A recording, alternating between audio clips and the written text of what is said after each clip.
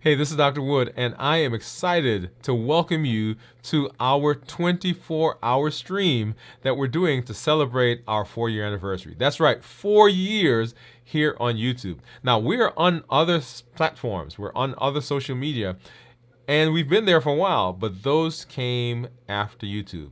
So our very first place where we did a video was right here on YouTube, and I'm excited that you've decided to come and join us for this time. As we walk through the next 24 hours, we're going to be looking at some of our favorite shows over the course of the last year. We're going to be looking at videos that were sent in by some other creators. As in fact, some people that were on our show, they're going to be giving us some shout outs and giving us some kudos as we walk through this amazing time. It has been wonderful, not just because we've grown, not just because we have seen that our content has gone to lots of different places. It's wonderful because I know that you are getting benefit. As I listen, as I hear from the community, I see the benefits that they're getting in terms of improving their health, reversing their diabetes, getting off of medications, and setting themselves up for success in their metabolic health. You have been a tremendous audience, and I can't tell you how excited I am to have you here with me right now as we walk through this amazing time. So welcome, thank you for coming through, and we will see you as we move through the rest of this 24-hour period. Here we go.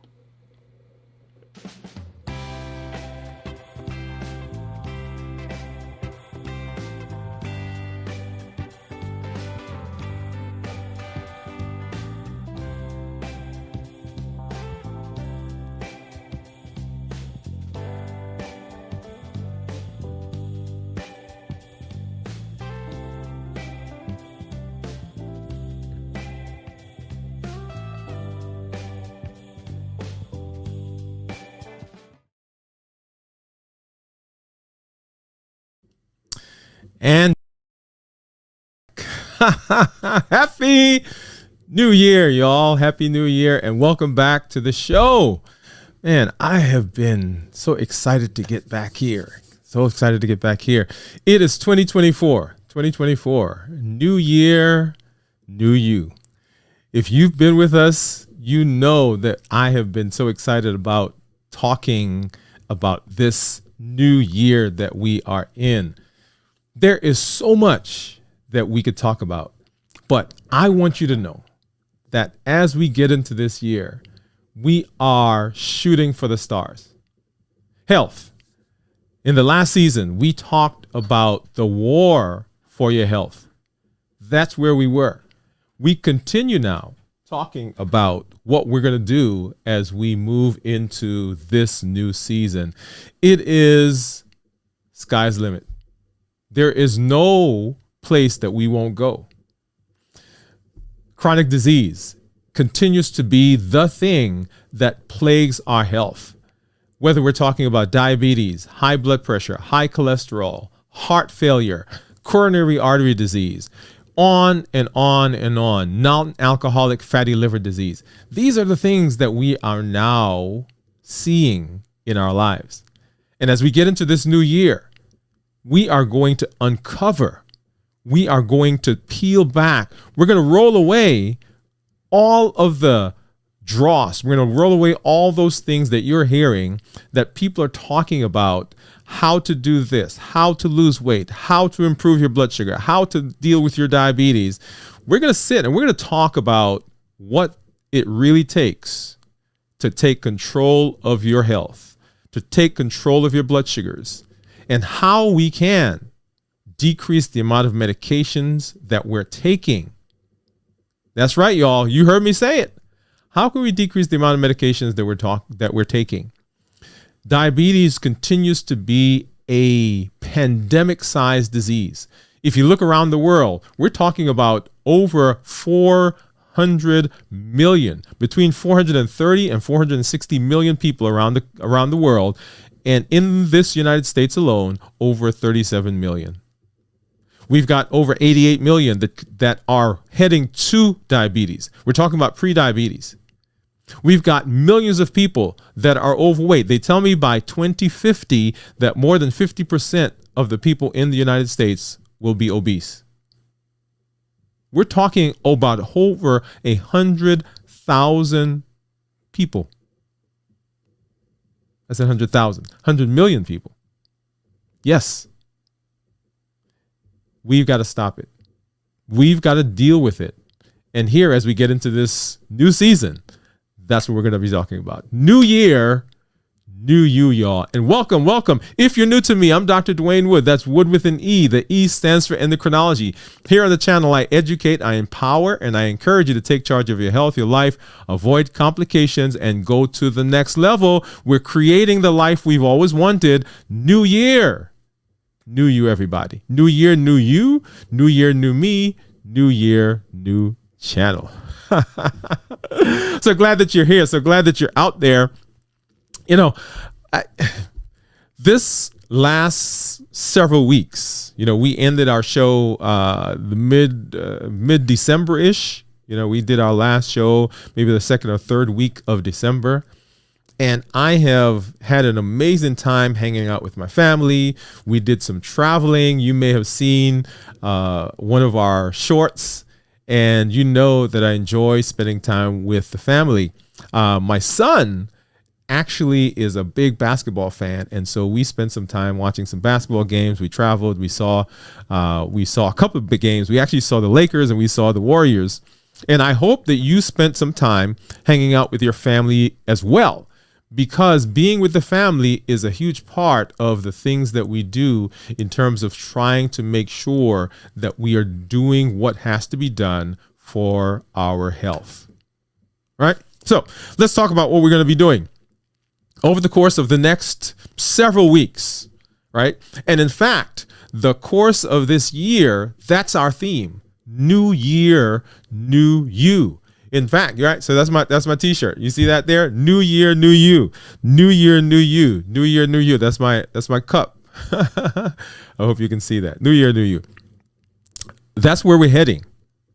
And we are going to be doing a lot of discussions about what that means and how we go about making sure that the new year doesn't cause us to stay in the old us, but that we have a new life, that we have a new process, that we have a new way that we're going to be doing things, right? So that's where we're heading. And as we get there, let me go ahead and talk about a few things. As we go through the year, as we go through the season, as we go through these things that we're going to be talking about, I want you to make sure that you are spending time, and you are really digging in with the things that we're going to be talking about. I don't want this to just be a show that you come on, that you listen, and then you take the stuff and you put it on the shelf. And we'll talk a little bit about that here in just a minute as we go through what we're going to be doing. Okay, so let's go ahead and let's get started, y'all. Let's see, where do I want to go? Let's see, let's hop over here. Okay, so what are the first steps to a healthier you? What are the first steps to a healthier you? That's what we want to know. Because as we get into the new year, as we get into the things that we are talking about, as we get into the process, we want to know what are the first steps that we're going to do, and how does that set us up for what we have to do going forward. Okay, so what we have to do going forward.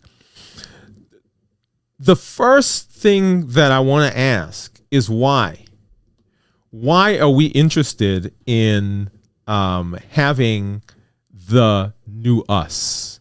What are the things that we are thinking about? What are the things that are interesting to us? Okay, and you saw me pull this up. This is, and I've got to give a shout out already. Yes, right, shout out already.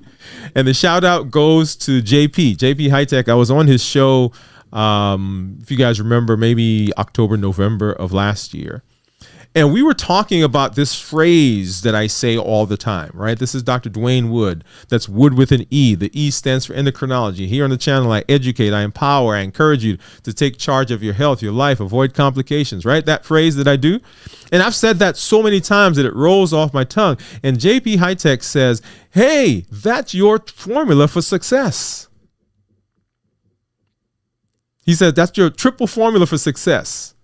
And I want to thank him for that. So my triple E formula for success, and I've actually added another E there, right? That's the E for endocrinology. And the formula for success is this, y'all: education, empowerment, and encouragement. And so here on the channel, we do all of those. We educate. So as we go through the year, as we go through each of the shows, you will be learning information. We'll be talking about things that you need to know, different perspectives, different ideas, different ways that the body works. So you're going to be educated.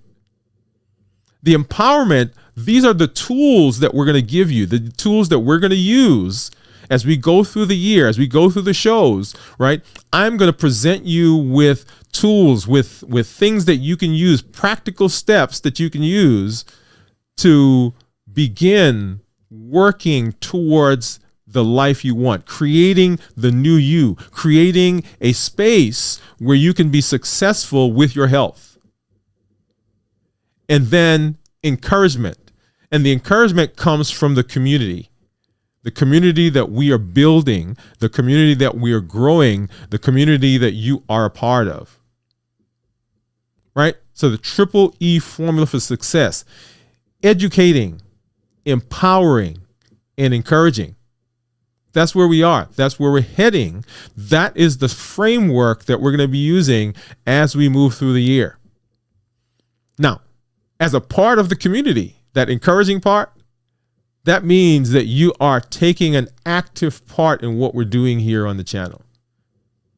That you are coming, that you are engaging, that you are sharing what successes that you've had so that the rest of the community can be successful, that we can be encouraging. Because I'm going to tell you, there are some times, y'all, there are some times when you're going to get discouraged as we go through the year. I would love to tell you that everything's going to be smooth sailing. But there are going to be some times when you're like, oh man, do I have got to do that? I don't want to do that. I don't want to think about blood sugar anymore. I just want to be like everybody else. I don't want to be different. And so during those times, the community is going to be what helps us get through, right? So we'll talk more about that as we go, right? So triple E formula for success: educate, empower, encourage. Educate, empower, encourage.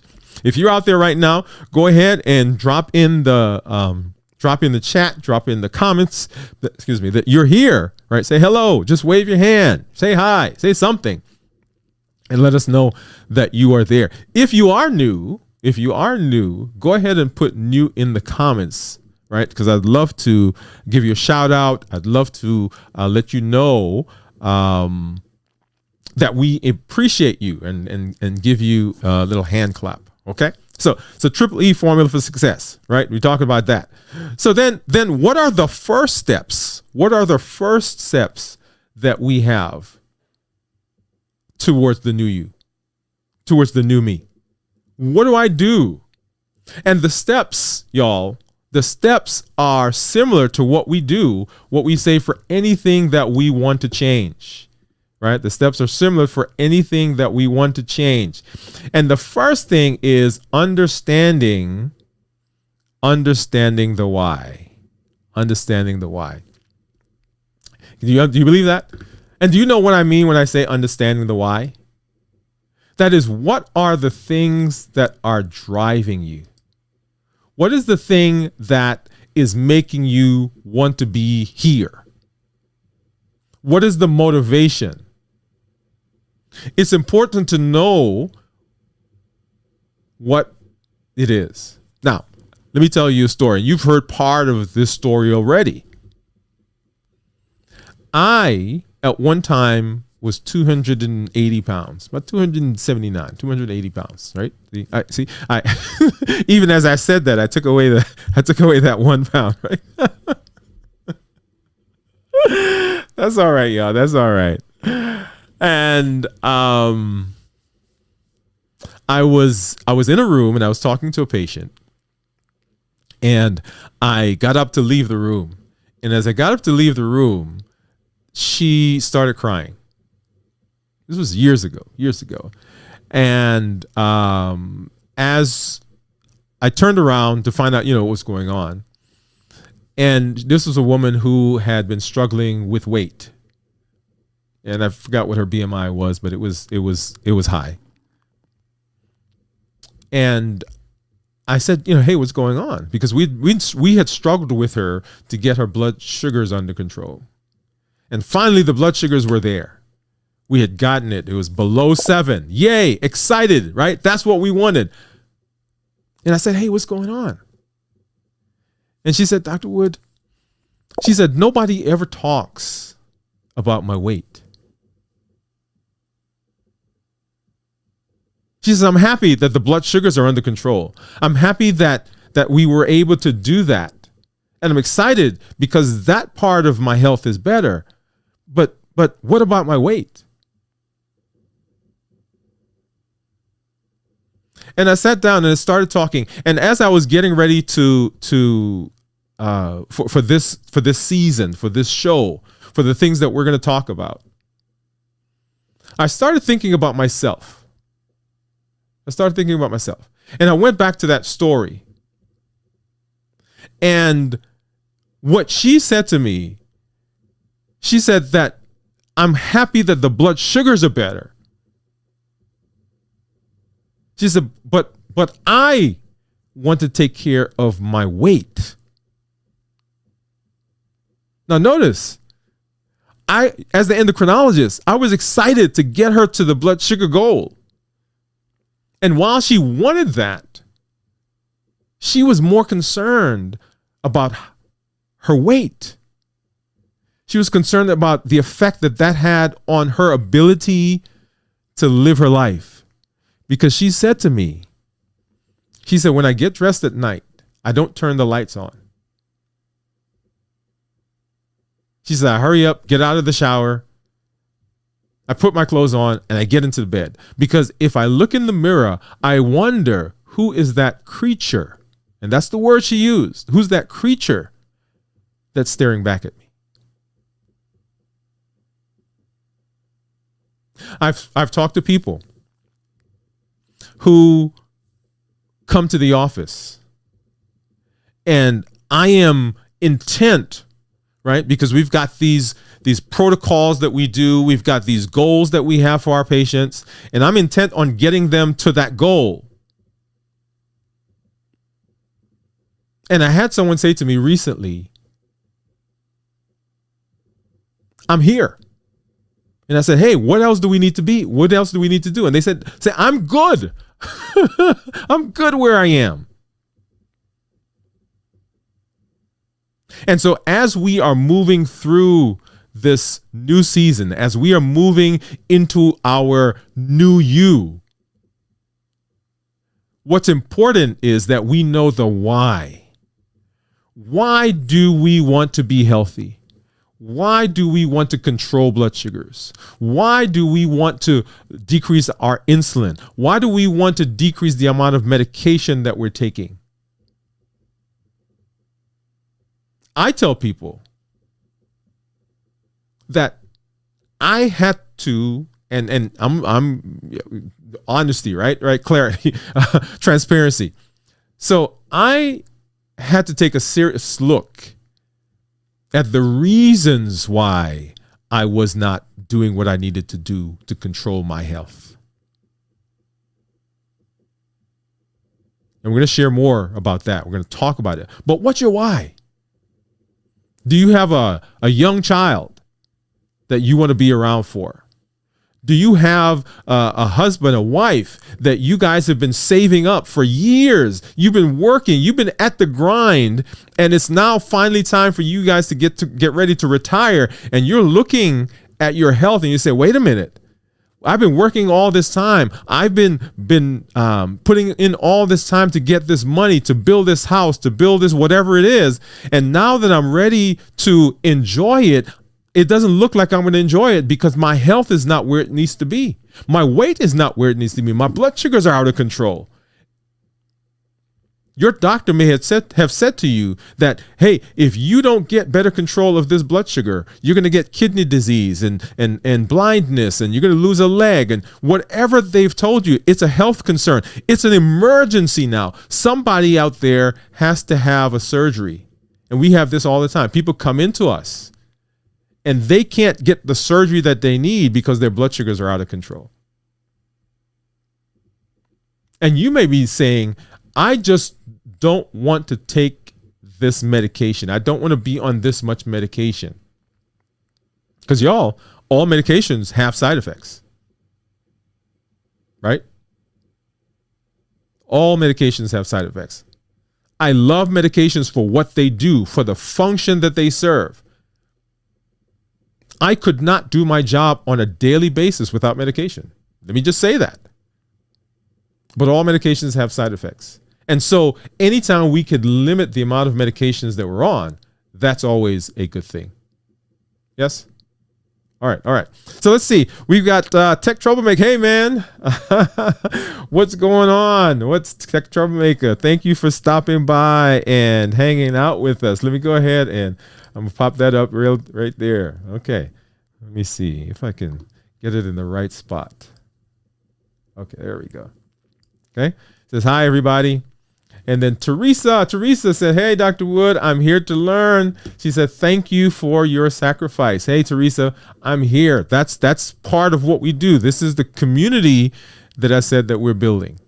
Okay. The community that we are working to build right now. And glad that you're here. We give Teresa a little music there. And look, Tech Troublemaker, I'm going to give you a hand clap. There you go. Okay, so what's your why? What's your why? What's your why? And then, like I just said, build community. If you want to go somewhere, go alone. But if you want to go far, go with somebody else. And that, y'all, is community. This space is a community that we're building. I'm going to tell you, there is a dearth of places where people can go and just be honest and open. I've had people come to me and say, look, I can't tell anybody else in my circle that I'm diabetic. I don't want to. I'm ashamed. I was ashamed when I was diagnosed with diabetes. And for a long time, as the endocrinologist, y'all, I didn't tell anybody. I struggled on my own. And so the community that we're building is a place where you can come and ask questions, right? And you'll find out more about some other things that we're going to be doing. But a place where you can get information, where you can begin learning, okay, what do I need to do? Because the more information you have, right, that educating part, the more information you have, the better you can make choices, the better decisions you get to make about your health and how you're going to take care of it. Right? So build community. In your circle, find those people. Find that friend, find that counselor, find that that exercise partner, find that person that you're going to pull into your community, that you're going to allow to speak into you, because there are going to be some tough times that we are heading for. As we talk, as we decide the things that we want to do, there are going to be some tough times, some decisions you're going to have to make. And you're going to need somebody there to say, look, first of all, to hold you accountable. Say, wait a minute, you said last week that this is what you're going to do. Did you do that thing yet? And you've got to give that person permission, y'all, to speak into you, to speak into your life. Often when I see people in the office, you know, husband and wife, and I make the husband put his hand on, let's assume that he's the diabetic, make him put his hand on his wife's shoulder and say to his wife, or if it's a wife, I say to your husband, honey, thank you for being concerned about me. I give you permission to ask me about my blood sugar. Right? It has to be an acknowledgement. And then I have the wife or the other person who's not the diabetic put their hand on the other shoulder and say, honey, I know that managing diabetes, your diabetes, is difficult. And I say to them, the person who's not diabetic, I say, when you say those words, after you say those words, then you could say whatever you want. After you have acknowledged that it's difficult to manage diabetes, then you can ask about blood sugar. But don't just roll up on me and say, did you check your blood sugar today? Don't roll up on me and ask me, why are you eating that? Don't come to me and say, hey, isn't that the second cookie you ate? Yes, it is the second cookie. Maybe it's the third cookie that I ate. But say to me, honey, I know that it's hard to manage your diabetes. And then you could say, do you think maybe we shouldn't eat that one cookie? I am much more receptive after you've said to me, I know it's difficult. Maybe it's just me. If you agree with what I'm saying, put it in there. Say yes. Okay. So anyway, so we're building that community. The community is very, very, very, y'all, very, very important. Right. So number one, know your why. Number two, build a community. Is find that person, find that group, find that space that you're going to be in as we move through the next several weeks. As a matter of fact, as we move through the year, and I'm going to give you a challenge here in a minute that we're going to start tonight, right? We're going to start the challenge tonight, and we've got some time to get to it.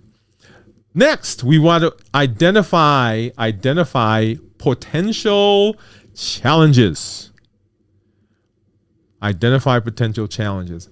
Often we don't succeed, not because we don't have a plan. We don't succeed because we don't anticipate challenges. And this isn't anything that we do, right? So whether you are building a house or you're taking a trip, whether you're in school, whatever it is, if you don't anticipate challenges, then yeah, things can become very, very difficult. You got to make sure that you say, hey, I know that there are going to be some things out there that I'm going to have to take care of. Right? There are going to be some things that come up that I'm going to have to say, wait a minute, let me take some time. Let me figure this out. Right? So begin thinking about that. What are the challenges that you anticipate? Is it the fact that your entire family eats a certain way? And now you feel you're going to be different? Is it that you are not knowledgeable about cooking or things to eat or challenges, or you're so busy, right? You just grab anything that you can get. Maybe it's a financial constraint. What are some concerns? What are some things that you think are going to be challenges? What are some things? Put it in the chat right now. What are some things that you think people will have challenges with? It may not be yours, but now let's begin. Let's talk. Let's begin saying, hey, what are some of the things that people may find that they are challenged by? Right? I'm going to tell you one of the challenges for me is going to be fatigue. Right? Because when I'm fatigued, when I'm tired, yeah, the plans that I have, they kind of go, right? They kind of go back there. Right? So what are the challenges that you think people will have? Right? Go ahead and drop those in the chat.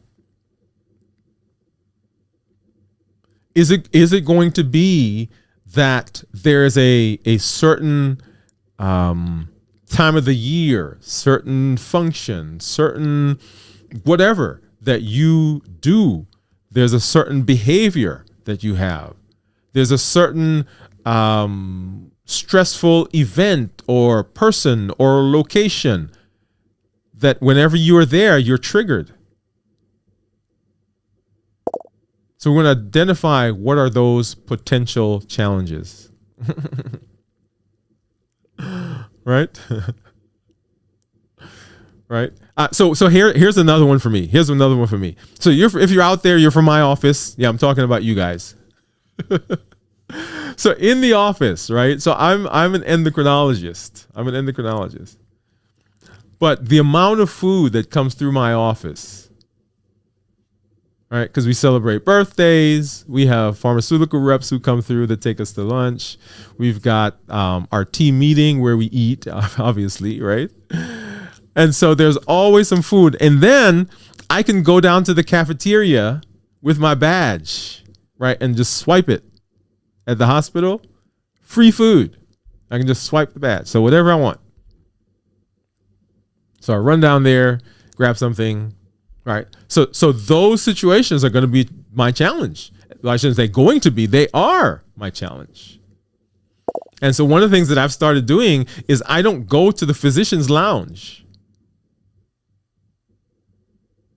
Right? I started that a while ago. I don't go to the physician's lounge. Because when I go there, guess what? Yeah. And physicians, we eat. We eat a lot of food, by the way, y'all. Right? We eat a lot of food. So sometimes sometimes I don't go there because I yeah. Okay. All right.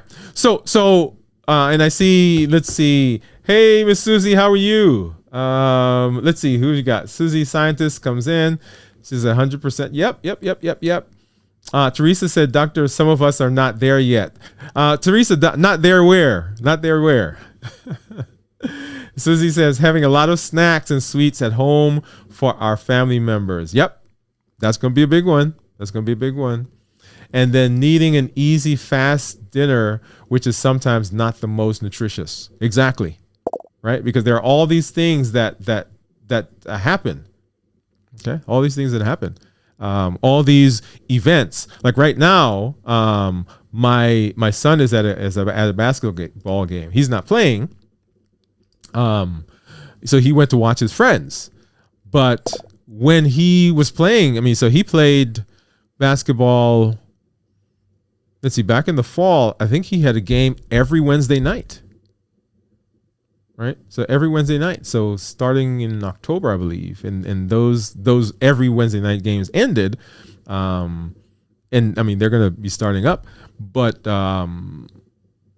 when we went, right, those were some late nights. And if you remember, I did a series last fall. We ended the year with 2 series, right? We were doing the War for Your Health, and we were doing the Q4 winning moves. And so I was up late at night doing those. And guess what you do when you're up late at night, right? You eat. Okay? All right. The next thing we want to do is we want to set realistic goals. Set realistic goals. And we'll talk more about those SMART goals that people, that you may have heard people talk about. So SMART goals. SMART goals are those goals where we want them to be... we want to have a structure.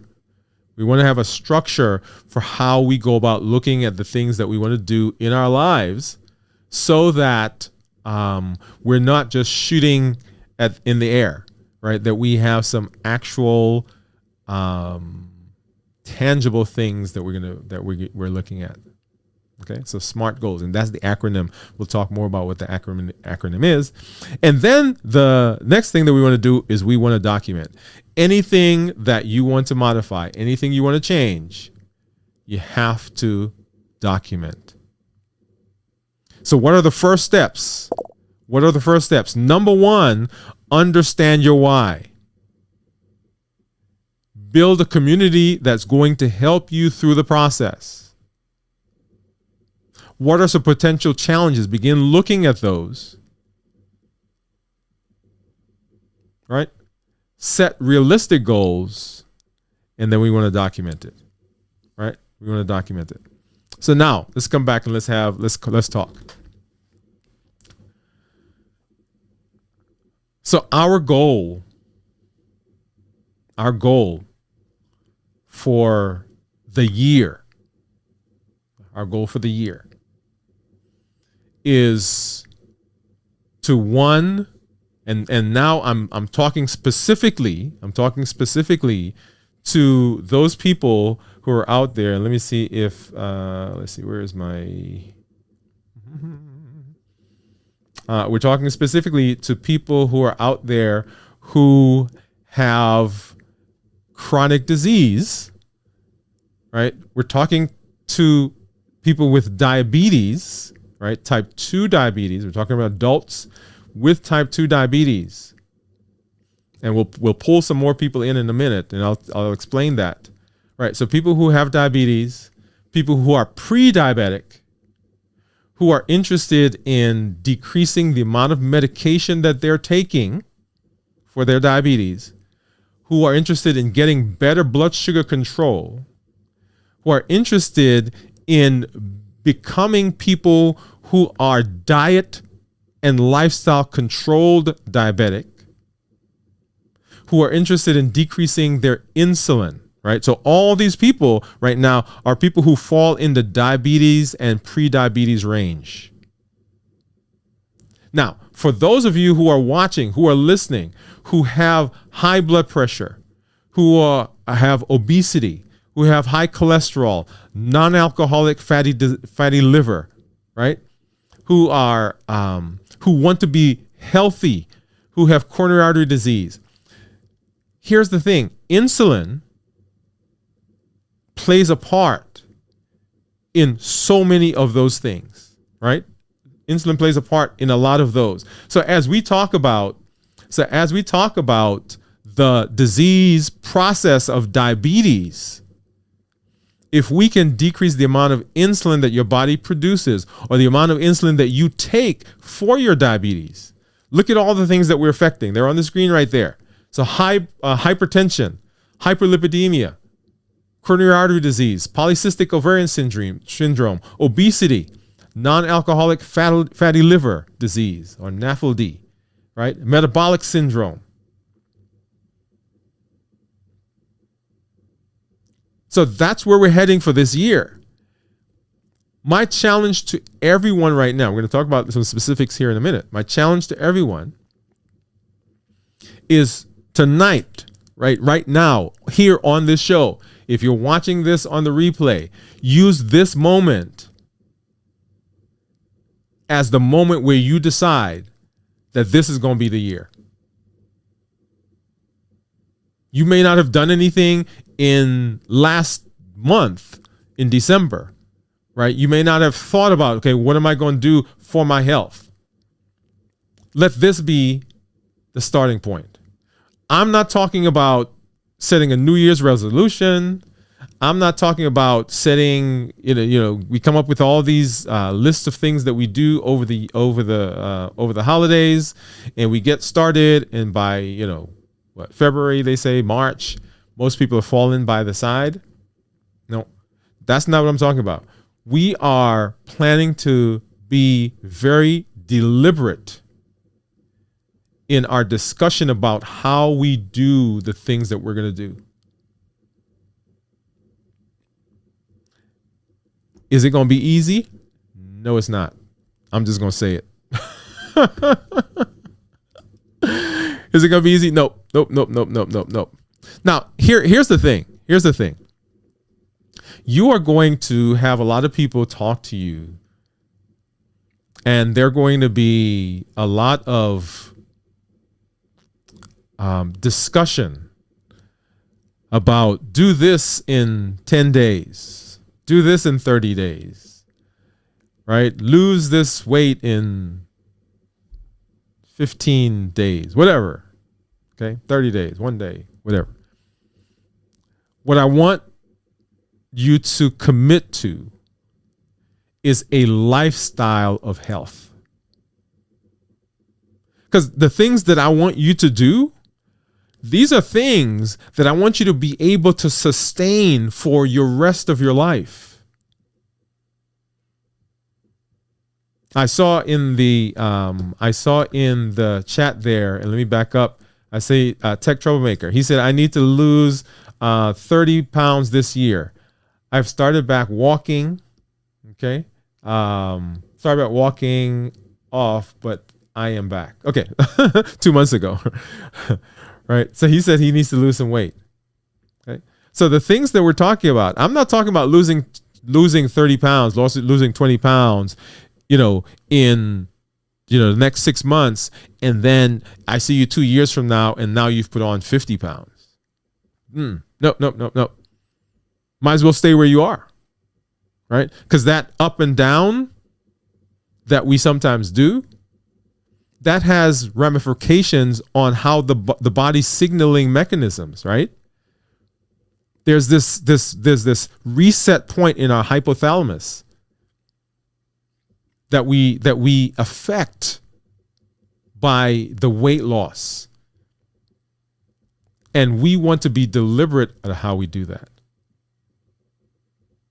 So number one, I want you to commit that, hey, this year, when I watch this show, when I watch this episode, is my jumping off point to what I'm going to do for my health for the rest of the year and beyond.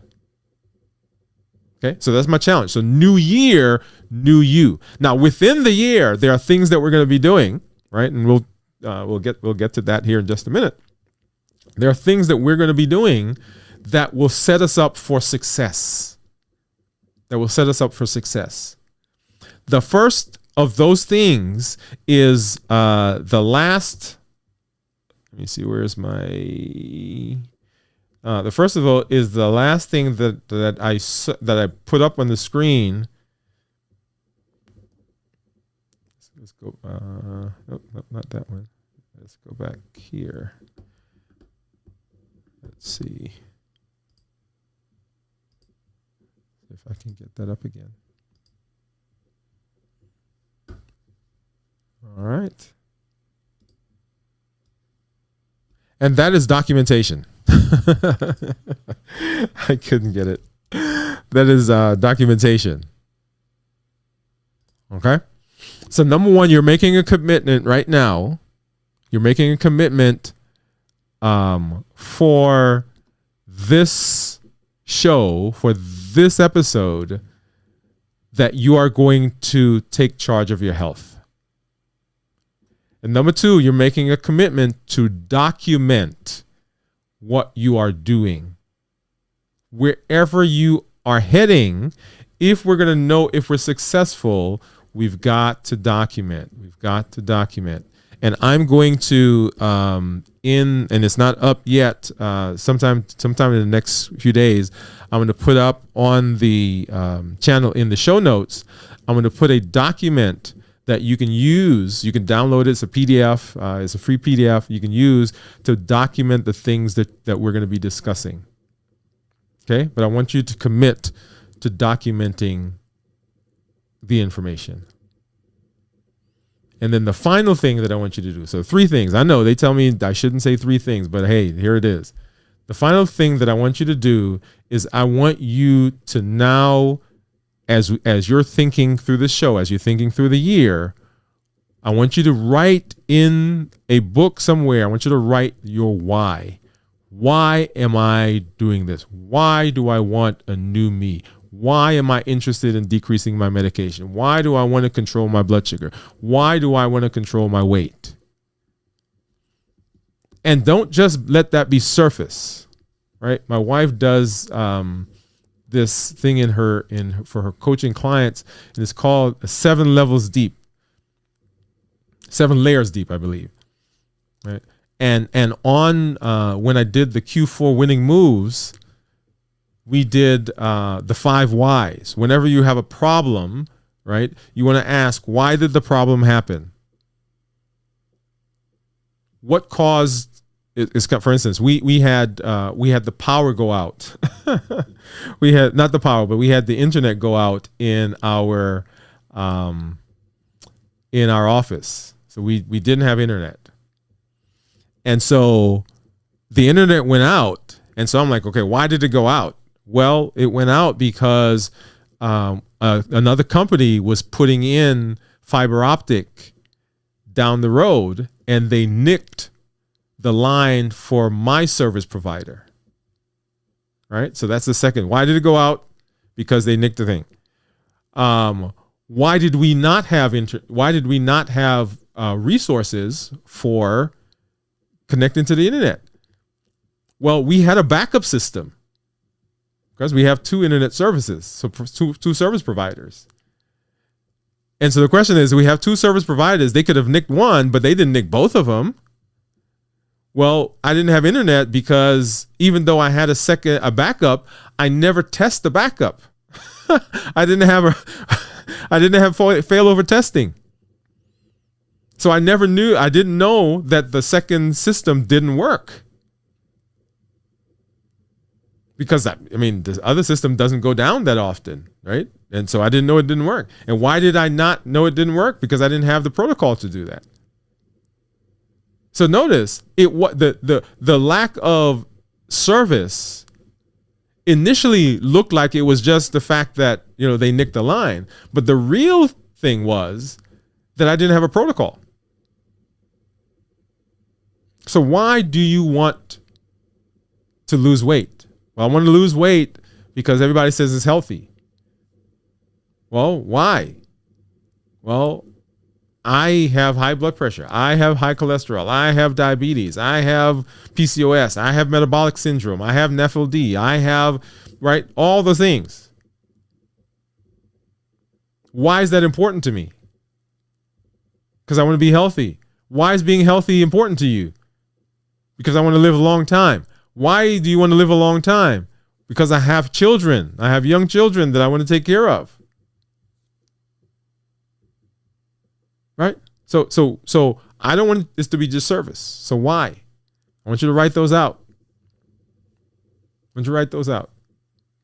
And if you are interested, if you are willing, let me not say interested, because you should be interested. If you're willing, I would love to have a space where maybe sometime someone comes on the show and we can talk as we're going through these different things that we're going to be doing. We talk about the various assignments or the various challenges, the various decisions that we've made, so that we can, as a group, grow and encourage each other. Okay. So number one, make a decision. Okay. I'm going to take care of my health.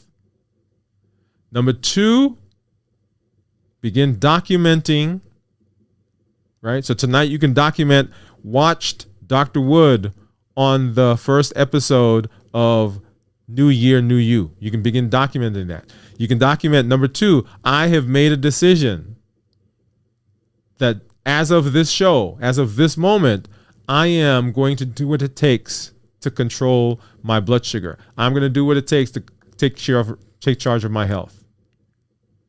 And number three, in that same space, I want you to document your why. And I want you to go ahead and do that 5 levels deep.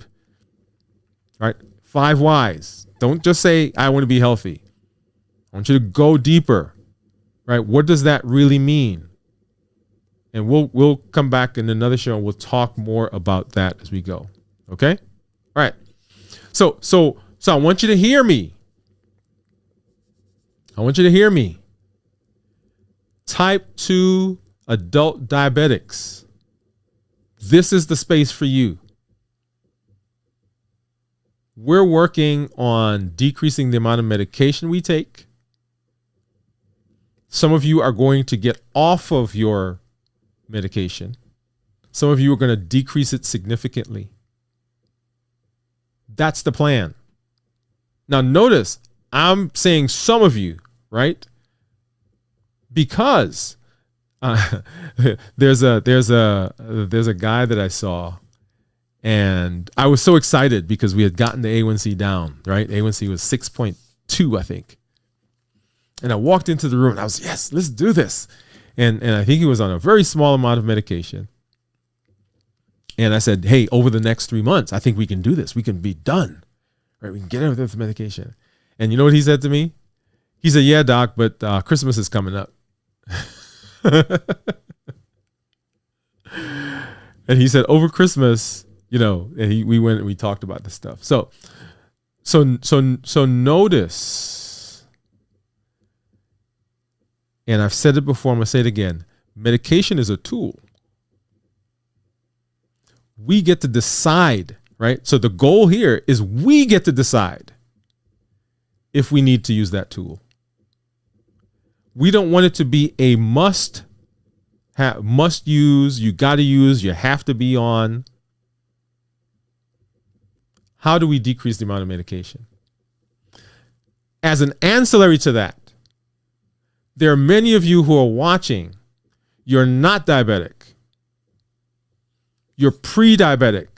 I don't want you to say, hey, this show is not for me. Because we're going to be talking about the effects of insulin.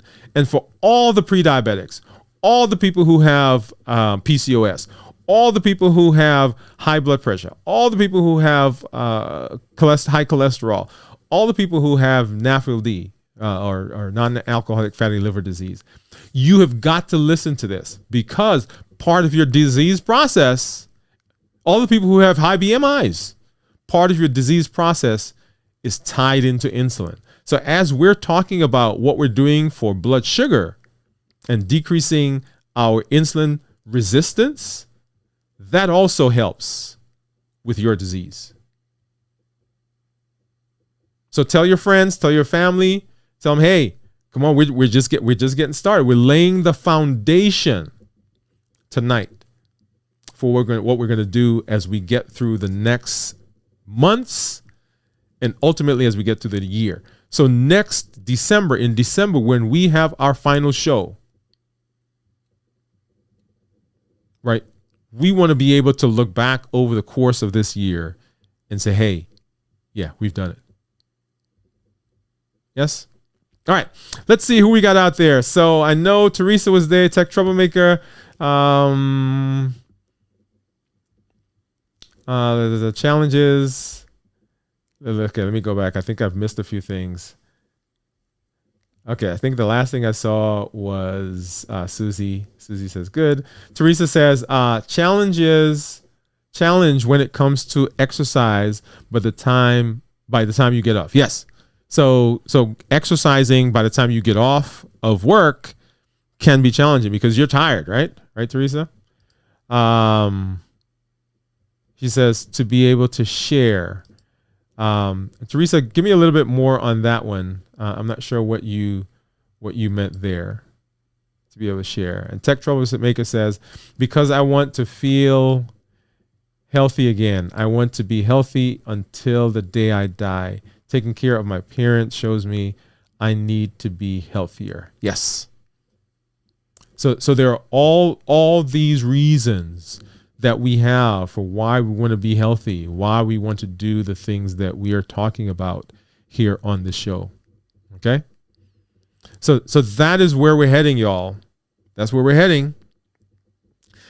We're going to be talking about specific things. So all of you who are out there, right? I said medication very many times as I went through the show tonight. I want you to get your medications together, right? I want you to write them on a piece of paper, okay? As we come, right, we're going to be sharing with each other. Now, I should have done this at the beginning of the show, and let me do it now, right? And we'll kind of say it again and again and again. Here on the show, on air, I am not giving you specific medical advice for your situation. Okay? I am giving you a general framework within which you can have conversations with your physician.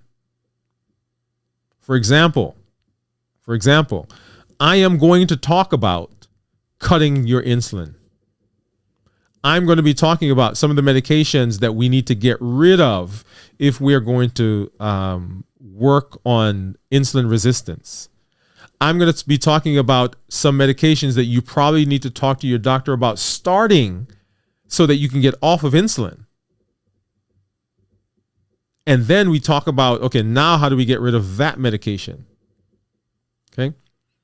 So as you're giving me information, I'm only getting a snippet of your health history as we talk here on the show. That allows me to give some insight, but it does not allow me to say, okay, you go home and do this, right? The things I tell you to do, I want you to take those things and I want you to go and I want you to talk to your physician and say, hey, this is what I learned from Dr. Woode. Okay, how do we implement this in my life? So that, and I'm gonna give you an example, right? So I have a guy that I see, and still see. And our last conversation was, hey, you're on 50 units of insulin. I'm using 50 as an example. You're on 50 units of insulin. I want you to go home, and over the next 3 weeks, I need that insulin dose to be down to 25. So notice I gave him specific information about what I wanted him to do. You're at 50 right now. Over the next few weeks, I needed to be down at 25. And we talked about strategies that he could use to do that. Right? So I want you to be sure that you are having conversations with your healthcare provider.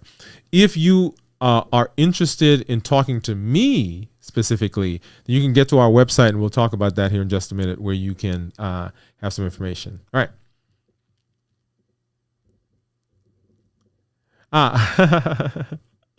Yeah, she said. So Teresa's saying, and I think Teresa, I'm gonna piece just your thing together. She says, Dr. Woode, some of us are not there yet, and I think she's saying we're not there where we can are able to share our health status with others. And Teresa, I feel you, I hear you, and I know it is a tough thing. I want you to go back and I forgot which show it was where I showed some pictures of myself, and I'll do that again as we go through the course of the next several months and the course of this year. And I'm going to share with you, and I'm going to show you what I looked like, what my pictures looked like. And it took me a long time to share.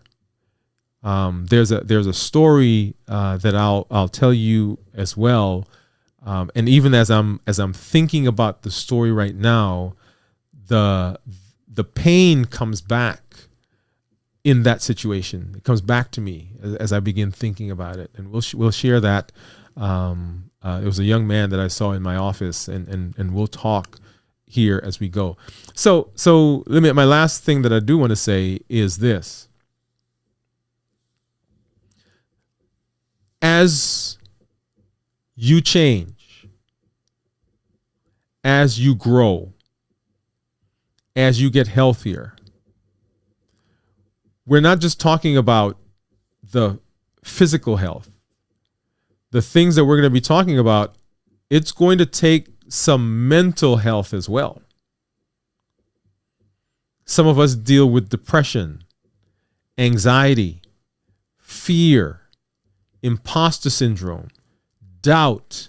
Some of us are in some situations, some home life situations, some job situations, some financial situations. And as we go through the year, those are going to come front and center.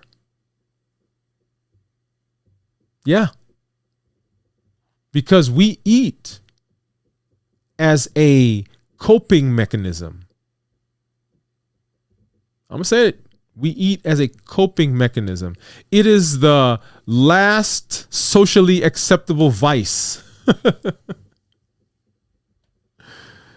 Right? So you can't, stand in the corner and shoot up, or, down a bottle of alcohol, or, I guess you could still smoke, but nobody really thinks much when you say, hey, I had a binge last night of ice cream, it's like, ha, ha, ha, ha, right? But the things that drive us to food are things that we're going to have to face if we're going to be successful. So that's where that documentation, that's where the community comes into play, because those places, those things that we do, we have to be able to deal with them if we're going to be successful and if we're going to continue to be successful. Big point right there, big connection, right? That's why I say I don't want to just do something that we're going to do for 1 month, 2 months, 3 months, 4 months. I want us to begin developing a routine, some habits that we can use for the rest of our lives. So what are y'all? What are the steps? You go ahead and pull that up. I think I'm finally able to do that again. So what are the steps that what are the first steps that we use for healthier us? Number 1, understand our why. Number 2, we build community. Number 3, we look for potential challenges. Number 4, we set realistic goals. And number 5, we document. I want to thank you for being here. I want to thank you for hanging out with me and spending some time. And I look forward to seeing you when? That's right, our next show. If you've not already done so, please make sure you get over to our YouTube channel. And let me just go ahead and pull that up really quickly. And let's see, where are we? There we go. This is it on my, let's do this one. Make sure you get over to the YouTube channel and subscribe if you've not already done so. Please do that. Let your family and friends know that we are here. I can pull it up on this one as well. And let them know that we're here. Let them know that we are on a journey, that we're beginning the journey. They can watch the replay, but I'd love for them to join us here live on the show, right? Make sure you do that. And make sure you connect with us. When you see us out there on our social media platforms, go ahead and say hello. You can find me, DwainWoodeMD, and you see DwainWoodeMD right under my name. You can find me there on all of our social media platforms, Instagram, TikTok, Twitter. We even got a Twitch account out there, right? We put out, and you'll see the schedule as we go through the year. We're making a few tweaks. We put out a short almost daily, right? Unless something is happening or some special day, we don't put a short out. We should put a short out almost daily. We do a blog that comes out on Fridays, and we do a podcast that comes out on Fridays as well. Our website is DwainWoodeMD.com, and you'll see that there, DwainWoodeMD.com. There are a lot of other tools that you can have there. One of the things that we've done is there's a book that we wrote, ebook, 7 Keys to Success. It's a free resource that you can get. Our course, Unmasking the Sweet Truth About Success, is still there for you to sign up. It's a self-paced course that you can do. And just pointing to different things that we do in terms of our YouTube channel. If you would like to work with me on a more personal level, you can sign up for our Next Level coaching program, which you'll see there on the screen, and that you can do on our website. And then our blog, right? So I'm so proud of our blog. So every week, like I said, we put out information that's associated with, that's tied to, that's related to the things that we do here on the channel, right? You see the most recent one that we did there was New Year, New You, right? New Year, New You, yeah, the theme, setting realistic health goals for diabetic patients, right? So right in line with what we're doing here. And prior to that, we talked about mindful eating, the art of being present at the table while we're eating, right? and then the clinical perspective of stress-induced eating, emotional connection to eating, beyond the numbers. So all of those things are out there. Make sure that you get there. Now, if you come back next week, or I should say if, I'm going to stop saying if, when you come back next week, right? When you come back next week, we're going to give away a prize. We're going to give away a prize, right? So it will be either our New Year, New You mug, or our New Year, New You t-shirt. Okay. Now, the only place that you're going to be able to get the version, right? So you're going to get a special version of the mug, right? So not even the one that I have here, right? So I'm going to get the special version coming in. I don't have it yet, but you're going to get the special version of a mug or one of our New Year, New You t-shirts.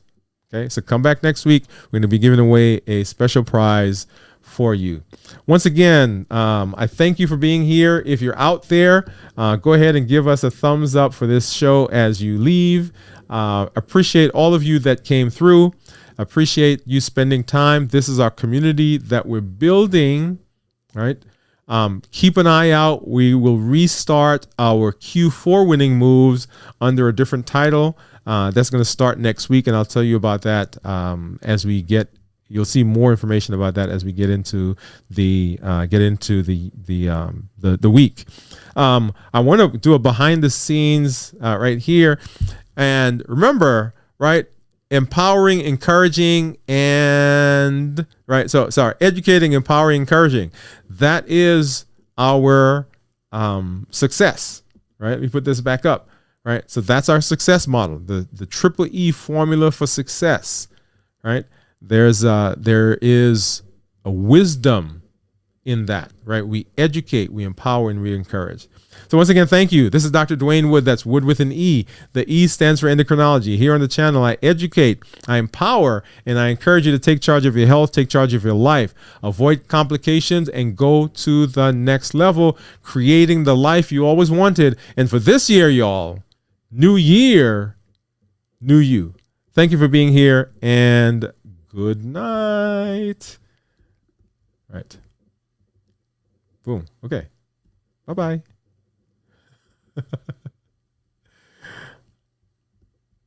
Are you still there? I'm still here. I guess it's not Dr. Woode, and I am excited to welcome you to our 24-hour stream that we're doing to celebrate our 4-year anniversary. That's right, 4 years here on YouTube. Now, we're on other platforms. We're on other social media, and we've been there for a while, but those came after YouTube. So our very first place where we did a video was right here on YouTube, and I'm excited that you've decided to come and join us for this time. As we walk through the next 24 hours, we're going to be looking at some of our favorite shows over the course of the last year. We're going to be looking at videos that were sent in by some other creators. As in fact, some people that were on our show, they're going to be giving us some shout outs and giving us some kudos as we walk through this amazing time. It has been wonderful, not just because we've grown, not just because we have seen that our content has gone to lots of different places. It's wonderful because I know that you are getting benefit. As I listen, as I hear from the community, I see the benefits that they're getting in terms of improving their health, reversing their diabetes, getting off of medications, and setting themselves up for success in their metabolic health. You have been a tremendous audience, and I can't tell you how excited I am to have you here with me right now as we walk through this amazing time. So welcome. Thank you for coming through, and we will see you as we move through the rest of this 24-hour period. Here we go.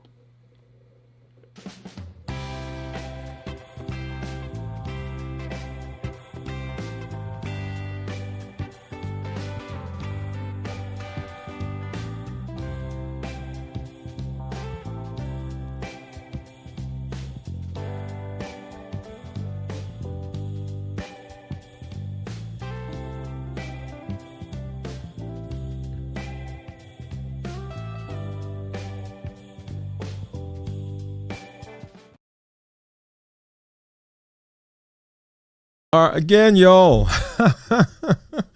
Oh, I love that. Love that music. Love that music. Oh, welcome back. And I hope you had a great week. Hope you had a great weekend.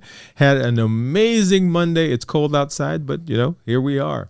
So fasting isn't just a health trend. It is a practice that we've known about for a long time. It has deep historical and cultural roots, and it's a part of the human history for as long as we can remember. But can fasting really manage disease? And can it manage chronic disease?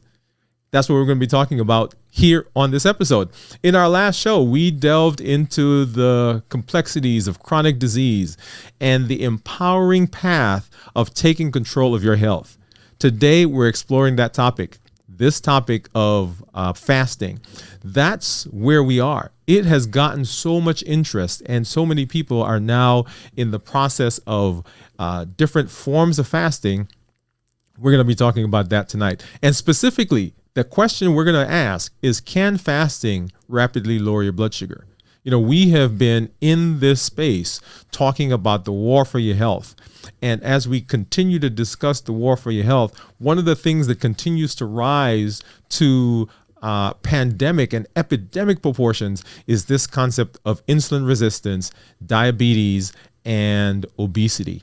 We continue to see the rise in patients who and people around the world who continue to have problems with their blood sugars, obesity, polycystic ovarian syndrome, and all the things that are associated with it: coronary artery disease, hyperlipidemia or high cholesterol, hypertension, and on and on and on. And that's what we're going to tackle tonight.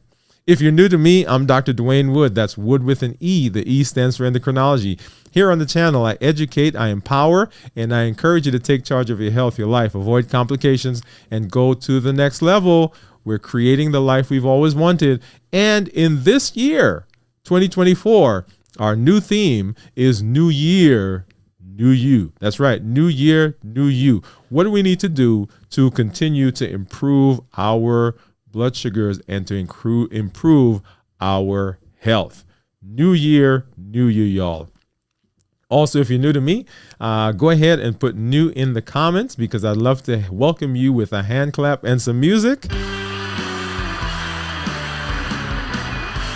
And just let you know that we are excited and happy that you are here. Now, I know there are some of you that are out there who have been looking at some of our other social media platforms to see this show. Right now, we're having some technical issues, so it may not show up on your platform.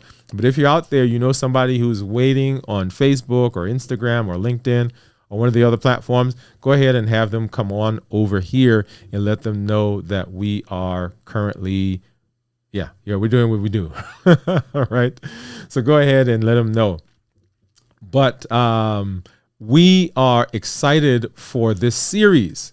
Remember, the goal for this series is that we, by the end of this year, are saying that we want people to be able to decrease their insulin, decrease their diabetes medication, and in some cases, get off of their medication.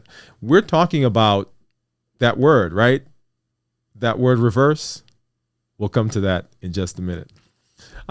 If you have not done so, go ahead and subscribe to our channel. We would love to be able to talk with you, to chat with you, to let you know things that are coming up. If you know somebody who is a diabetic, someone who's dealing with diabetes, someone who's pre-diabetic, someone who is taking care of someone who has diabetes, go ahead and let them know that we are here, because we're excited for where we are heading. Now, let me tell you a story. So years ago, we're talking 20 years now, at least, was diagnosed with type 2 diabetes.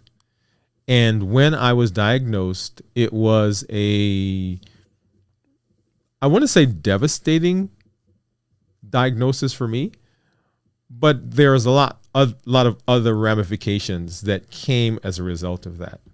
I was actually in medical school at the time, where I was just about to start medical school. And I think it was that first year went in to see my doctor. We had moved from Atlanta, and I was having those symptoms. You know those symptoms? Yeah, polydipsia, polyuria, polyphagia, those common ones. That's eating a lot, drinking a lot, and peeing a lot. You get it, right? And those are the things that we typically will see. Those are the most common presenting symptoms for someone who has diabetes. So I'm diagnosed, and at the time, there was so many other things that were going on in my life that I did not take diabetes seriously. And for years and years and years and years, I neglected. Even as I was going through medical school, even as I was going through residency, I did not do the best job of managing my diabetes. Yes, let me say that. Okay. Recently, I was talking to someone about diabetes, and one of the points that I made was, diabetes, the management of diabetes, the things that we do, the things that we are aware of on how to take care of blood sugars, we know those things. We pause there. We know those things, but often the things that we know to do don't get done for lots of different reasons. Now, you may have known, or you may know if you've watched our show for any length of time, that I was in a food recovery program. And there are recovery programs out there for food. Yes, yes, yes. And in the program, I began learning, even in that space, being someone who was in the medical field, I began learning the things that can override the things that we know to do, right?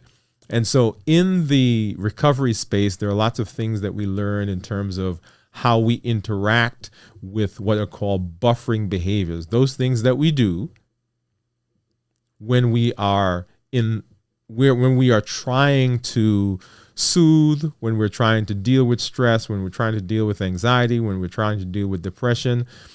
Some life event happens, and so we turn to these buffering behaviors. And for most of us, a lot of us, I shouldn't say most of us, for a lot of us, food is one of those buffering behaviors. And as I began learning more and more and more and more about how people interact with diabetes, it occurred to me that there has to be a better way. Now, this thought is not new to me. And you have heard so many people, and you go on the internet and you'll see a lot of people talking about the change in the concept, our understanding about diabetes. And so it's not new to me, but it's something that I've adopted and began incorporating for myself and incorporating in the way that I manage my patients. And we're going to talk about a lot of that here today as we get through the show. But before we get to answer the question, right? And so the question is, can fasting rapidly lower your blood sugars? Right? Before we get to that question, let's back up a little bit and let's talk a bit about diabetes itself. And for years, we've had the lock and key model of diabetes that we have taught. All right. So remember where we're heading. This is the question that we've got. Can diabetes lower blood sugars? Can fasting rapidly lower blood sugars? And in fact, I want to propose an additional component of that. How fast can it lower it? Can it lower it in days? Can it lower it in days? Okay. So let's talk a little bit about blood sugars and diabetes. So when we eat, the food goes into our bodies, and the food has to be digested. So the food is digested, and it takes about 5 hours. And then let me see if I'm going to pop over here real quick, and let's see. Here we go. Let's go to this slide. All right, so understanding fasting. What food goes into our body, right? And you'll see there. And the first 5 hours or so, what we're actually doing is we are digesting the food, right? So it's not we are in the process. The body has taken that and is breaking it down, and then the food begins to be absorbed. So when we fast, everybody thinks as soon as they stop eating, then that is where the fasting begins. And actually, no, you haven't started fasting for a while, right? So those first 5 hours, what we're talking about is we're talking about the food that you've just eaten, that getting into the system and that becoming absorbed by the body, and it gets shuttled to wherever it needs to be. Make sense so far? Yeah. So at 12 hours, the body begins producing certain hormones. Now, because as an endocrinologist, and I could be a little biased, but I don't think I am. As an endocrinologist, right, I think everything in the body revolves around hormones, right? But it does. Everything that happens in the body, there's a signal, and even the heart, the nervous system, the GI tract, the skin. You probably can't name an organ or a cell that doesn't have some component of a hormone in it. And so at certain parts of your digestive process, right, the body begins producing hormones. And at about 12 hours, we start to see growth hormone getting released. And at 18 hours, we have something what's called autophagy. So autophagy is the body's process of reclaiming, rebuilding, getting rid of damaged cells, right? So autophagy happens at about 18 hours. At 24 hours, we begin to see improvement in the immune system. So we start to see decrease in inflammatory markers. We begin to see improvement in our gut health. And then at 48 hours, we begin to see improvement, and we begin to see stem cells. Now, you guys have heard stem cells, right? So those are the cells that everybody's excited about, that we can use to begin to regenerate, that we can use to clone and so forth, and we can use to treat some other diseases.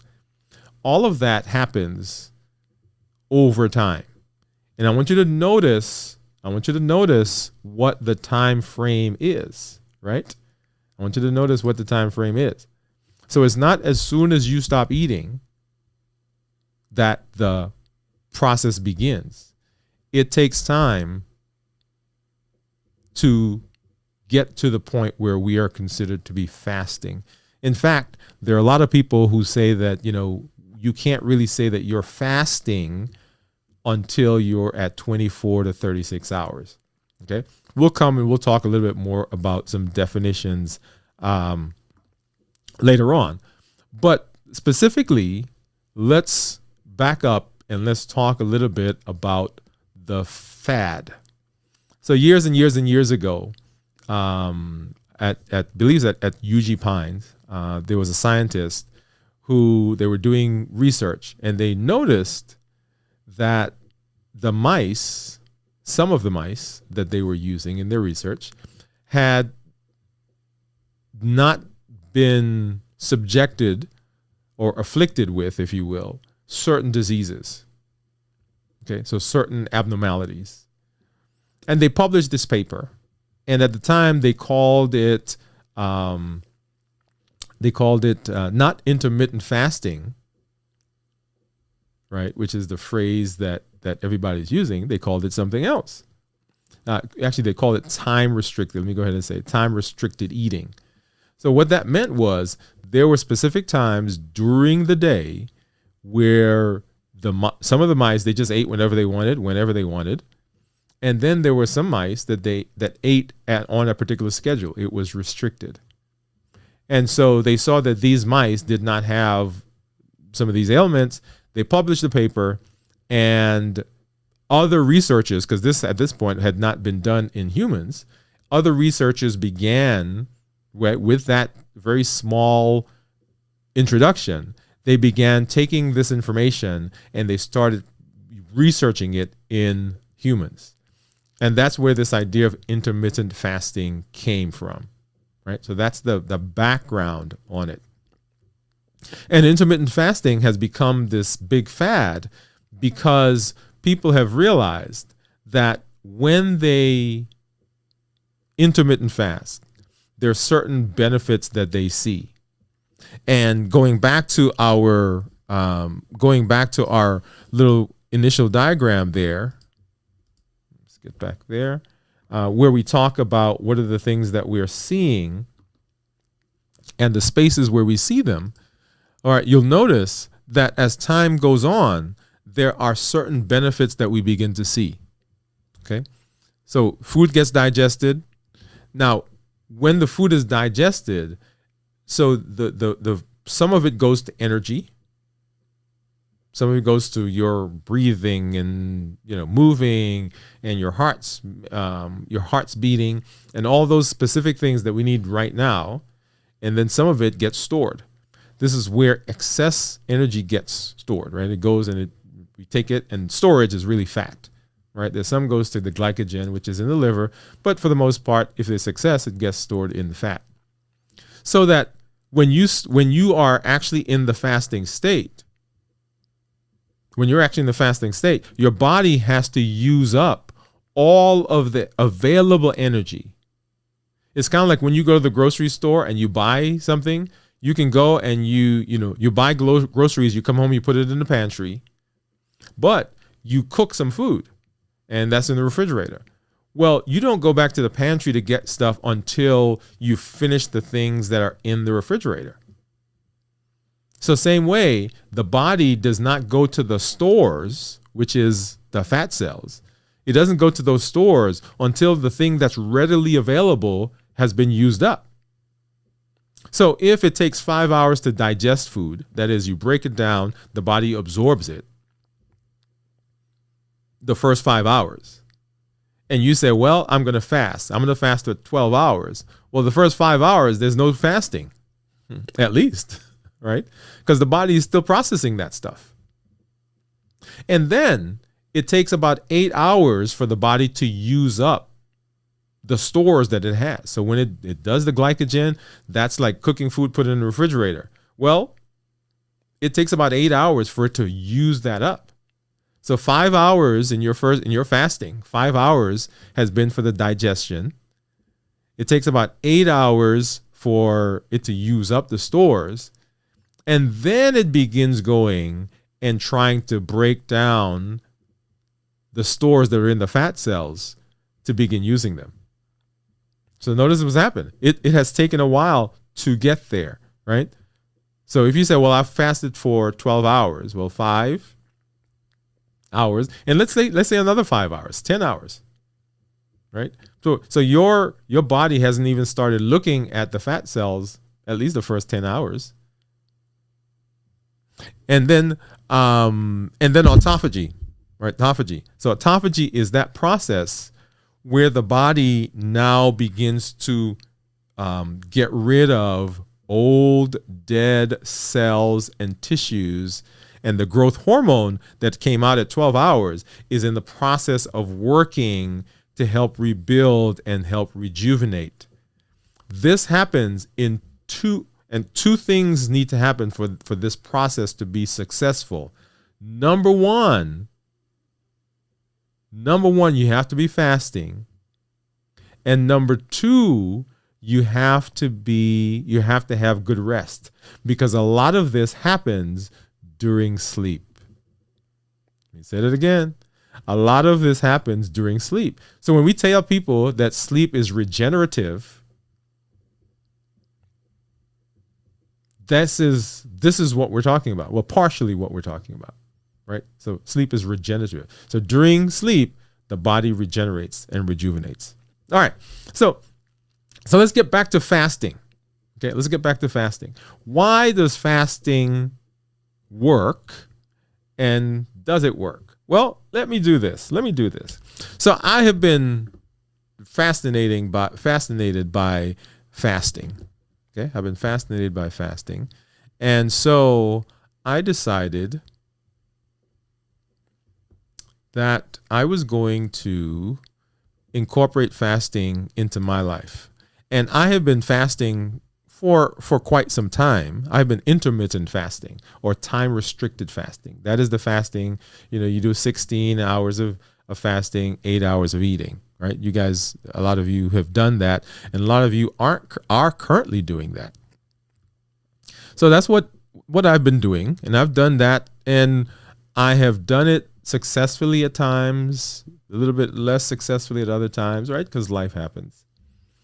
And so I decided I was going to do a full fast, and I was gonna do what's called an extended fast. And an extended fast is not a 16-8. An extended fast is, I decided I was going to do a 72-hour fast. That is 3 days. 3 days of not eating. And so this past week, well, I'll show you the last 2 weeks. Let me go back a couple weeks ago. All right. So let's do this one. Let's go back a couple weeks ago. So these are my blood sugars, by the way. These are blood sugars. And you'll see there.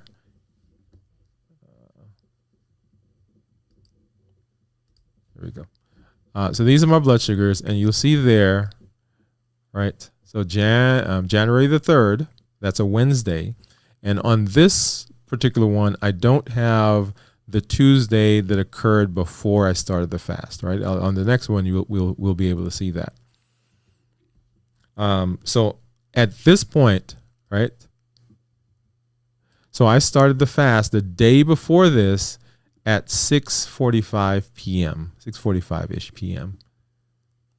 And you'll see this is midnight. So I started 6:45. So at midnight, we're about 5 hours in. And you'll see those blood sugars right below 120. So about 100, 110 maybe. And you begin to see kind of fluctuations there. And so remember a question that we're trying to ask. The question is, can fasting rapidly lower blood sugar? Right? And you'll see here, so I haven't eaten anything. And so now we got about 6 o'clock in the morning. So if we go about 6:45, right? I want you to look at that. I want you to look at that. So my blood sugar started right here, about 100 and 110-ish. And 12 hours later,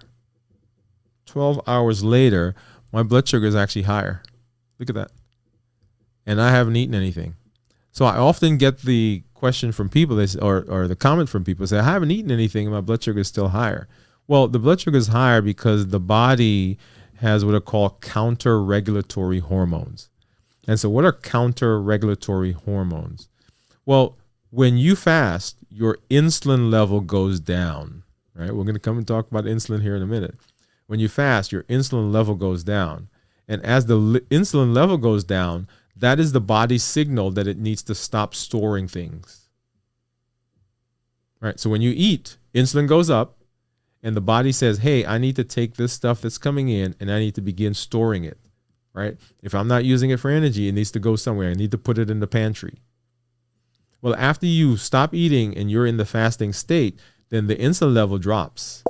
And when the insulin level drops, the body says, okay, now I've got to go get energy to continue keeping him alive, because he's got to breathe. His heart's got to move. He's got to think. He's got to, all the things that we do. The body is in the process of doing that. So those are those counter-regulatory hormones. And in the morning, everybody believes that they wake up just because they wake up. Well, no, there are particular hormones that come into the system to make that happen. And some of those hormones can make your blood sugar rise even though you haven't eaten anything. Okay? So remember, so right here at this point, this is about, let's see, let me put a mark right there. So that is probably about 6:45, right about here. Okay? So at this point, I have gone 12 hours without eating. Right? So because I started 6:45, 6:47 the night before. Here I am, right? So this is about 18 hours, because that's another 6 hours. And the blood sugar is still probably about 80 or 90. And it does not actually go down to around 70. So this right here is about 70. It doesn't go down to 70 until This is 24 plus another 6 hours, right? So that's about 30 hours before the blood sugar actually gets down to the point where it is slightly below 70. You see that? So into the next day, and what I love about this part is I want you to pay attention to that. That blood sugar is just riding at 70. Riding at 70. So the question that I want you to be asking is, if I haven't eaten now for 36 hours, where is the body getting the energy? Right? And I haven't gone low. Right? This point up here showed a little low. I think that may have dipped a little bit, but it came right back up. So where's the body getting the energy to keep this blood sugar right on that 70 line? And in fact, look at this, right? So it was riding at 70, and then these little numbers show that it goes up a little bit. So we're at 36 hours. We're still at 70, y'all. We haven't seen a low blood sugar yet.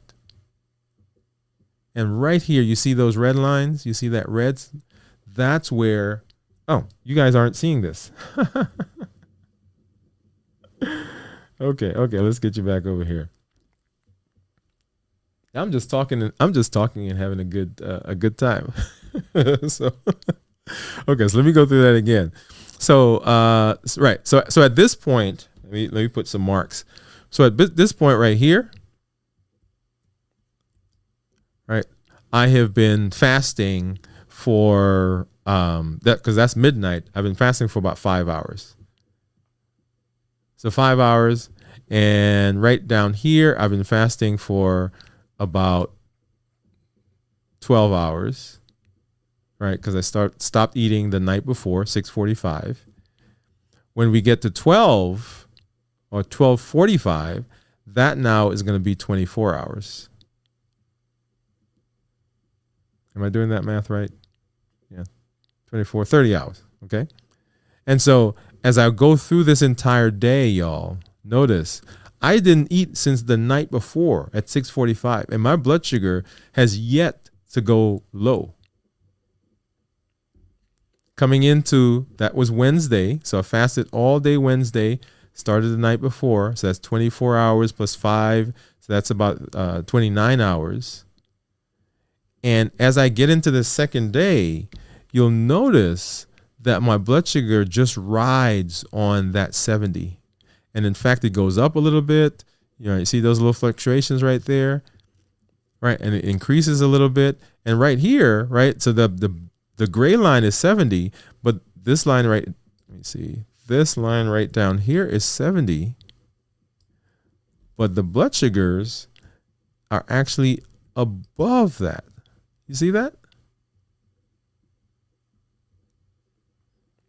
And so now, right? So now we're over 36 hours, and now we begin to see that we're having low. And those the red color that you're seeing there, those are where the blood sugar is dipping below 70. And 70, by the way, blood sugars that are below 70 are what are considered to be low. Right? And you notice here, all those circles, that's me checking, right? I think right about here was the first time I felt anything, right? And so this is right at 6:30, 6:45. So now we've gone a complete 48 hours, right? So we've done about 48 hours now. And it took about 48 hours before I felt anything in terms of a low blood sugar. And that was the only time I felt a low blood sugar. And I'll tell you one of the things that happened there, okay? But I want you to watch that, right? So now I'm staying below 70, and I'm coming into Friday, right? So far we've done 48 hours, and coming into Friday, so by 6 o'clock the next morning, I've gone quite beyond 48 hours. Okay? And so now I have another 12 hours before I have to go, before I'm going to eat. And for that entire day,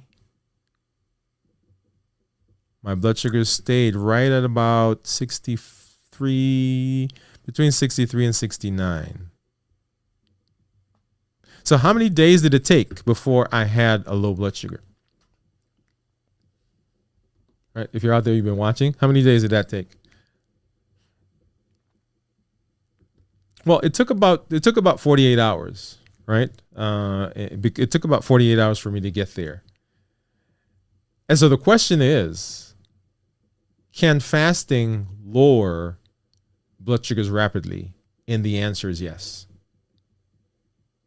You see it. You see it right there. Okay. Now, what I want to do is I want to go back, and so that was 2 weeks ago. Now we'll talk a little bit about, and you'll see when I started eating. Right. So I started eating right around here. Right. So I started eating right about here.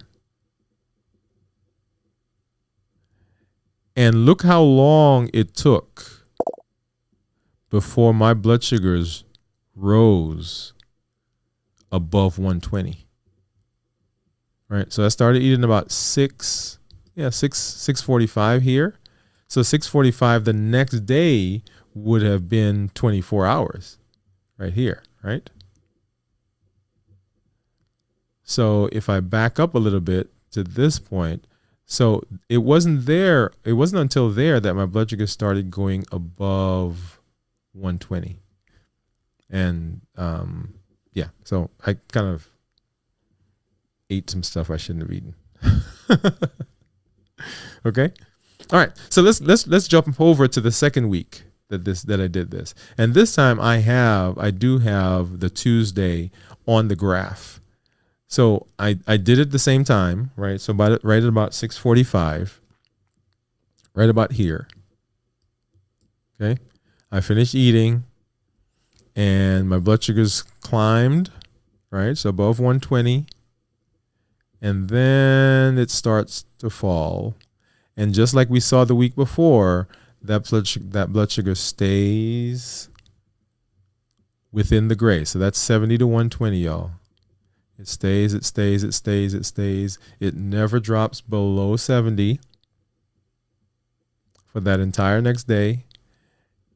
And then the next day, it's a little lower. Now notice this is above 70, right? So this is lower. So boom, boom, boom. Look at that. Right. So it stays right. It just straddles that line. And it's not until out here, y'all. Look at that. Okay. So we are now over 48 hours. So it took about a little over 48 hours, right? Because 48 hours would have been right here. This would have been 48 hours. So it wasn't until maybe another 5 hours after that my blood sugar finally goes below 70. And then look at that. It stays right below 70 for most of that next morning, and boom, right here. I want you to know this. This is going to be an important point for us. Now, here's the question that I want to ask again. If I have not eaten, so 48 plus, what's that? 48 plus another 6 hours. If I have not eaten for over 55 hours, why does my blood sugar rise? Because it went low right here. So why does it go up here? It goes up here because now my body has switched from burning glucose. It switched to now burning fat. Ooh, what? Ooh. Now, let's see. Jeff said he can't see it. Jeff, are you there? Can you guys see this? Let me know. I hope you can. So yeah. So my question is, or my point is, let me come back here. So my point is, it's at that point. So when the blood sugar is dropping, right? The body is using glucose. The blood sugars are coming down. We're using glucose. When it goes low, we have depleted the ready access that the body has to glucose, to glycogen.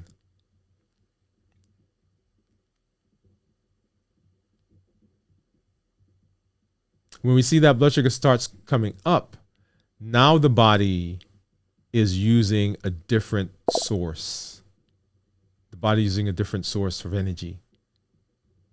So we don't see that benefit until we've extended the fast. Okay, and we'll once again, I just want to go through this, and we'll come back. We'll talk some more about that here in just a minute. Okay, let's see. So our goal, right? And let's answer the initial question. The initial question is, can fasting rapidly lower blood sugars? And the answer is absolutely yes. Absolutely yes. Now, it depends on the person as to how quickly that happens. Okay? Now, as we get into this next part of the discussion, I want to once again say that we're talking about specifically now, right, what we're about to do. And all this happens in everybody, by the way. What we're about to do is we're about to talk specifically now about type 2 diabetes and what our plan is as we move forward. Because one of the most amazing tools that we are going to talk about implementing is fasting.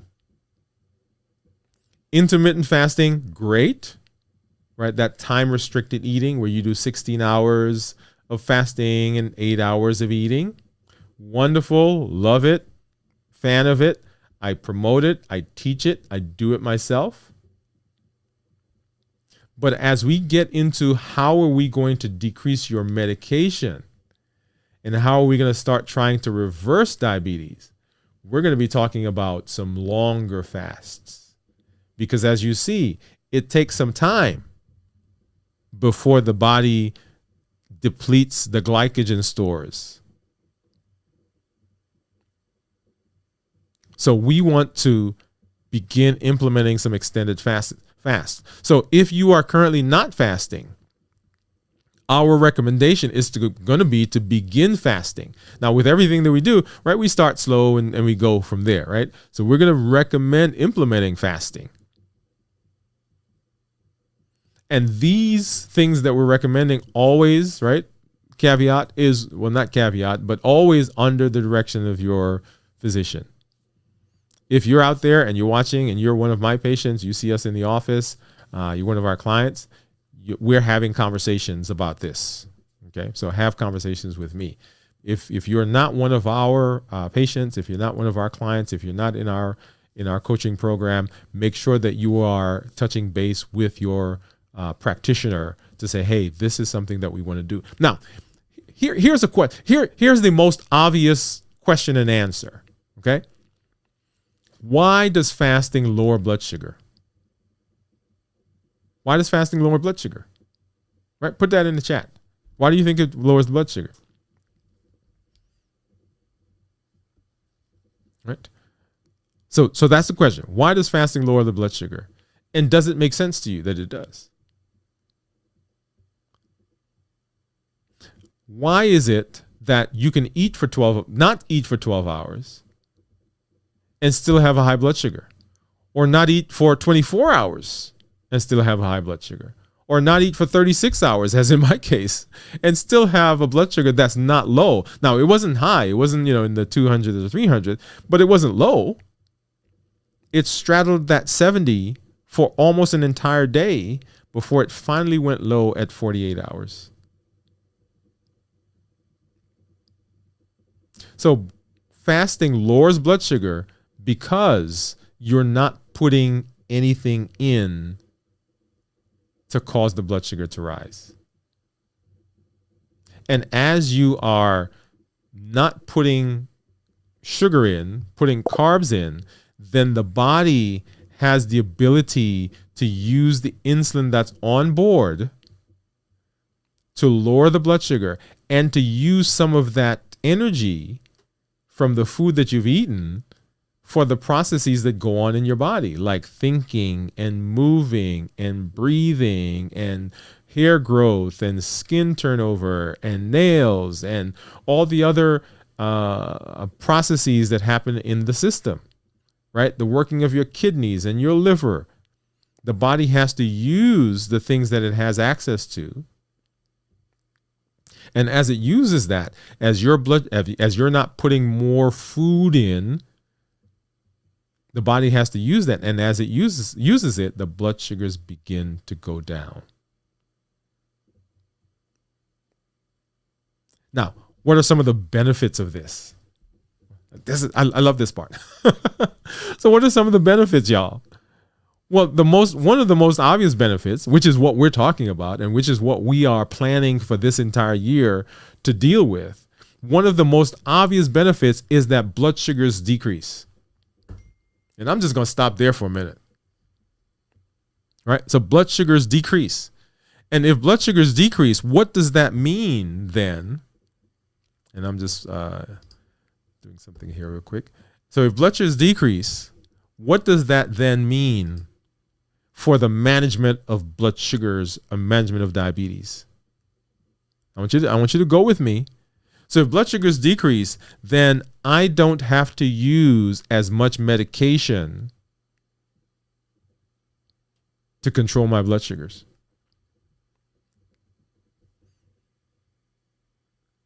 I want you to make sure this makes sense to you.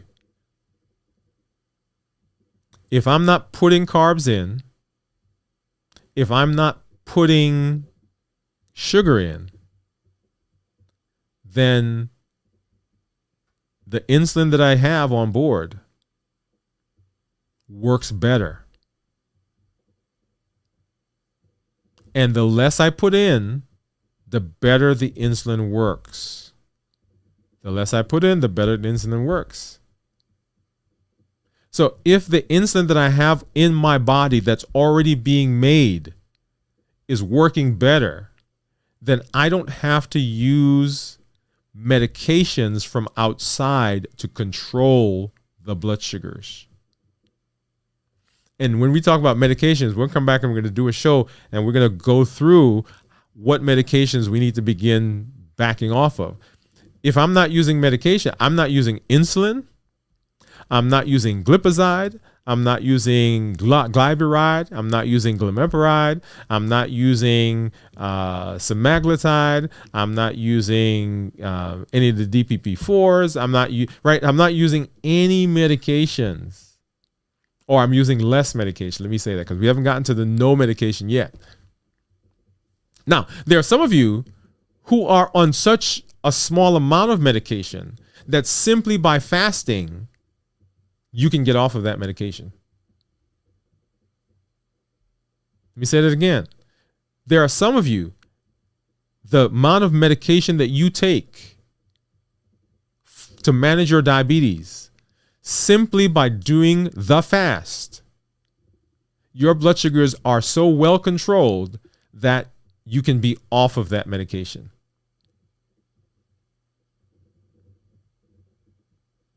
And some of you, simply by this conversation that we just had, your blood sugars are so much better controlled that you can decrease the amount of medication that you're on.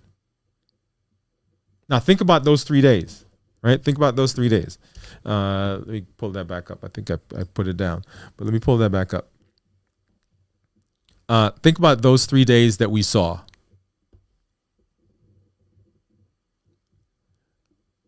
Right, so let's go back up here. So starting from here, so Tuesday night, started fasting. So no medication. No medication. No medication. And then I want to go to the day after I started eating. Guys, look at this. Look at this. Look at this. Right? So I started eating right here, right? So that's Friday night. Well, actually started, let me get rid of that. I started eating over here. All right, so that's Friday night. So look at the entire next day.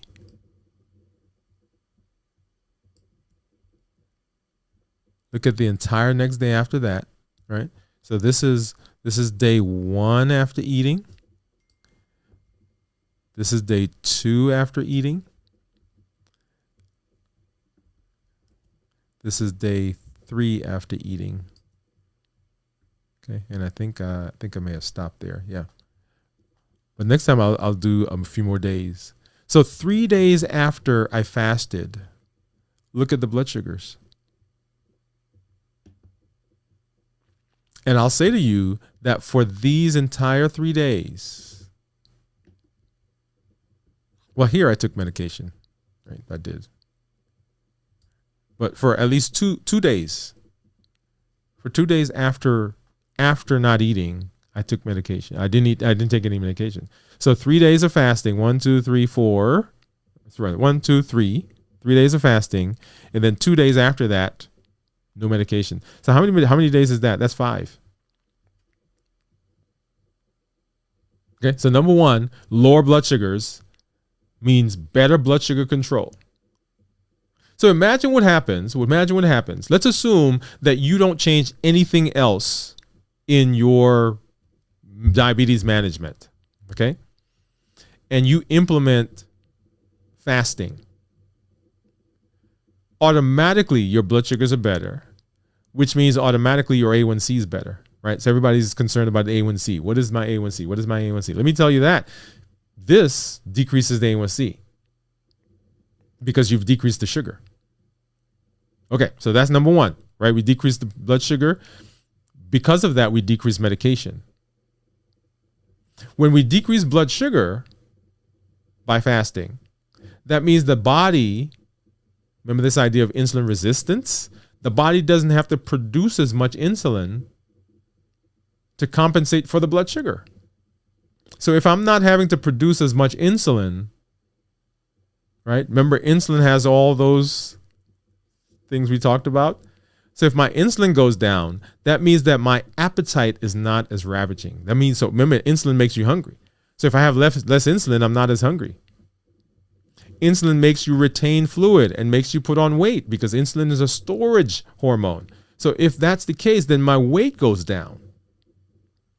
Insulin is a storage hormone, so insulin creates or produces an environment that creates lipids, right? So what are lipids? Lipids are cholesterol. So cholesterol gets sent to my liver, it gets sent to fat cells, it gets sent to pancreas, it gets sent to other parts of the body. So if that's the case, if I'm decreasing the amount of insulin, then my fatty liver can improve. My coronary artery disease can improve. My obesity, once again, improves. If I have polycystic ovarian syndrome, right?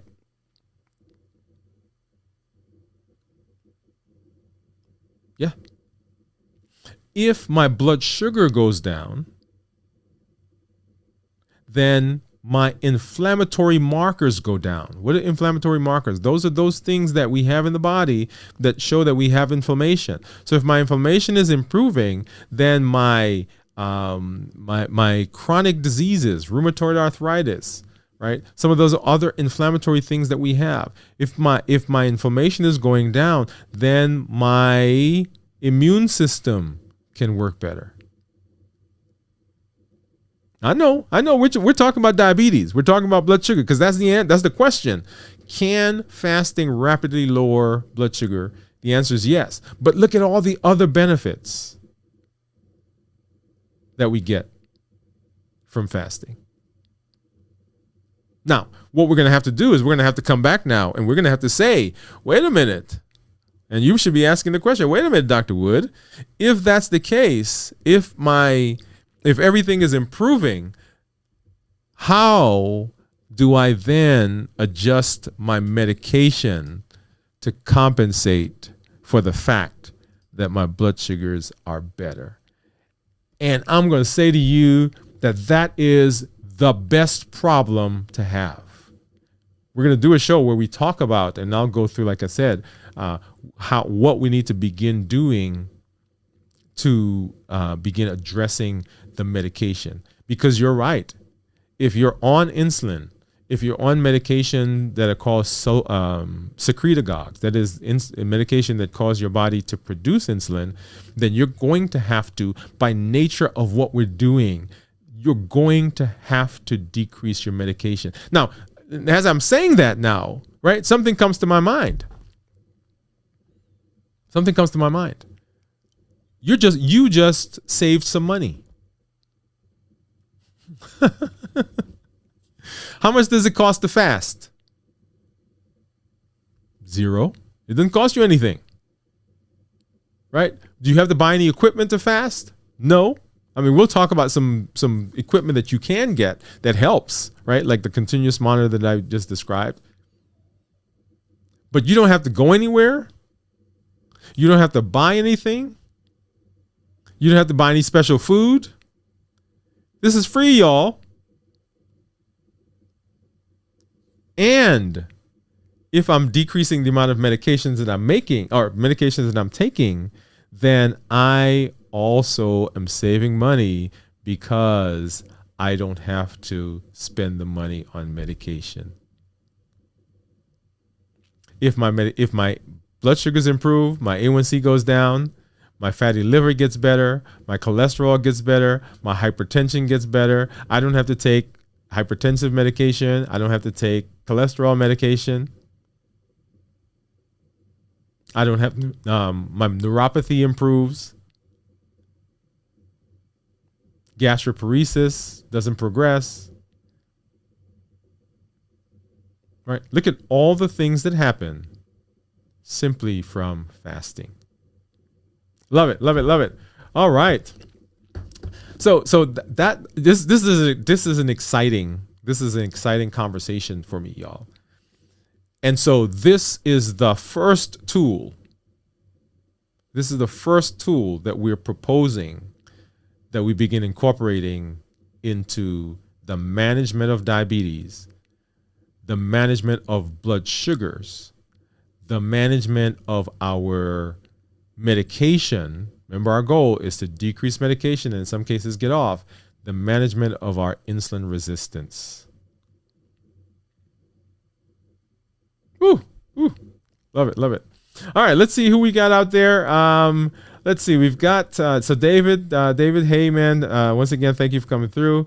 I think we said hi to David earlier. We've got Jeff Gilmore. What's up, Jeff? Talked about the dawn phenomenon.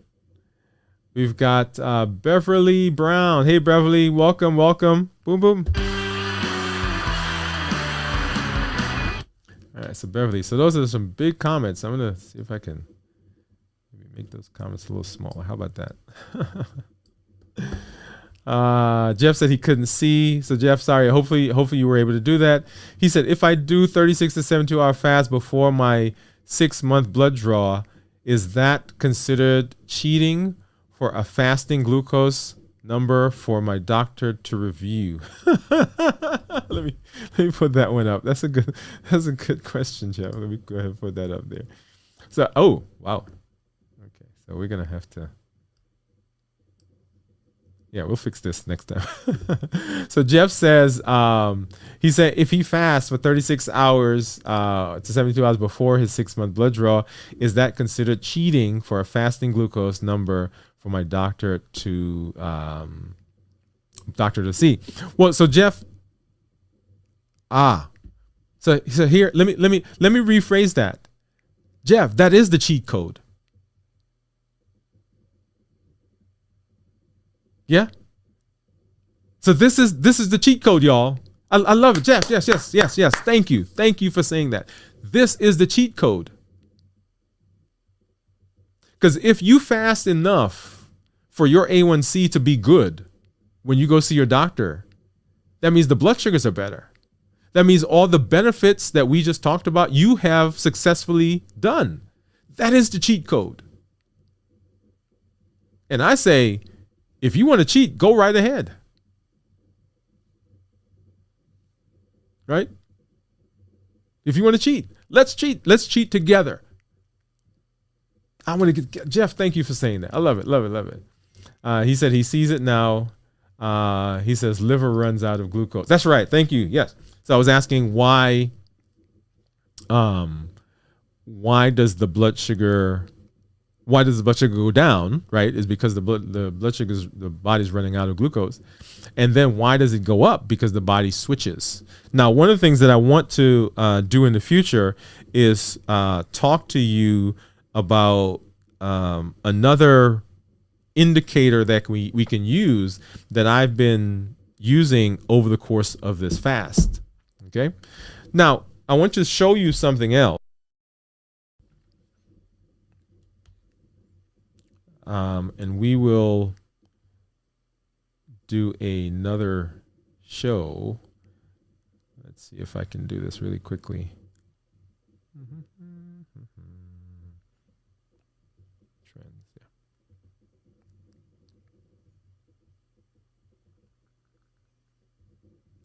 Okay, so you guys have been following along with me, and we've been kind of looking and seeing. We've been looking and seeing this graph. Okay, so this is my where I'm tracking my weight, and let's so this is the week view. All right, so that's the year view, by the way. And so right here, this is in March. Right, so that's 240. That's in March. And let's go back to the month view. And let's go back out here somewhere. What can we?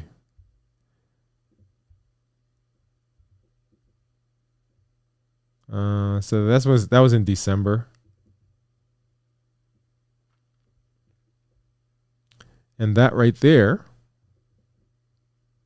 that was today. So let me show you again. So that right there was December of 2023. Okay. And as I've said to you before, that we're not looking for a consistent line, right? Right. Some people say, oh, it went up 2 pounds, went down 3 pounds, went up 5 pounds. That's not what I'm looking for. When you look at your graph, that's what I want it to look like. You see how we got that point down there, and then over the course of time, we continue to go down, down, down, down, down, down. Now, if we look at the month, right, you'll see where we are, right? You see there's some fluctuations in there. But if we look at the week, right, I want you to look at that. Okay, so 202, 203, 204, 200, 198. Actually, if you see that, I actually got down to about 198.2. Oops, sorry. We got down to 198.2 and then 199. So when we talk about fasting, y'all, can it lower blood sugar? Yeah.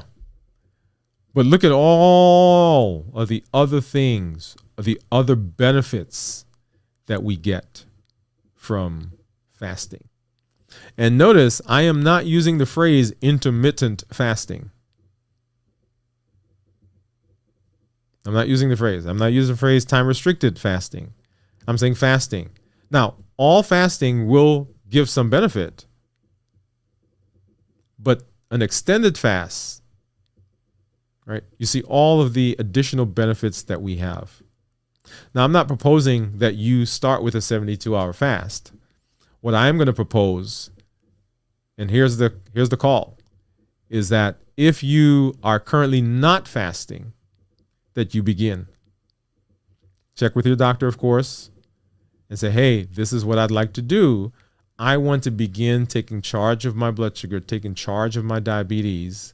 I want to begin being healthier. Most of us will fast at least from the time that we stop eating at night to the time that we wake up in the morning. When I say stop eating, I'm talking about snacks as well. No snacks. If you eat snack until 11 o'clock, you have not fasted. So I want you to begin incorporating that. If you currently do an 8-hour fast, that is when you're sleeping, I want you to try to extend that to 10 hours. Actually, make it 12 hours, right? So if you stop eating at 6 o'clock at night, right? Then 6 o'clock in the next morning, that's your 12-hour. If you currently do a 12-hour fast, I want you to extend that to 16 hours. If you currently do a 16-hour fast, I want you to extend that to 24 hours. Right? So begin incorporating fasting in your schedule, and I want you to watch those blood sugars. That's the challenge for next week. That's the challenge for what I wanted you to do for next week.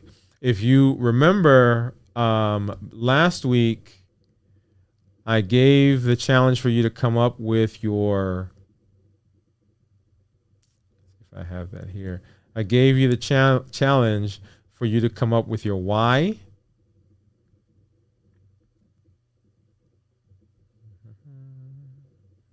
That's what I asked you to do. So if you're out there, go ahead. Or if you're watching this on the replay, go ahead and share your why with us. Share your why with us. Drop that in the comments.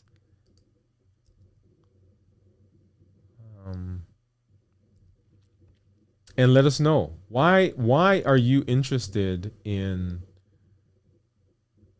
being healthy? Why are you interested in taking charge of your diabetes? Why are you interested in being healthy?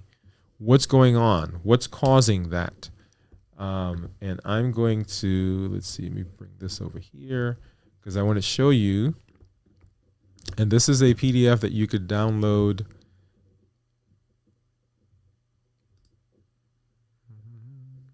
Let's bring it over here.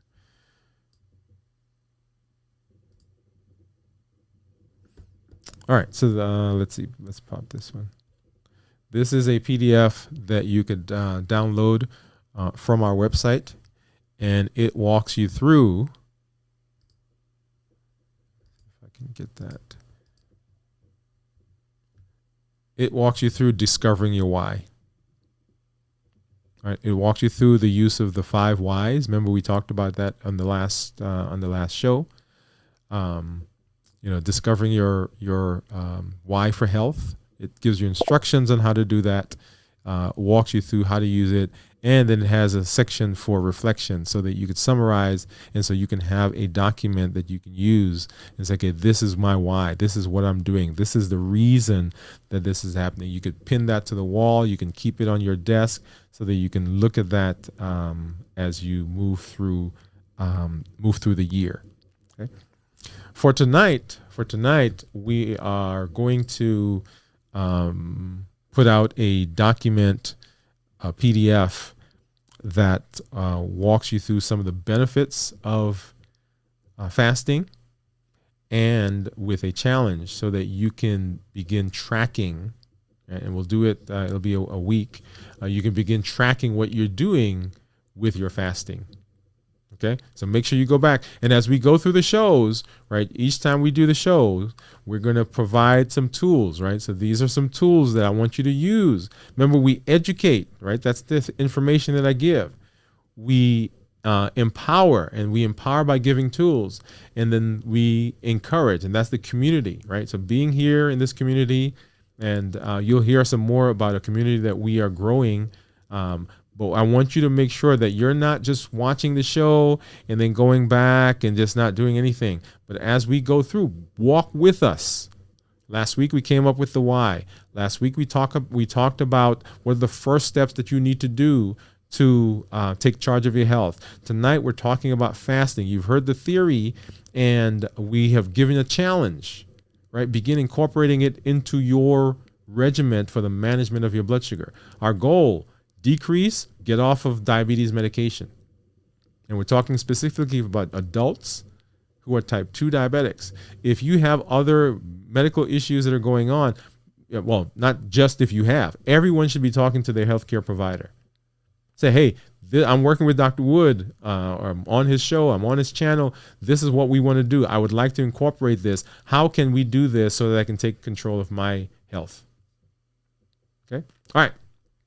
And then go ahead, and if you are here, right, we said we're going to do a giveaway this week. We're going to do a giveaway this week. And tonight, what we're going to do is we're going to give away our, I'm going to put my, so you guys can see that. That is our New Year, New You mug. That's our New Year, New You mug.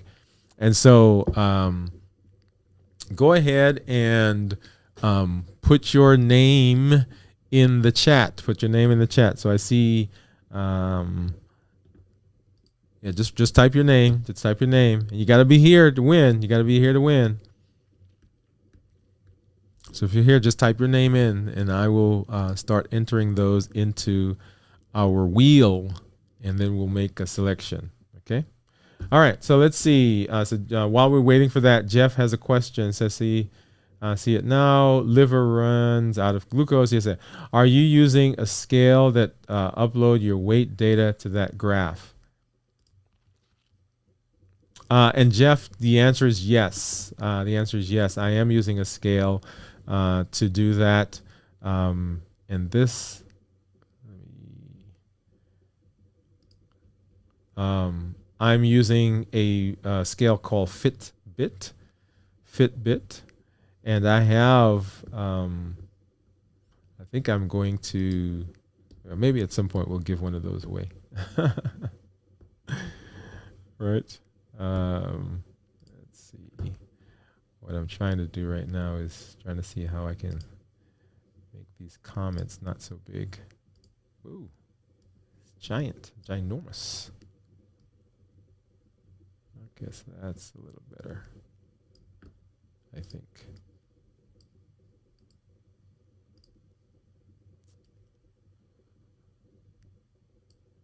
Okay. I think maybe that'll work. Ooh, maybe that's a little too small now.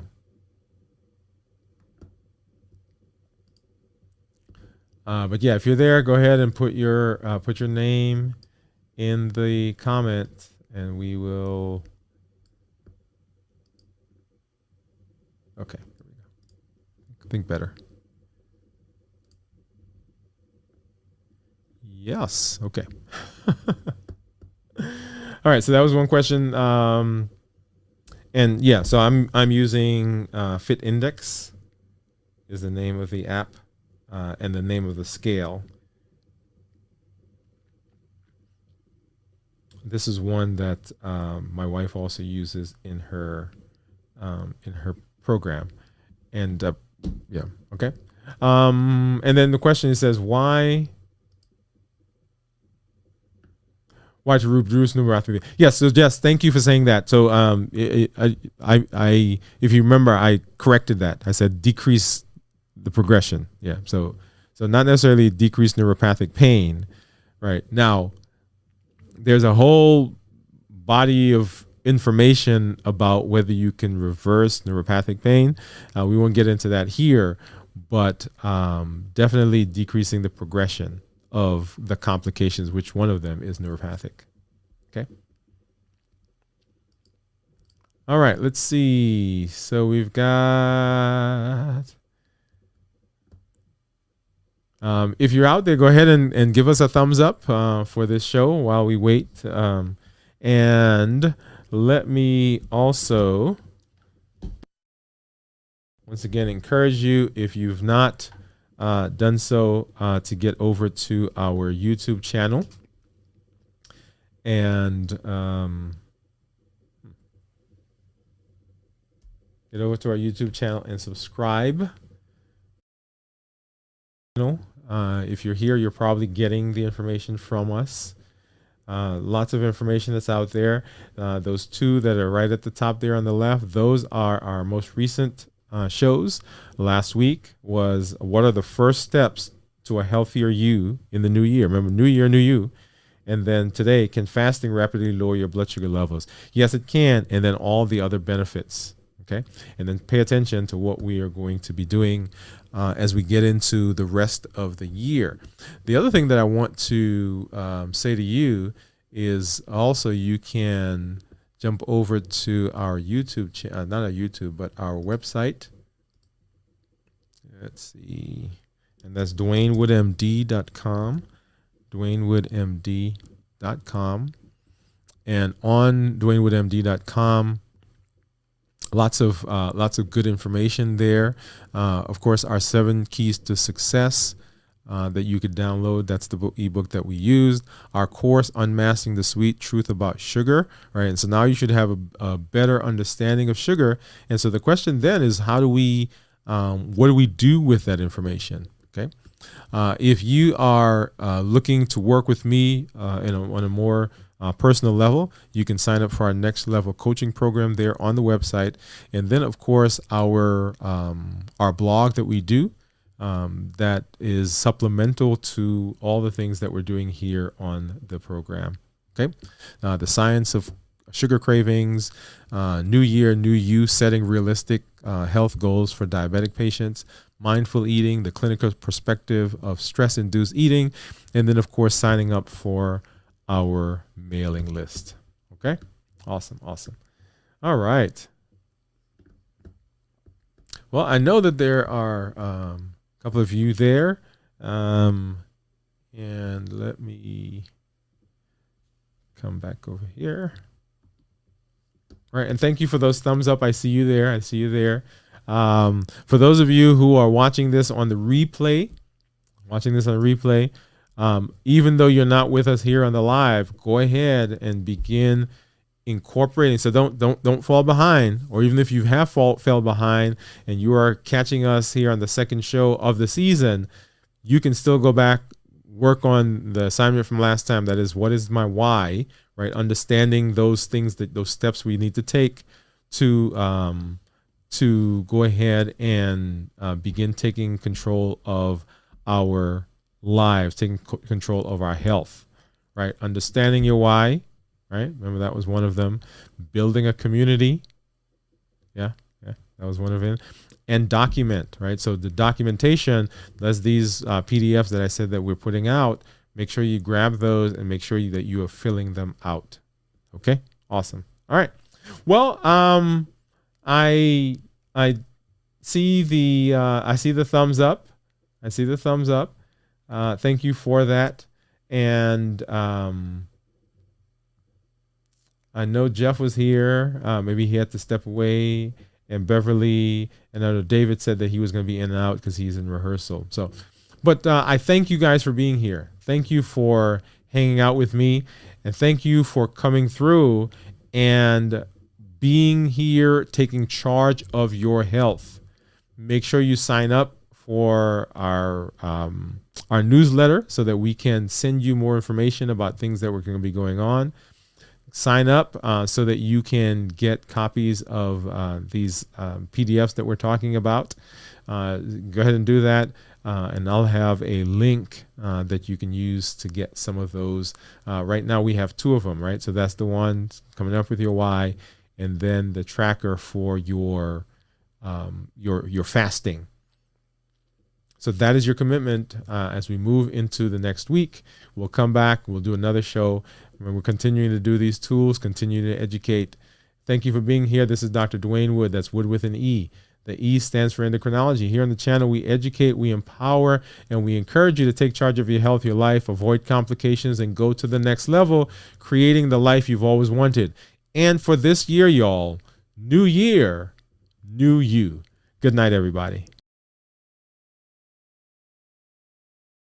Dr. Woode, and I am excited to welcome you to our 24-hour stream that we're doing to celebrate our 4-year anniversary. That's right, 4 years here on YouTube. Now, we're on other platforms. We're on other social media, and we've been there for a while, but those came after YouTube.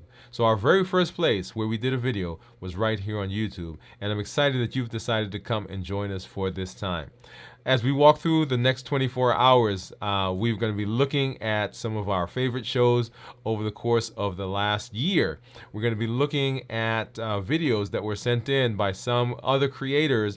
As in fact, some people that were on our show, they're going to be giving us some shout outs and giving us some kudos as we walk through this amazing time.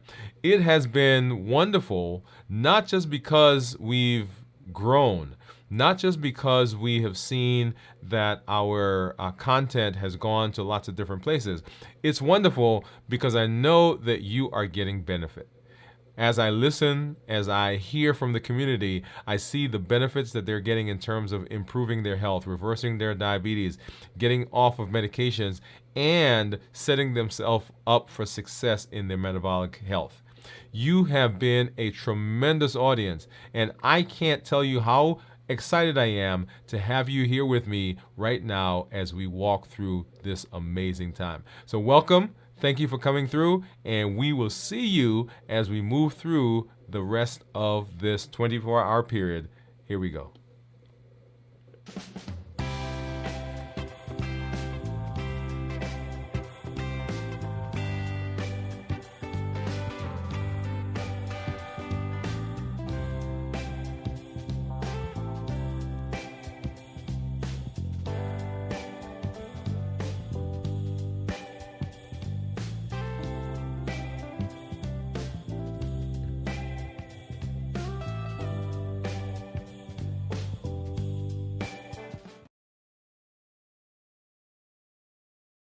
We're back, y'all. Hello, hello, hello. Good evening, good morning, good afternoon, good night, wherever you find yourselves. All right, now welcome back. Hope you had a great Monday, had a great weekend, and are ready to be here. So I am in the middle of New Year, New You.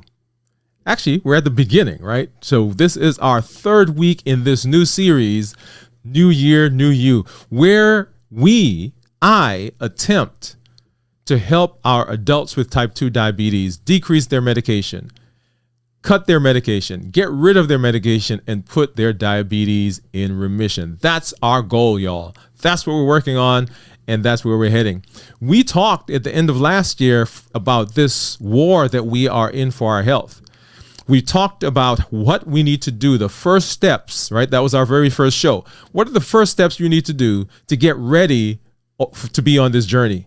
Last week, we talked about fasting, the one tool, right? The first tool that we are using in this war, in this fight to put our diabetes in remission. And over the course of the past week, you've watched me, right? I've come on live. We've done the check-ins, right? The 72-hour fast that we did so that you can see what the blood sugars do and what the results are that you can get. Some of you right now, even by doing the fast, are able to get off of some of your medication. And tonight in this show, we're going to answer the question, what diabetes medications can I really get off of? That's where we're heading tonight. So I'm glad that you're here. If you're new to me, I'm Dr. Dwain Woode. That's Wood with an E. The E stands for endocrinology. Here on the channel, I educate, I empower, and I encourage you to take charge of your health, your life, avoid complications, and go to the next level. And in this year, y'all, new year, new you. Welcome. If you're new, go ahead and put new in the chat, in the comments, because we'd love to say hello and give you a hand clap. And so that you know that we really appreciate you here in this space. If you're out there right now, go ahead and give us a thumbs up. Go ahead and hop on, say hello, right? Because I want this to be an interactive process, right? We are building a community here on the channel, here in our social media arena. So you may be watching on LinkedIn or Facebook or Twitter or Twitch, or wherever you want, or here on YouTube, right? Wherever you're watching from, glad that you are here. Go ahead and say hello. Let us know that you are here, and we will engage with you. And we've got some stuff that we need to talk about tonight. I'm going to show you right now. I've got my meter set up, right? We're going to check our ketones. We're going to check our blood sugar. I have on my phone. I was going to show it to you, but I don't want to give it away. I've got my Dexcom. I have my my Freestyle Libre here as well. And that's just some of the numbers. And we're going to pull up here while we're watching what the blood sugars have been doing over the last couple of days since I broke the fast. And that was That was Saturday. Right. We did a sort of a 36, 48 hour check-in so you could see where we were. And so now we're going on. My next fast is coming up in just a couple of days. So actually tomorrow night We're gonna begin starting that fast, and so you get to kind of watch me do that again. All right, but tonight we're talking about what diabetes medications can I stop. We'll come back here in just a minute. Hey, I see somebody out there, Mr. Riley, West Side. Said I'm not new, but I'm on the West Side. Hey, y'all! If you saw one of our social media shorts and on TikTok, on Twitter, and Facebook, I was able to get out to California and meet up with my man James Riley. Hey, man, I'm glad I was able to do that. Thanks for hopping on tonight. Good to see you here. All right, so we're talking about diabetes, and I want you to hear me. I'm zeroing in on the adult with type 2 diabetes, and our goal is we've got 12 months. We're heading right. So this is not okay. We're going to do this for 2-3 weeks, but we've got a year, 12 months that we're working on this. And as we come on, we're going to be focusing in laser sharp on what are the things that we need to do to help you achieve the goal. And so what is the goal, y'all? The goal is by the end of the year that some of you are going to be off of diabetes medications. Some of you are going to cut your diabetes medications significantly. And I'm going to propose a percentage here before we end the show tonight. And some of you, right, you are in the first throes. You're in the steps of putting your diabetes in remission, because this year, new year, new you, right? So that's where we're going. All right. So let's hop to it, y'all. Let's hop to it. So if we think about diabetes, right, I want to pull up. All right. So that's the flyer that you guys saw. That's a flyer that you guys saw, right? That's a funny looking fella, funny looking guy. But anyway, when we think about diabetes, this is the treatment algorithm. And I put this up for you simply so that you can understand the intricacies of what we've done to the treatment of diabetes. I want you to see the extent that we've gone to try to fix this problem that seems to be unfixable. Why do I say seems to be unfixable? Well, you've heard me say the numbers, that in the United States alone, there are 37 million people with type 2 diabetes. Around the world, between 430 and 460 million people, almost 500 million people on the planet with diabetes. And the numbers continue to grow. Now, you're standing out there, or you're sitting out there, and you're saying, hey, Dr. Woode, well, thank you for talking to the diabetics, but that has nothing to do with me. Well, listen up here for a minute. In the United States alone, there are over 88 now, million people who are pre-diabetic. That is, people who have blood sugars that are higher than normal, but not quite where it needs to be for them to be classified as diabetic. But they're heading there. And the things that we talk about here in terms of putting diabetes in remission, decreasing the amount of medication people are taking, the very same things that we do here are the things that prevent people from progressing to diabetes if they're pre-diabetic, things that help people deal with their metabolic syndrome, things that help people deal with their coronary artery disease, decrease their risk for high cholesterol, decrease their risk for high blood pressure, decrease their risk for strokes, polycystic ovarian syndrome, obesity, and on and on and on. So while we're talking to the diabetic specifically, the people that are surrounding diabetics, those are the folks that get, a lot of benefit as well. Okay. So a lot of people. And so as we've talked about the treatment for diabetes, we continue to become more and more complicated. As you know, our plan for diabetes is a simple one. Our plan for diabetes is a simple one.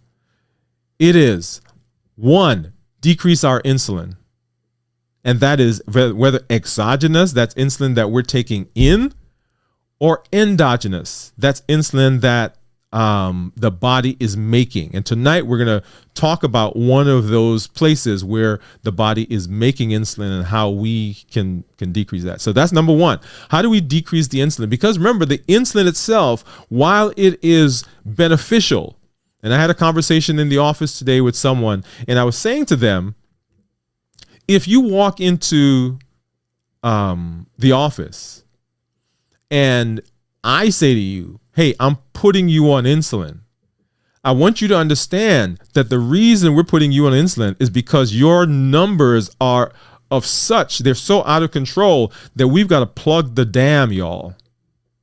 Right? We got to stop the leakage. We got to stop the boat from sinking before we even talk about anything else.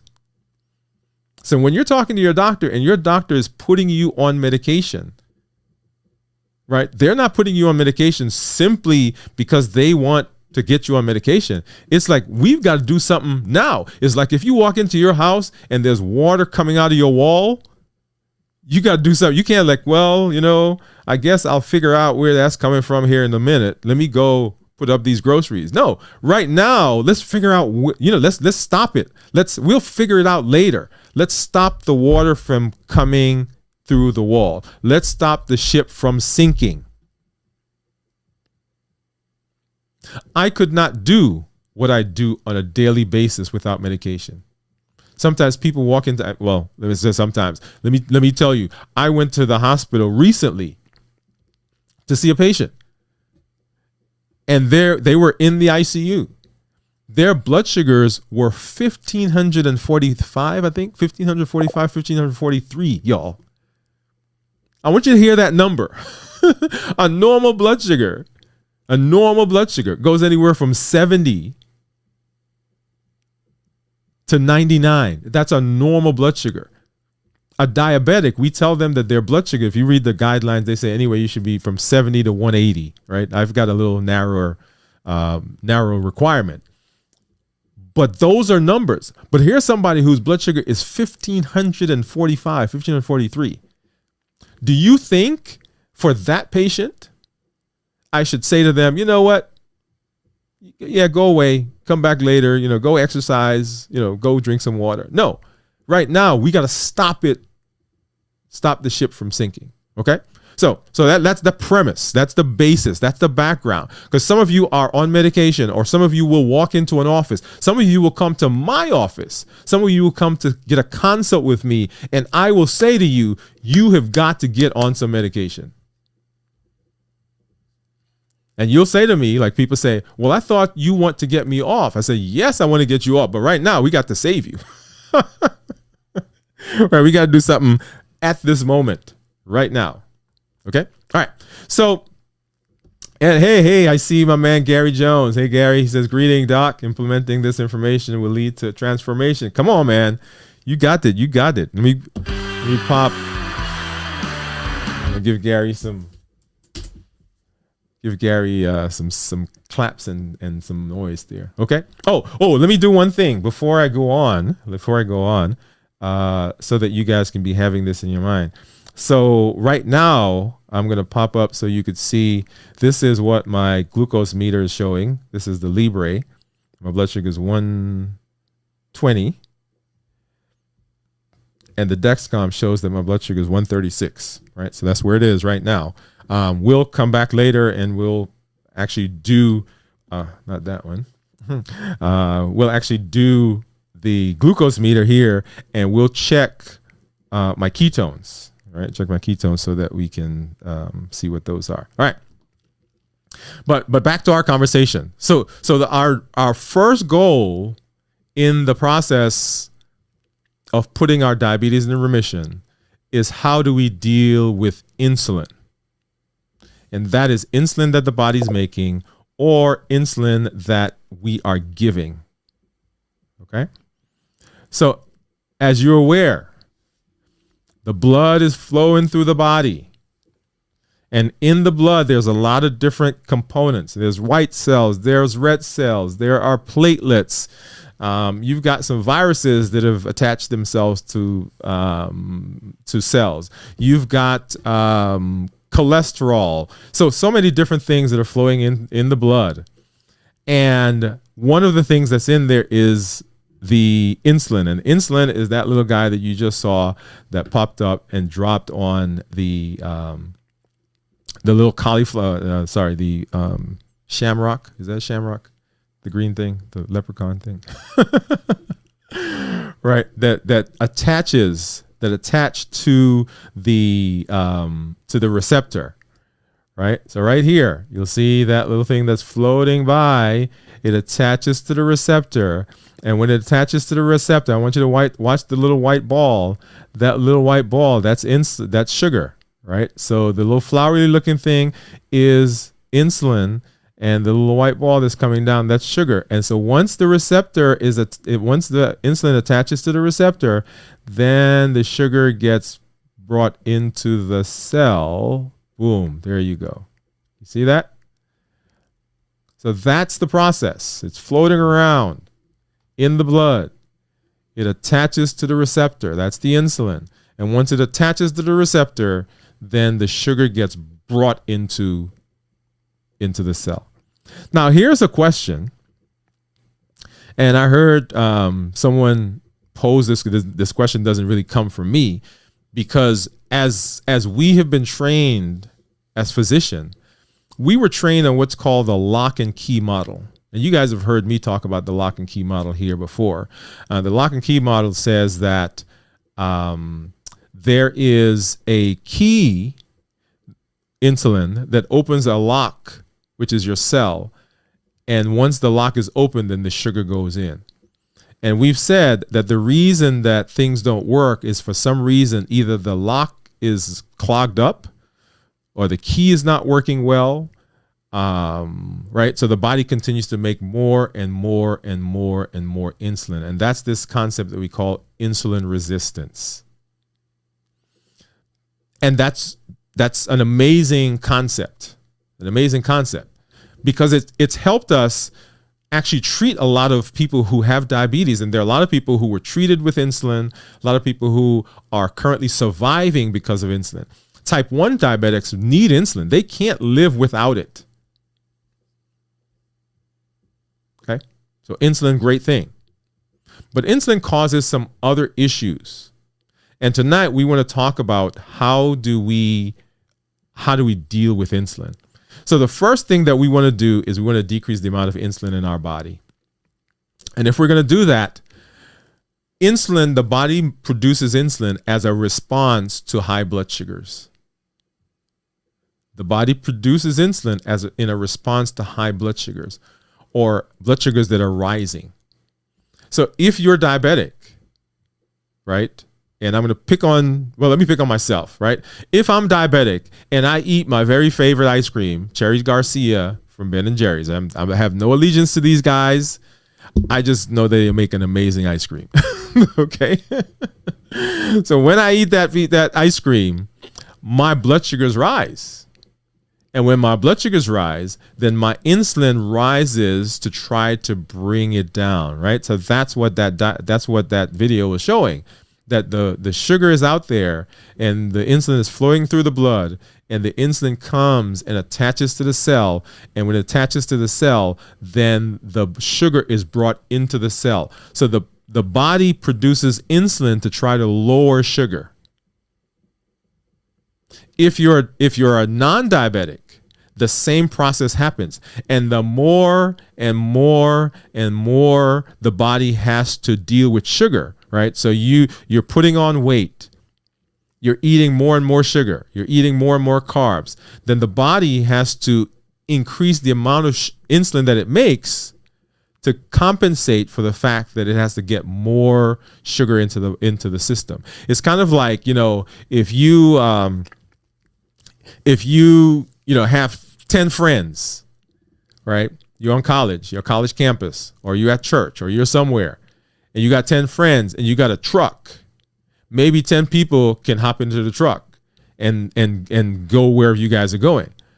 But now if you do 20 people, maybe you got to get another truck. You got to get somebody else to bring another truck. And if we got 30 or 40 or 50 people, the more people, which represents sugar, the more people we have, the more trucks we've got to get. And so that's been the idea that we've used before. right? Well, so here's a concept. So my man James Riley's out there.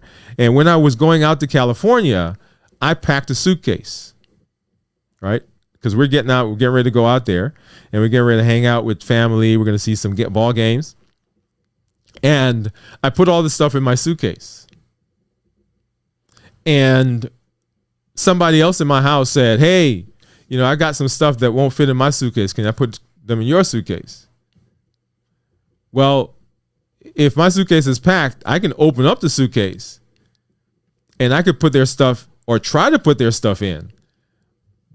But I literally have to sit on the suitcase now to try to close it, right? To get the stuff in there. And then if I try to put more stuff in there, I just can't get it in. So what if the reason the blood sugars are high is because there's already stuff in the suitcase?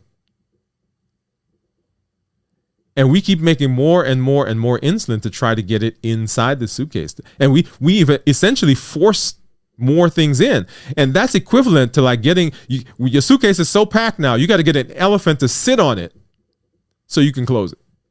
So that's what we've done. That's the model that we've used. And that's how we've treated diabetes for years and years and years and years. And we're finding now that, hey, we're having more and more trouble.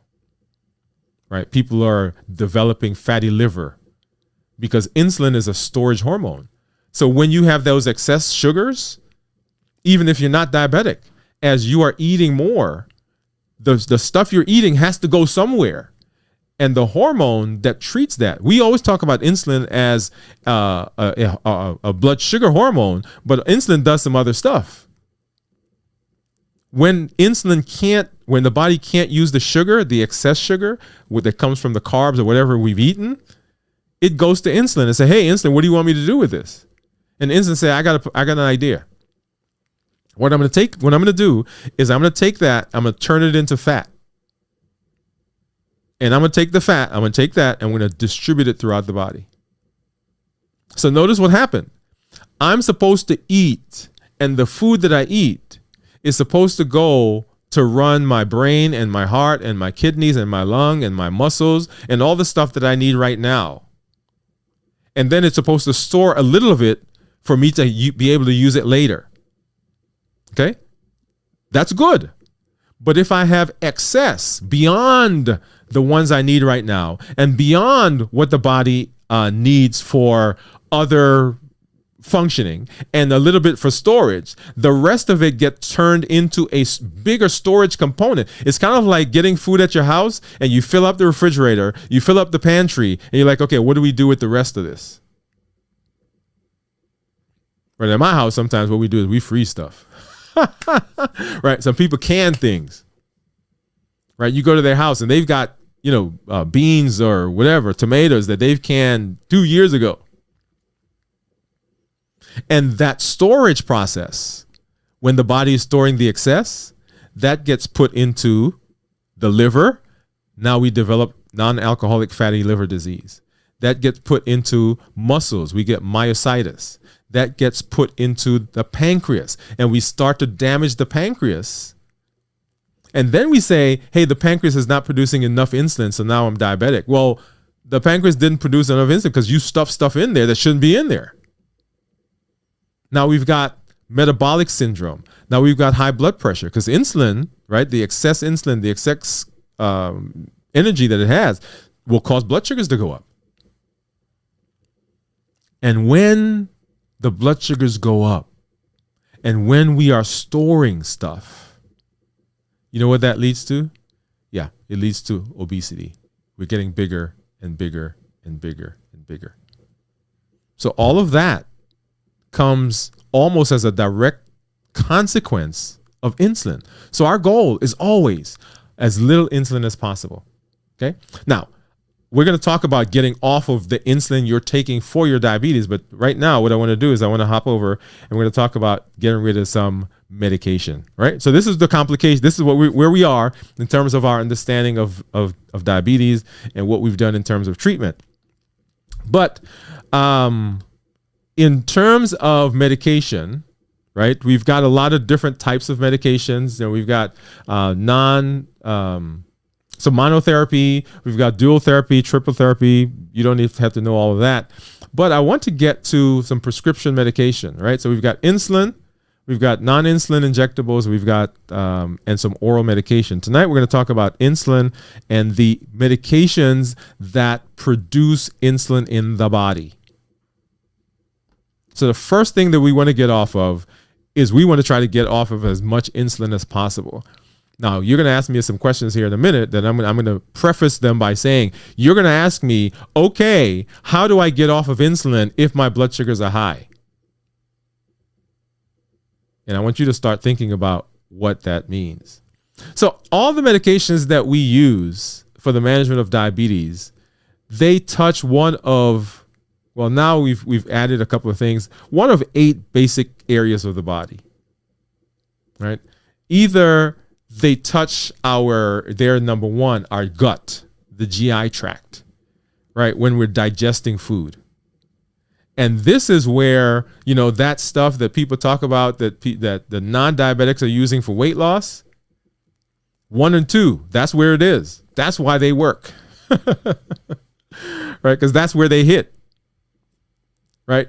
Number 3 on this diagram, right? Muscle cells. Muscle cells. So how do we get muscles to use sugar more efficiently or use insulin more efficiently? Number 4, the kidneys. Right? When you come back next week, we're actually going to talk about the kidneys, we're going to talk about the gut, and we're going to talk about that big belly. Right? And the brain, number 5. But one of the big culprits in diabetes is that guy right down there in number 6. That's the liver. The liver is like the workhorse, y'all. Because the body takes sugar, sends it to the liver.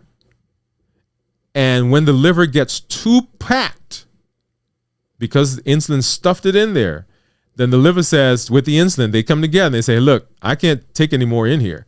Right? So now we have fatty liver disease.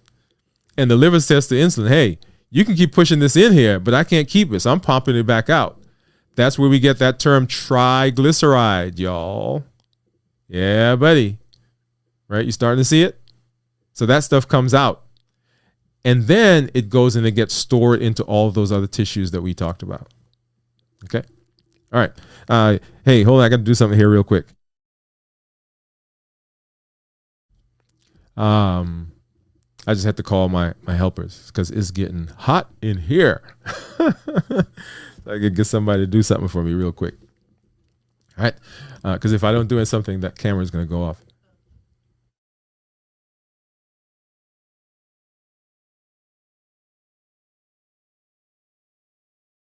You guys may see a shadow. That's one of my helpers.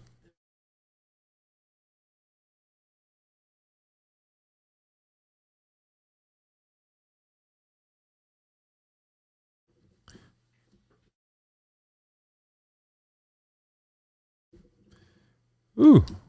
So it's freezing outside. And so I thought, hey, I don't want to be cold. I was in the audience of a show last night and the guy was freezing because his camera shut off because he was doing some stuff. Anyway, so here we are. The beauties of being live, y'all. All right. So the liver, right? One of the big guys that play in this whole thing. And then of course the pancreas, right? The pancreas can be poisoned by high sugar. It can be poisoned by those high triglycerides that's pumping out.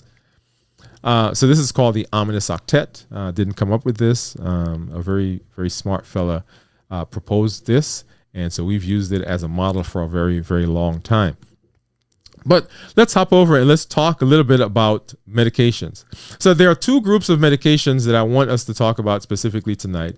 Those are the sulfonylureas. Those are the ones all the way to the right. So glipizide, glyburide, and glimepiride. And the DPP4s, right?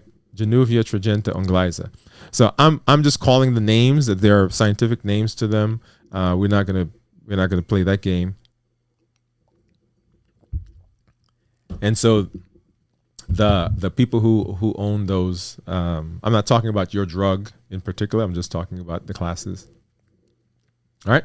The ones in the middle we're gonna skip for now. So the way that this is the DPP4s. The way they work is they inhibit an enzyme that's in the body, right?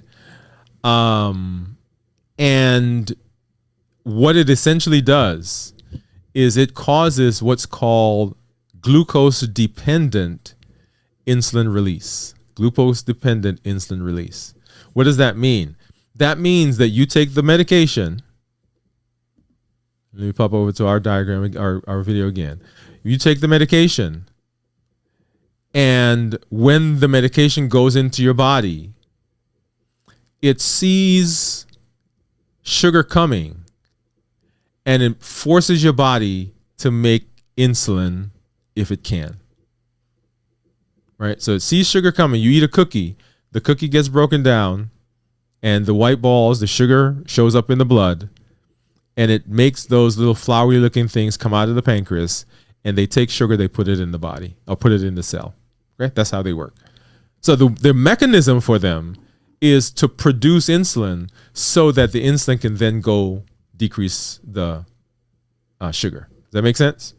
So glucose dependent. So it has to see the glucose coming first before it works, but it's in the body and it produces insulin. Right? So that's how the sulfonylureas work. The DPP4s. So how then do the sulfonylureas work? And the DPP4s, like I said, these are the names of them, right? So we're not talking about any specific brand, but these are representative ones of them. So how do the, and we said we were going to skip those. How do the sulfonylureas work? Because we're going to come back and talk about those next week, by the way.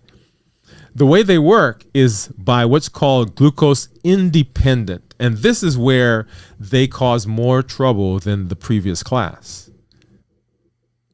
Right? Glucose independent. That means then that they don't have to see sugar coming. They just go into your body, and it's kind of like having a faucet in your kitchen. And say you're sitting there, right? And you're in charge of the kitchen. Somebody brings a plate, and you turn on the faucet and you wash the plate. And you turn the faucet back off because the plate's clean. Somebody else brings a plate. You turn the faucet on, you wash the plate, you turn it back off because the plate's clean. And you keep doing that. Every time you see a plate, you turn the faucet on and you wash the plate. That is what the previous class did. Those are the DPP4s. That is called glucose dependent. So because you have to see a plate coming before you turn the faucet on. Glucose independent means that you just turn the faucet on. So you don't wait for plates to come. So if somebody brings a plate, fine. The faucet's running. If nobody ever brings a plate, the faucet's still running. Now, the problem with both classes is that they force your body to make insulin. And we said that one of the things that we want to do is we want to decrease insulin, right? So if we're on a medication that's forcing the body to make insulin, right, that goes against what we're saying that we want to do. So that's the first thing. The additional problem with this second class is that you're always making insulin. So whether you're eating something that has sugar or not, the body is making the insulin. And we just said that insulin has some having an elevated insulin has some other ramifications. So it's one thing to have a high sugar and then have the insulin come. But it's another thing to not have a high sugar at all and have insulin come. And so this one is people are prone to have low blood sugar, so hypoglycemia. Right, we're cautious in this one when we talk about elderly people because they are already prone to have low blood sugars, and the reason for that is that they don't eat a lot sometimes, or they may be ill, or they may be having some other medical problem, and so they're not putting things in, they're not eating things, and if they're not eating, the blood sugar continues to drop and drop and drop until they run into trouble. Okay, so those are the glucose dependent, right? Glucose dependent. Those are the DPP4s, and glucose independent. And the guys that are in this class are glipizide, glyburide, and glimepiride. And I'm putting these names specifically because I want you, if you're out there on any of these medications, I want you to be able to look at your prescriptions and say, okay, oh, that's the one that he talked about. Okay, so that's why I'm putting those names so that you can see those. All right. So what medications, what diabetes medications should we stop? These are they, right? So glipizide, glyburide, glimepiride. And then if we pop back, and let's run through, boom, boom, boom. And these guys. Now, you're asking me a question. Everybody's asking the same question. What if my blood sugars are high? Right? Isn't that what you're asking? I can hear it. What if the blood sugars are high? So if you're out there right now, I want you to type in the chat one way other than these medications that you can lower your blood sugar. Right? Type it in the chat. So we've said that we don't want to use medications that are producing insulin in the body. What's one way that you can decrease the blood sugar so that we don't have to use a medication that's producing insulin? While we do that, here's our little, remember our logo? New year, new you, y'all. New year, new you.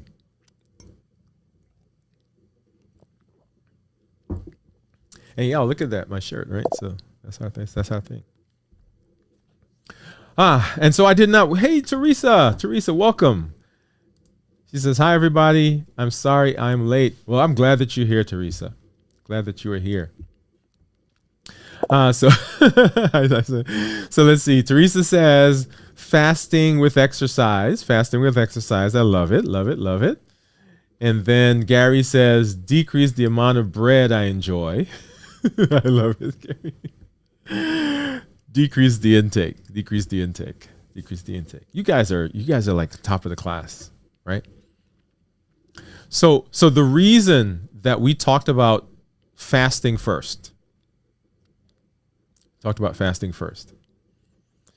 is if, and you guys are very right? So I love that. I love those, right? So decreasing the amount of food, exercise. So remember, think about that suitcase, right? Think about the suitcase model, because we talked about two models. We talked about the lock and key, which is where the insulin can't open the door for some reason. And we talked about the fact that maybe the suitcase is just too packed. Okay, so let's go to the suitcase model. So if the suitcase is packed and you have one of three choices, right? Either you get a bigger suitcase, and that's the option that a lot of us choose, right? The cells keep getting bigger and bigger and bigger.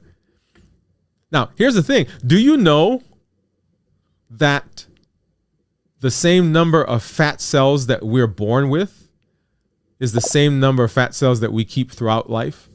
Now, so you know, let me change that, because the politically correct people are going to get on me. So the adipose cells, right? Same number for fat cells. So the same number of adipose cells that we have, fat cells, that we're born with, it's the same number that we have right now. But I know you're out there, you're looking at me and saying, no, I have to have more than I was born with. Well, no, it's not. You don't have more. You just put more stuff in it. So that's what we've done. We got bigger suitcases, right? So either we can get a bigger suitcase, or we can take stuff out of the suitcase, or we can stop trying to put so much stuff in, right? So when we were traveling, what we decided to do is, well, we actually tried because we took an extra bag with us to the airport. And when we got to the airport, we stopped, got to the back of the car, and we decided which of the things that we had extra we really needed to take. And we were able to whittle it down to just our carry-ons, right? And our one roller bag. But we were trying to get more suitcases. We were trying to take more suitcases with us, right? So you can get more suitcases, or you could take some stuff out, right? Say, hey, I'm going to take that out so I could put this other stuff in. Or you could say, the things that are not in the suitcase right now, I'm not even going to try to put them in. We leave those here. Now, it turned out when we got to California, there was something I should have taken with me, but that's a whole nother conversation, right? So exercise burns sugar. So we're actually hitting it by decreasing the sugar that's outside that we're trying to put into the suitcase when we exercise. When we fast, when we cut back on the bread, Gary, when we cut back on the things we're eating, we're decreasing the stuff we're trying to put into the suitcase. If I decrease the stuff I'm trying to put in, that's the sugar that's rolling around outside my blood, right? Remember, that's what's going on. The sugar that's rolling outside my blood. If I decrease that, then one, I don't have to produce, my body doesn't have to produce insulin to bring the blood sugar down. And I don't have to take a medication that's forcing my body to produce insulin to bring the blood sugar down. You guys get that? So that's why these are the very first medications we want to try to get rid of. And in order to get rid of them, we've got to put some things in place that lowers the blood sugar so that we don't need the insulin. Got it?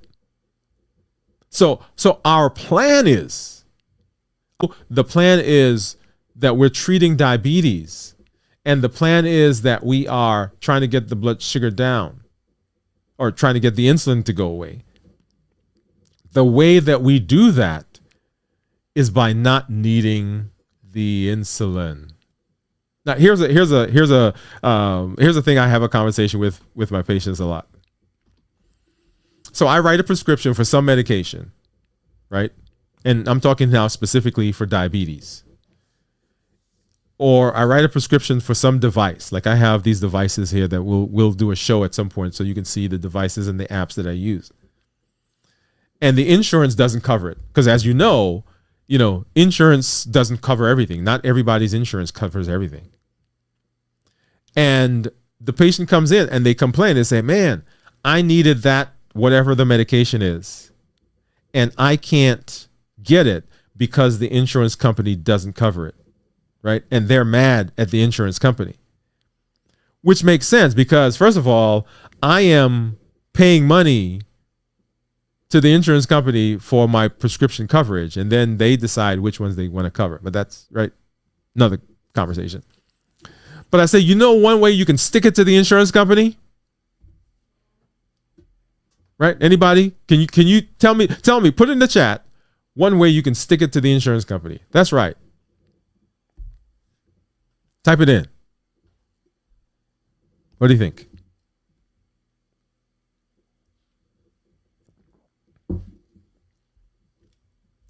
How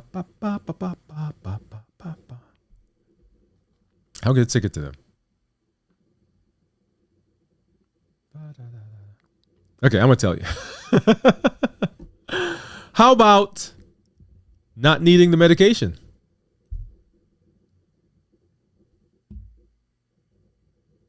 Because if lower or get off the, just Teresa, yes, that's what I'm saying right there. So if you're not on the medication, if you're not on the drug, then it doesn't matter if they cover it or not. But sometimes we get bent out of shape. And now, once again, I'm talking specifically diabetes. Now, you may have some other condition that requires a medication that you have to be on, like a type 1 patient who has type 1 diabetes. And notice when I started, I said we're talking about type 2 diabetics. We're not talking about getting type 1 diabetics off of the insulin, because we can't do that yet. Right? We're talking about type 2 diabetics. If they don't cover it and you're not on the medication, it doesn't matter.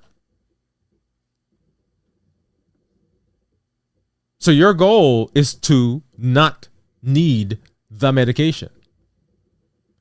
And so that's what we're doing, saying, hey, there are these medications here that I'm on. How do I decrease my requirement on that medication? I got to lower my blood sugar. How do I lower my blood sugar? I've got to do the things that are necessary to get it down. Now, why did I pick fasting as the first tool that I taught you? I picked fasting as the first tool that I taught you because fasting is relatively simple. Right? So if I say to you, hey, I want you to, for the next 30 days, I want you to cut the amount of food that you eat by 35 grams of carbs per day. Or I want to cut back 500 grams of carbs, 300 grams, whatever the number of grams of carbs per day. So for 30 days, you're going to go and you're going to get your food and you're going to say, oh man, is this 30 grams? Is this 50 grams? Is this 100? Is this 1,800 calories? Oh man, I ate half a cookie. Is that half a cookie like 2 calories or 10 calories or 5 calories? Okay, I'm going to go exercise. I'm exercising. Oh, did I exercise 500 calories, but I ate 600 grams or calories? Right? Do you see? Not that it can't be done, and there are a lot of apps that we use. Once again, I will show you some apps that I use. But yes, perfectly doable. There are a lot of people who do that. I've got some folks in my that I see, that I work with, and they are meticulous, y'all. When I say meticulous, like if there is an extra crumb of cookie on the plate, they've recorded it. They can tell you to the second how long they exercise. They can tell you, how many drops of sweat they wiped off. They are on it, and they are grinding, and they are doing it, right? They're in their peak, and they love that. That's what they do. But for all the rest of us, and I'm putting myself in the category of all the rest of us, to be able to do that, right? And to be able to sustain it, because remember, we're not doing anything just for today or tomorrow or even for this year. We're doing something that we want to do forever. To be able to do that can be sometimes challenging. And let's just say that, okay? One of the issues with the way we manage diabetes, the way we manage weight, is we pretend that all the stuff that we talk to people about is simple and easy. That, it's kind of like Superman. Like you step in the phone booth, right? And you come out the other side. Or you close the door and you come out and you're like changed. Right? And I want to say to you that that's not the case. It doesn't happen like that. It starts and stops. In fact, let me go back and show you, and you guys have seen this graph before. And I continue to show this graph because it is an example, y'all, of my struggle. Okay? And the struggle that I have has to do with weight.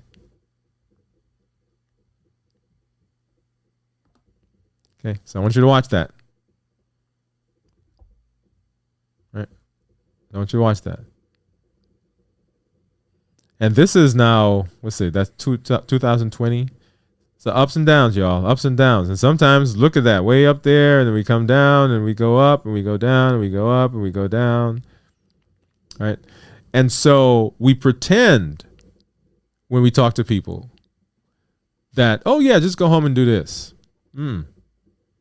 Because life happens.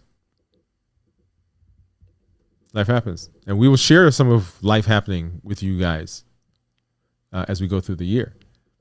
So the reason I chose fasting is because let's assume that you decided you're going to implement, and this is what I'm proposing to all of you as we begin.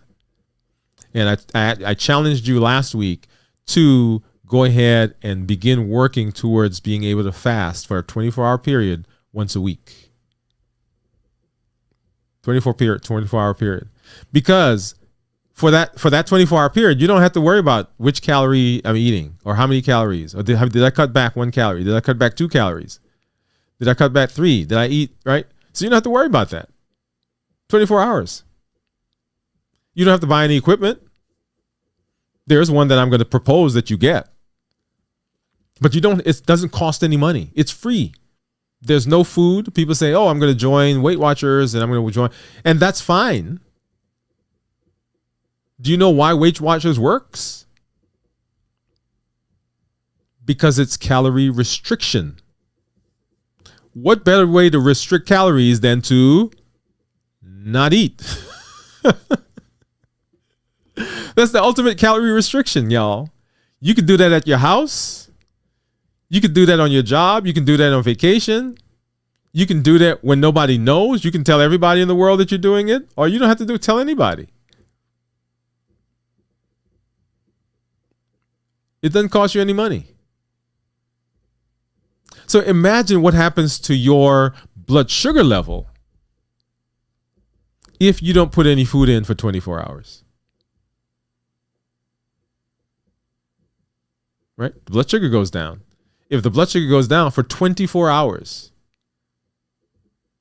the body doesn't have to produce that much insulin. And if you do that, maybe that day you don't have to take any medication. So simple process. Now, there's a nuance to that we'll have to talk about, right? And notice I say I want you to do this at least 1 24-hour period per week, right? So that's 4 days out of the month that you're fasting. During the fast, there are some things that you're going to be paying attention to. Right? You're going to be paying attention to how your body responds to stress, how your body responds to fatigue, how your body responds to the habits that you have, right? Because there are some times when you're fasting, you're not going to be hungry, but you're going to be pulled to eat. And you're being pulled to eat because everybody at your job just got up and they're going to eat. Right? We've been socialized. You're pulled to eat because you're up late at night working on a project. And while you're working on a project, you want your mouth to be moving. You want to be doing something, right? So we're programmed to eat. You eat because you're stressed. Oh, I can't think about that right now. You walk into the kitchen, into the pantry, grab a bag of chips. So during that 24-hour period, you're going to be learning your body. You're going to be learning the signals. What are the things that push you to do and eat various things? So 24-hour period. Now, let me say to you that the 24-hour once a week is just a start. Okay? But for some of you right now, you're on one glipizide, you're on one glimepiride, you're on one glyburide, right? You take, a 100 milligrams of sitagliptin, which is, one of the, I guess I'll start calling let me just say it. So you're taking a small dose of Januvia or Onglyza or one of those. And when you fast for that 24 hours, your average blood sugar becomes what you need it to be.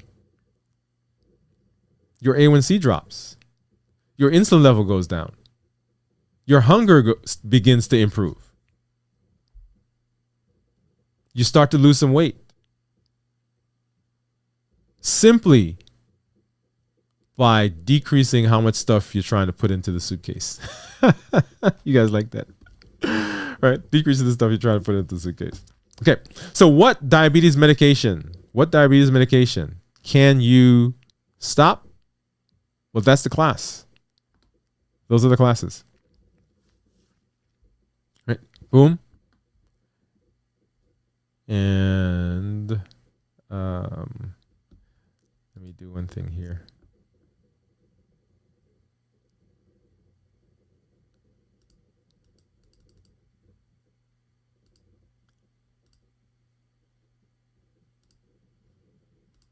and boom. So, what is your plan? Or what do I want you to do? All right. What I want you to do? Hang out for just a minute, and I will tell you. In the meantime, I want to do a little commercial here, y'all. So if you are out there, right, if you have not done so, if you've not shared with the people in your lives what we're doing, what I'm doing here on the channel, I want you to do that. All right. I want you to let them know that here on this channel, the goal for this year is to get off diabetes medication, to put their diabetes in remission. And for those people who have polycystic ovarian syndrome, those people who are overweight or obese, those people who have metabolic syndrome, those people who have high blood pressure, high cholesterol, they're at risk for coronary artery disease, they've had a stroke, this information works for them as well. Right? So my first ask for you is that you share this with them, right? Put this video, right? All the videos that we've done so far. And I want you to look at the shows that we've done where we walk through the fasting. And the first tool that we used, the first tool that we taught you was the fasting. Right? There are a lot of other things we're going to come back. We're going to add some more things to the fasting.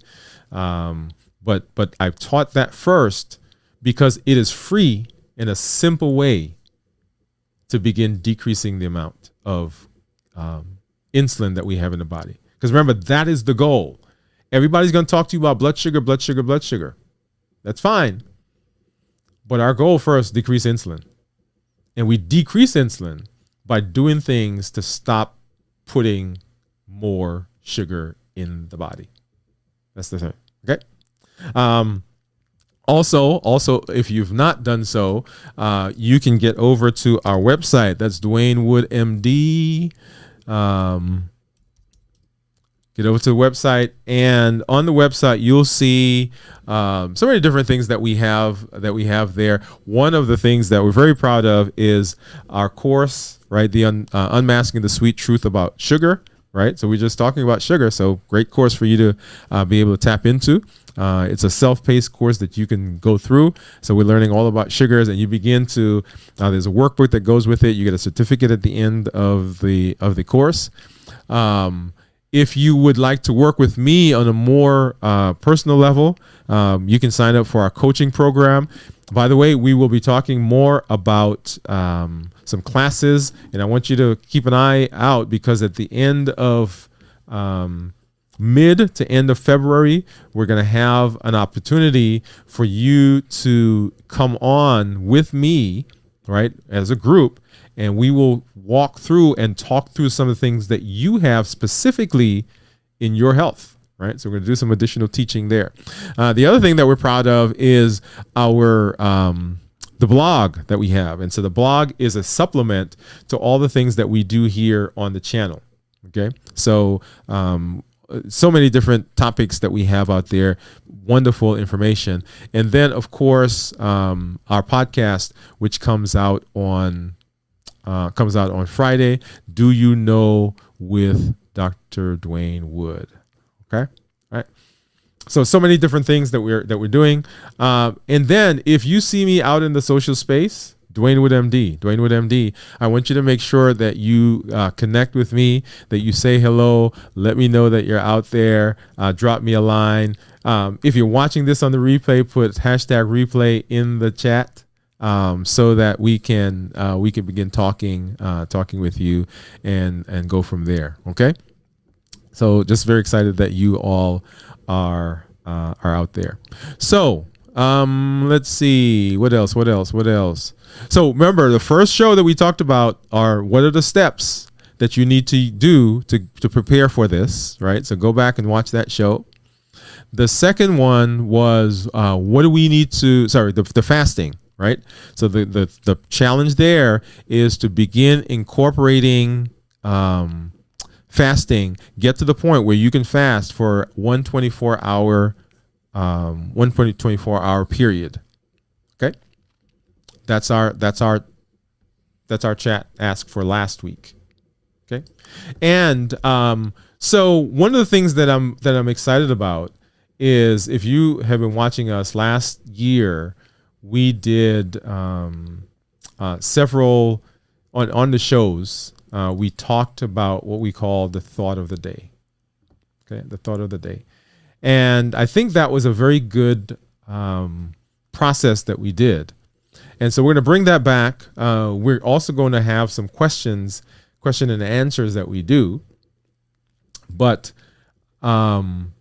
if you have some things that let me back up. Part of the process of managing diabetes is to take care of our overall health. Talking about things like sleep and stress and motivation and mindset. Okay? So I want you to make sure that you are taking care of the entire you. So let's talk about our thought of the day. And the quote for our thought of the day today is, life is not merely being alive, but it's being well. Life is not merely being alive, but it's being well. In the context of diabetes management, this takes on a special meaning. Let's talk a little bit about that. What it truly means to be well, not just in body, but in every aspect of our lives. Right? In managing diabetes, it's easy to get caught up in the numbers, blood sugar levels, medication doses, physical symptoms. But wellness is more than just physical health. It's about mental health. It's about emotional health. It's about social connections. It's about finding joy in everyday life. How can we shift our focus from merely surviving, as Maya Angelou said, to truly thriving? What we want to do is we want to integrate and implement several things. So one is mindfulness, and the other is taking care of our emotional well-being. Living with diabetes can be stressful, and the stress can affect blood sugars. It can cause it to go up, literally, y'all. And it can affect overall health. Stress can cause high blood pressure. Stress can lead you to the point where you can actually have a stroke. Integrating mindfulness into your practice of living is like medication. You can do meditation. You can do deep breathing. They can help to manage stress. And then acknowledging and addressing our emotional health is critical. Building a supportive community, and we've talked about that. Wellness thrives in community, sharing experiences like we're doing right now, looking for support, learning from others, letting other people let you know what they do. How are they being successful on their journey with diabetes? Whether it's joining a diabetes support group, participating in a community event, or simply connecting with friends and family, building a supportive network is a key element to wellness. As we come to the end of this thought, I encourage you to take a moment to reflect on your own wellness journey. What steps can you take today to enhance not just your physical health, but your overall well-being? Remember, being well is a holistic journey, one that encompasses mind, body, and spirit. Let's take these steps together. And that is our thought for today. Yeah. All right. So our challenge for today, what do I want you to do? I want you, if you are currently on any secretagogue, that's a medication that we talked about tonight, or you're on insulin, right? You guys knew that part was coming. Okay. If you're on a secretagogue, one of those medications, or you're on insulin, I want you to talk to your healthcare provider and say to them, hey, I want to get off of this medication. how can I do that? Or better yet, I want to get off of this medication. This is what I plan to do. Right? So if you're one of my patients, come to me with a plan.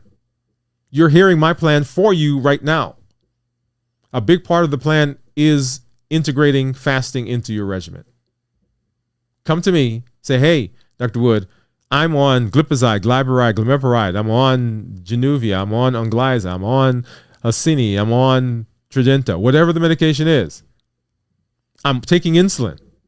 I want to be able to get off of it, and this is my plan. I'm going to be fasting 24 hours a week, right? For 1 day a week, right? Let's see what that does to blood sugars. Now, I'm going to pause here and I'm put a big pin, a huge pin.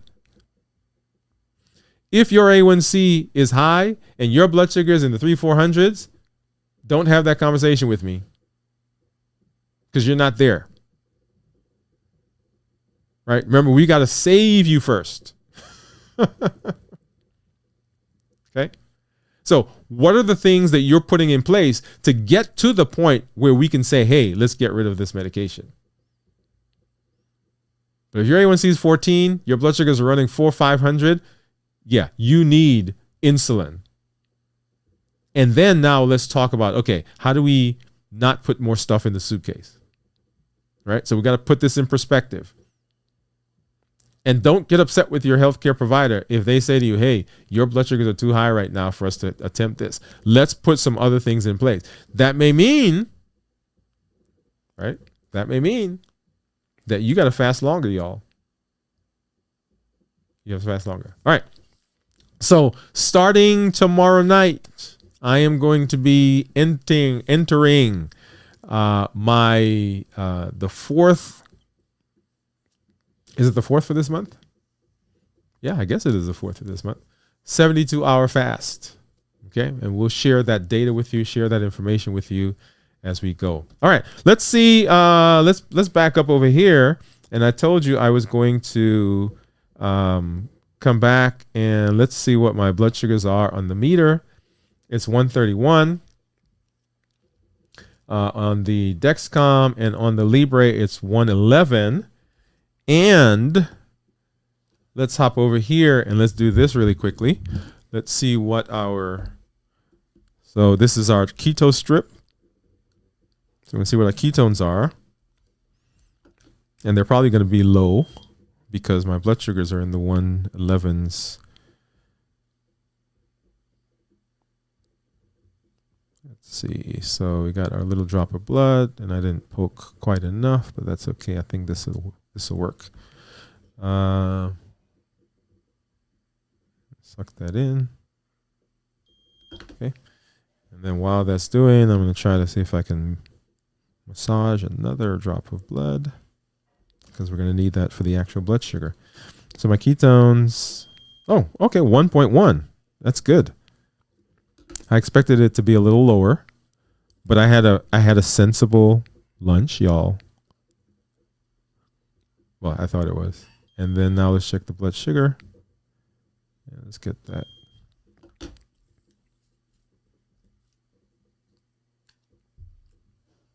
Okay, so 109, right? That's kind of in keeping with what the other monitors are saying, right? So this one says 111. So now let's hop over to our Keto Mojo app, right? And let's get that to, it'll suck it in here in a minute.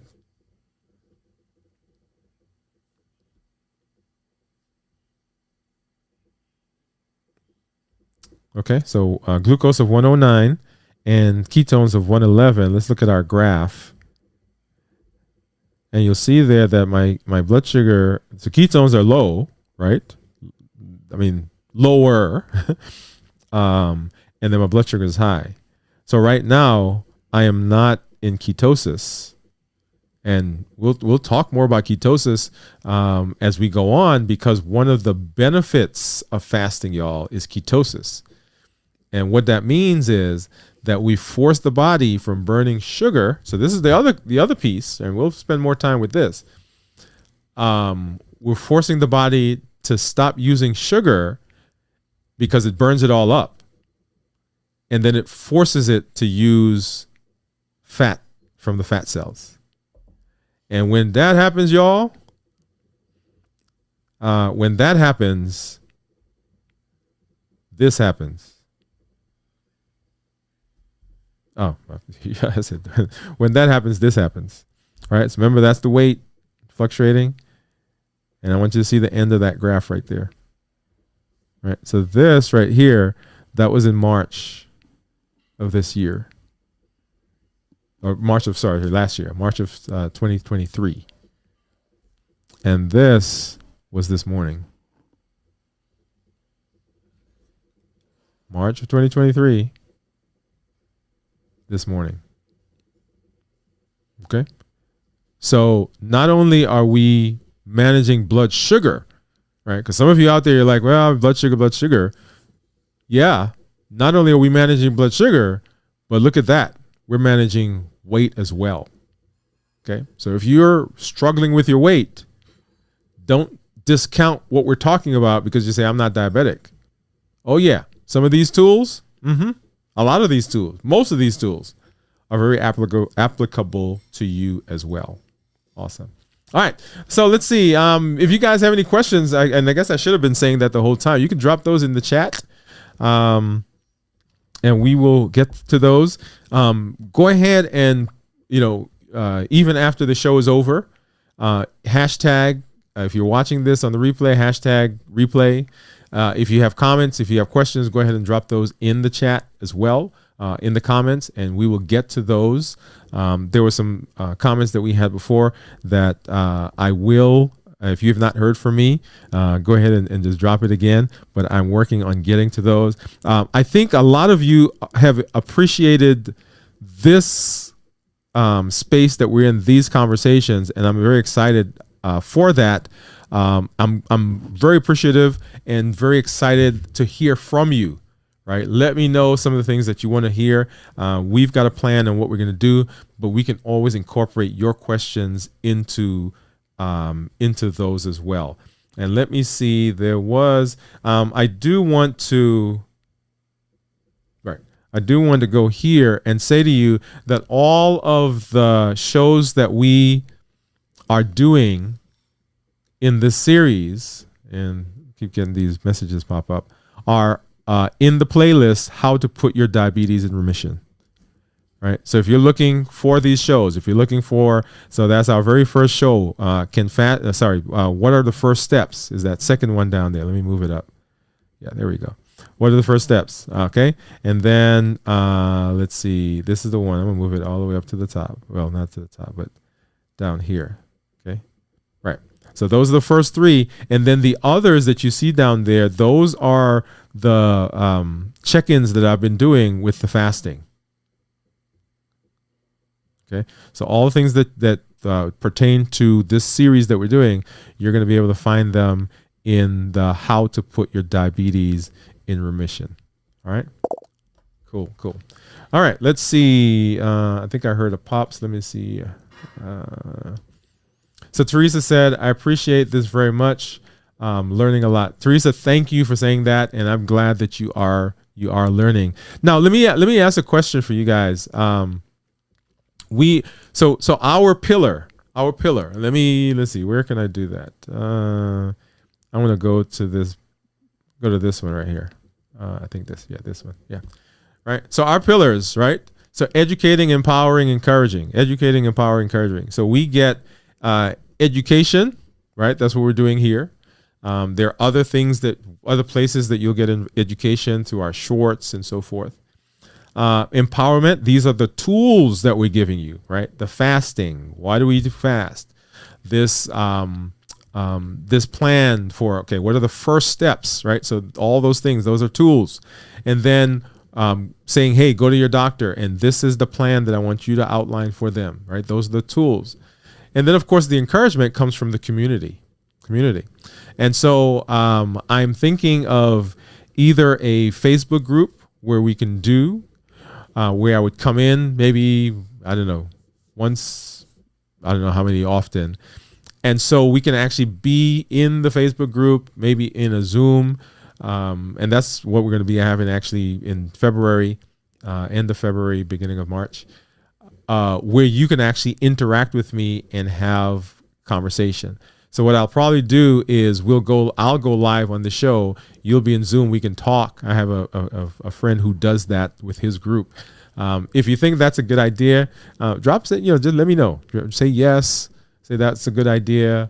We'll ask. We'll send out. We'll get some more feedback from other people on what they think, how they think that will work. Okay. All right. So as always, I am here because I love doing what I do. And you guys actually get a snapshot into my life. People say, why do you do this? I say, I do this because it's therapy for me. It's therapy for me, right? So I get you guys keeping me accountable. I get to share knowledge with you, and I get to hang out with you. I mean, I love just hanging out with you and being here and doing this. Okay.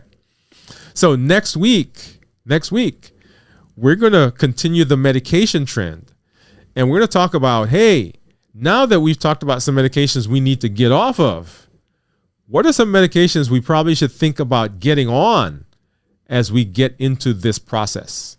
And the reasons I think about that. I think that's be a good idea, right? Because you're saying, wait a minute, Dr. Woode, we're trying to get off medication. Why are you trying to get us on some medication? Well, there's a method to the madness. Okay. So one, the first steps, make sure you watch that video. Number 2, fasting. We're going to do 24 hours once a week. Number 3, talk to your doc about getting off of any of these secretagogues and insulin, and then come back next week. We'll talk about some things that I think you should be on. All right. And so I see some things out of here. Gary says, yes, sounds great. Sounds good. Mr. Riley says, sounds good, doc. And Teresa says, good idea. So I like that. Okay. So we're the quorum right here. So we made that decision. Okay. Well, guys, thank you. This is Dr. Dwain Woode. That's Wood with an E. The E stands for endocrinology. Here on the channel, I educate, I empower, and I encourage you to take charge of your health, your life, avoid complications, and go to the next level, creating the life you've always wanted. And in this year, y'all, new year, new you. Good night. We'll see.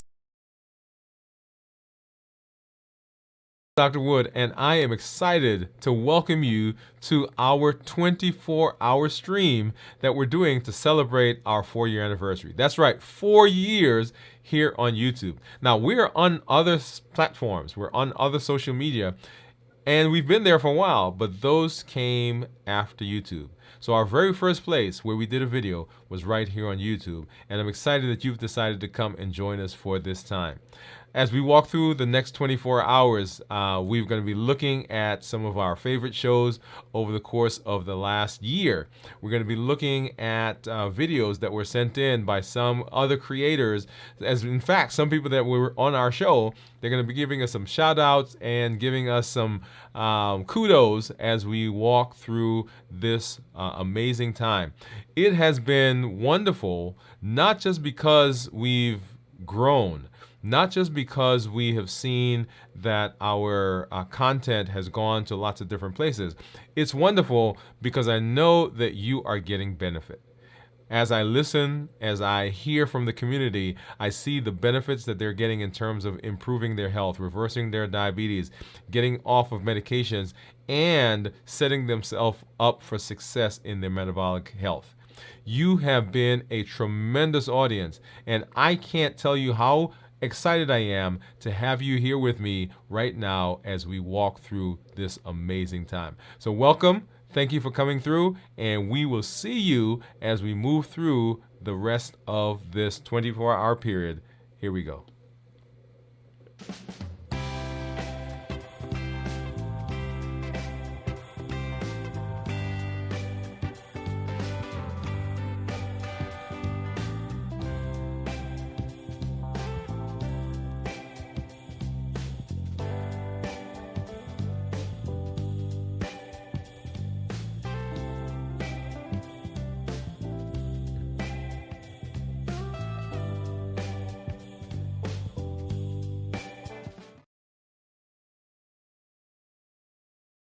Happy Monday. Hopefully you had a great day, a great Monday, had a great weekend, and are just excited to be here tonight. I know I am. If you've been following the news in any respect, you know that diabetes is a huge problem. You know that we have pandemic size issues with diabetes. Diabetes is a leading cause of heart disease. It's a leading cause of blindness and amputations and renal dialysis. It is a major cause and a major source of morbidity and mortality. And it is a major source of cost. And we are in this space talking this year about the new year, new you. How do we put diabetes in remission? How do we reverse diabetes? How do we get off of some of this medication? And that's where we've been heading. And tonight, we're going to talk about some medications that you may want to talk to your doctor about starting. That's right, y'all. We've been talking about getting off medication. We've been talking about getting rid of things. We've been talking about reducing, but maybe there are some medications that we can use to help us bridge the gap as we move in that direction. And that's what we're going to be talking about tonight. In the news, they've been talking about this medication in a different way. And we're going to spend some time talking about that as well. If you're new to me, I'm Dr. Dwain Woode. That's Wood with an E. The E stands for endocrinology. Here on the channel, I educate, I empower, and I encourage you to take charge of your health, your life, avoid complications, and go to the next level. And in this year, new you. And I welcome you. If you're new, go ahead and put new in the comments because we would love to say hello and give you a hand clap and some music.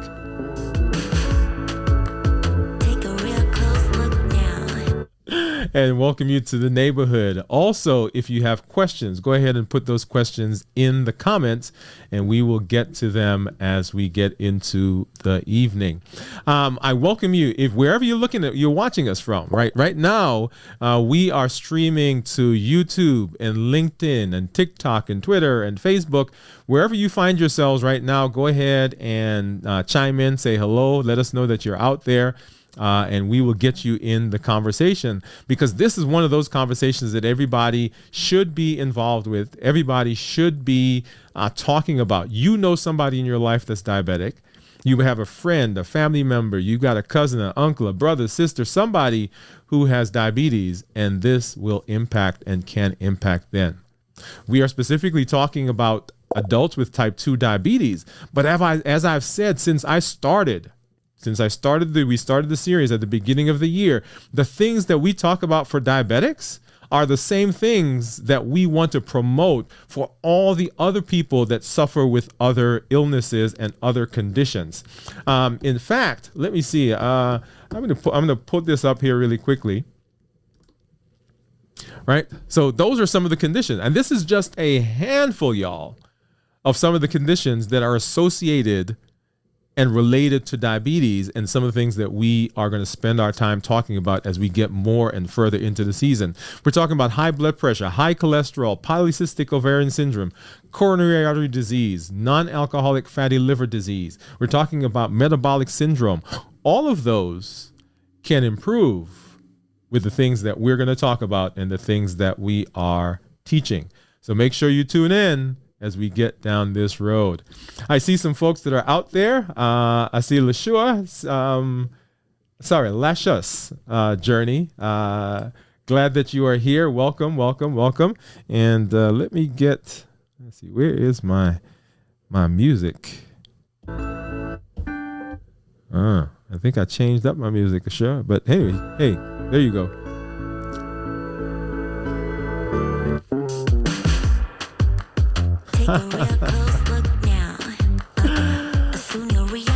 All right, and I see Dr. Bryant Taylor. Hey, man, welcome to the show. Give him a hand clap right there. And then, of course, we've got Jeff. Hey, Jeff. Jeff is one of our regulars. Thank you for being here. Thank you for coming on and hanging out with us. So, y'all, let me say, I'm excited. As you know, the way we do it, we're going to show you some numbers. So we got to do that as we get through the show. And so I'll go ahead and will pull up so you can see glucose monitors. I've got my blood sugar monitors, my ketone monitors over here. You see on the screen, I've got the reports. And then on my phone, of course, we've got our Dexcom and our Libre so that we can see what some of the numbers are as we move into the show. So we'll come back and we'll talk about that. And you see right there, my Libre says that my blood sugar right now is 112. And my Dexcom says it's 116. We're going to go ahead and also check our ketones because we want to know what those are. As you know, I ended my 72-hour fast on Friday evening, and I came on last night. We talked about one of the things that happened with me, but we'll share those with you as we get further into the show. All right. Well, why don't we hop over? Why don't we go ahead and let's do a little background work because we got to get there. We got to get there, y'all. Diabetes, 430 to 460 million people around the world who are suffering with diabetes. You know the numbers. We're talking about 500 million, almost 500 million. And they're telling me that as the diabetes levels have gone up, we see a corresponding increase in obesity, right? That's weight. So very allied with diabetes is this idea of insulin resistance and increasing weight. In the United States, there are 88 million people, a little over 88 million actually, who are pre-diabetic. These are people that are heading in the direction of diabetes. And we've not been able to curtail, we've not been able to stop it. It just keeps getting bigger and bigger and bigger and bigger. And perhaps one of the reasons that it's getting bigger is because we're having the wrong conversation. Maybe we're having the incorrect idea of how things work. And so we're going to spend a little time doing some background, and we're going to come talk about these medications here in a minute. So when we think about diabetes, when we think about food, the idea that we have is that we eat food, it gets digested, and it goes to create energy. Right? So everybody says, hey, I'm feeling weak. I must be hungry. Or I didn't eat today. Or somebody feels faint. And we say, oh, did you eat? That's the first question we have. Did you eat anything today? you know how we do, right? And so we have this idea that food, digestion goes to energy.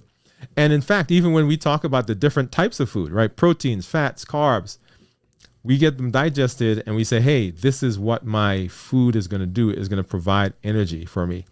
And that is really a surface understanding of how things work. In fact, when we talk about food, anytime we're eating, the food that we eat turns a switch. So the food that you put in your mouth, when it goes into the body, when it gets digested, a switch gets turned. And the guy that controls the switch is a hormone called insulin. And insulin comes out from the pancreas. Insulin is the hormone that has been the culprit in diabetes, right? So everybody's heard of insulin resistance. You know, you've got cousins, brothers, sisters, co-workers, somebody you know who's probably on some insulin. But insulin has a very unique function in the body. Not only does it help to bring blood sugar down when we eat, not only does it help to regulate blood sugar, because that's why we give it. That's why we give people who are diabetic insulin. But insulin also is the guy in the body that makes the determination of what happens to the food. Does it go for energy or does it go to storage? All right. Does it go to energy? Does it go to storage? And insulin makes the decision about that based on what's in the food. You could think of it kind of like, so I traveled recently. And we got, the pre-check. When you travel, and some of you may have gotten pre-check or clear or whatever it is they have now. And so you show up, and if you don't have a pre-check, you go to one line. And when I look over that line, that's that long line that comes down and wraps around and round and round and goes down the hall, around the corner, down the stairs, right? So that's the line. That's the line in the airport. But if you have the pre-check, they take you into a different line, and sometimes they take you along the track of the same line and you get up front. So the pre-check allows you to go to one line. If you have it, you go to one line. If you don't have it, you go somewhere else. So that's what insulin does. When insulin looks at the food that you eat, it makes a determination of what happens to the food. Either it's going storage or it's going somewhere else. And the thing that insulin is looking for is insulin is looking for glucose. Come on. Let's say it. So when glucose comes into the body, your insulin, when sugar comes into the body, sugar, people say, oh, maybe I'm eating some different types. So let's go through them. So glucose, lactose, which has two types of sugars in it, that gets broken down into glucose, right? Fructose, all the different names of glucose and sugar that we've talked about, high fructose corn syrup, molasses, brown sugar, refined sugar, right? All the oses, right? Maltose, dextrose, all of those, when they come in the body, then they signal the body to produce insulin. And when insulin comes out, insulin says, hey, that stuff that we're seeing right now, I'm going to store it. That's insulin's job. When it sees sugar, it stores it. That's the signal. So anytime you're eating food that is high in carbs, then that signal says, hey, this is going to storage. Got it so far? Right? So let's go into storage. So let's hop back over here. So we're making that decision. Are we going storage or are we making energy from this stuff? And as we store it, then it gets put in different places. Now, the liver is only so big. It can only hold so much. So when it becomes stored in the liver gets full, then the body has to take it and put it somewhere else. And the somewhere else is over the different places in your body. So it puts some of it in your muscles. It puts some of it in your fat cells. And I've commented before here on this show, and I had a lady in the office. I said this to her, and she's like, "No, Dr. Woode, that's not true." I said to her, and I'm gonna say it to you: do you know that right now you have the same amount of fat cells in your body that you were born with? And she said, "No, that's not true. There has to be more." And I said, "No, it's not more. What happened is we just put more stuff in it, right? We put more stuff in the fat cells." We put stuff in the pancreas sometimes. We put, those glycerides, triglycerides, those fat cells. Yeah, they're floating around the blood. They get into the bloodstream and they go into the vessels. Now, I want you to notice as I'm describing where this is going, you can begin seeing the disease process that comes as a result of that. Because if I go to the liver and I pack the liver, then I have fatty liver. If I go to the muscles and I pack the muscles, I've got muscle aches, muscle pains. If I put it in the fat cells, right, now I have obesity. You see? So insulin is the guy that says, hey, I see it. Let's go ahead and we're going to put it into storage. Make sense? All right. Now, what happens in diabetes? And so the model that we've used with diabetes before is this lock and key model. We said, hey, blood sugar comes in, the insulin sees the blood sugar, and the insulin is what decides if it goes into the cell. And that basically is true. But we sometimes leave off the part about the storage. And because the insulin is unable to get blood sugar into the cell, then the body makes more and more and more and more. And that's our definition. That's our description of insulin resistance. But what if along with that idea, there's also this other idea? And I want you to hear me. Suppose we think of your cell kind of like a suitcase, right? And you're putting stuff in the suitcase. And the reason that we can't get more stuff in the suitcase is because the suitcase is already packed. So we keep trying to put stuff. Once again, I traveled recently, right? Went out to California. My son, my wife, my mother-in-law, and I. And we were traveling. I packed my suitcase. And somebody else in our house said to me, hey, I've got this stuff that can't fit in my suitcase. Can you put it in your suitcase? And so I went and opened up my suitcase, and I think I got some stuff in there, but my suitcase was so packed, I literally had to sit on it, y'all, to zip it back up, right? Now imagine if I tried to put more things in that suitcase. Now I want to put it in. The suitcase is designed for it to go in there, but I can't get any more in because the suitcase is already full. And so in order for us to make a decision, what we did, we traveled because we were traveling up to Nashville to catch the plane up there. So we took an extra bag with us and we got up there. And once we got to the parking lot, we stood in the parking lot with the car, with the suitcase open. And then we made a decision about what we could take. So either we need to get more bags, so bigger cells, or we had to decide that, hey, we're not taking some of this stuff with us, right? Or we had to like put the stuff in and maybe get an elephant to sit on the suitcase so that we can zip it up. More insulin. So what's the plan? What's the plan? What's the idea? How about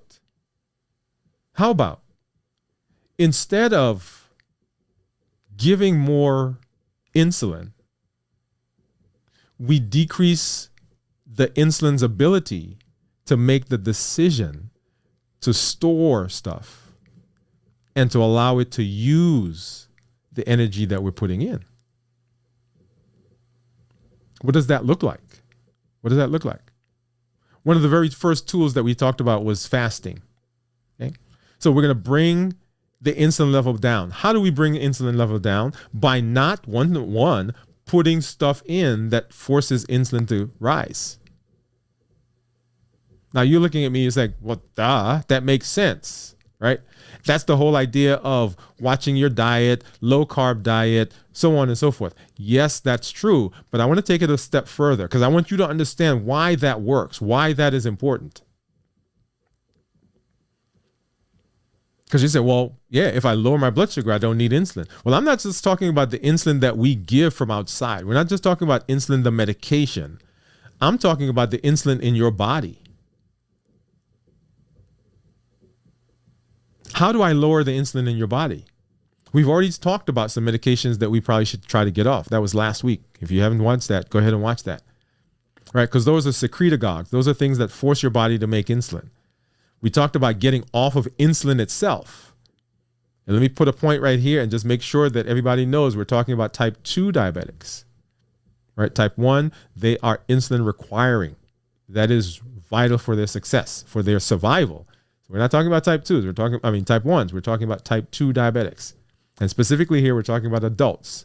Now, there's a whole other conversation for children because we're starting to see, guys, I think my youngest type 2 patient when I she's grown up now, was 6 years old with type 2 diabetes. Yeah. Right. So we're starting to see type 2 in younger and younger and younger folks. So it's not restricted now to the adult population. We're starting to see our kids there. Right. And so there's this whole conversation that we should have, and we probably going to have on a different show about what that means, because everybody is saying, oh, it's genetic. Well, wait a minute. How quickly did genetics change? How quickly did our genetics change? Because if you go back 50 years, 60 years, 70 years from that, from previously, we didn't have this problem. And are we to believe that our genetics changed over the course of 70 years that drastically? Anyway, that's a whole nother conversation, right? Okay. So what we want to do is we want to lower the things that we put in that cause insulin to rise. Because when we do that, the body is able to use the insulin that it's making more efficiently. And that is called decreasing insulin resistance. Let me go through that again. So if I'm putting stuff in the body that are low enough in the signal to the body that, hey, you got to produce more sugar, more insulin, right? Because remember, higher sugar, higher glucose, more insulin comes out. More insulin comes out, more storage, weight. And as the weight goes up, of course, the whole idea of insulin resistance goes up. And so the blood sugars rise and rise and rise. So if I put something in where the body doesn't have to produce as much insulin, then my body's response to the insulin that it makes is improved. That, by definition, is decreasing insulin resistance. So we talked about fasting as a way to do that. Okay, so let's move on. Let's move on. So the fed state, the fasting state. So glucose comes in, we digest it, insulin comes out, and insulin is the thing that converts it to energy or stores it depending on what we have. Now, here's a and let me see, maybe let me pop back over, and I want to go back to my my discussion from yesterday. Let's see. Let's go back to this guy. All right. So I want you to notice right here.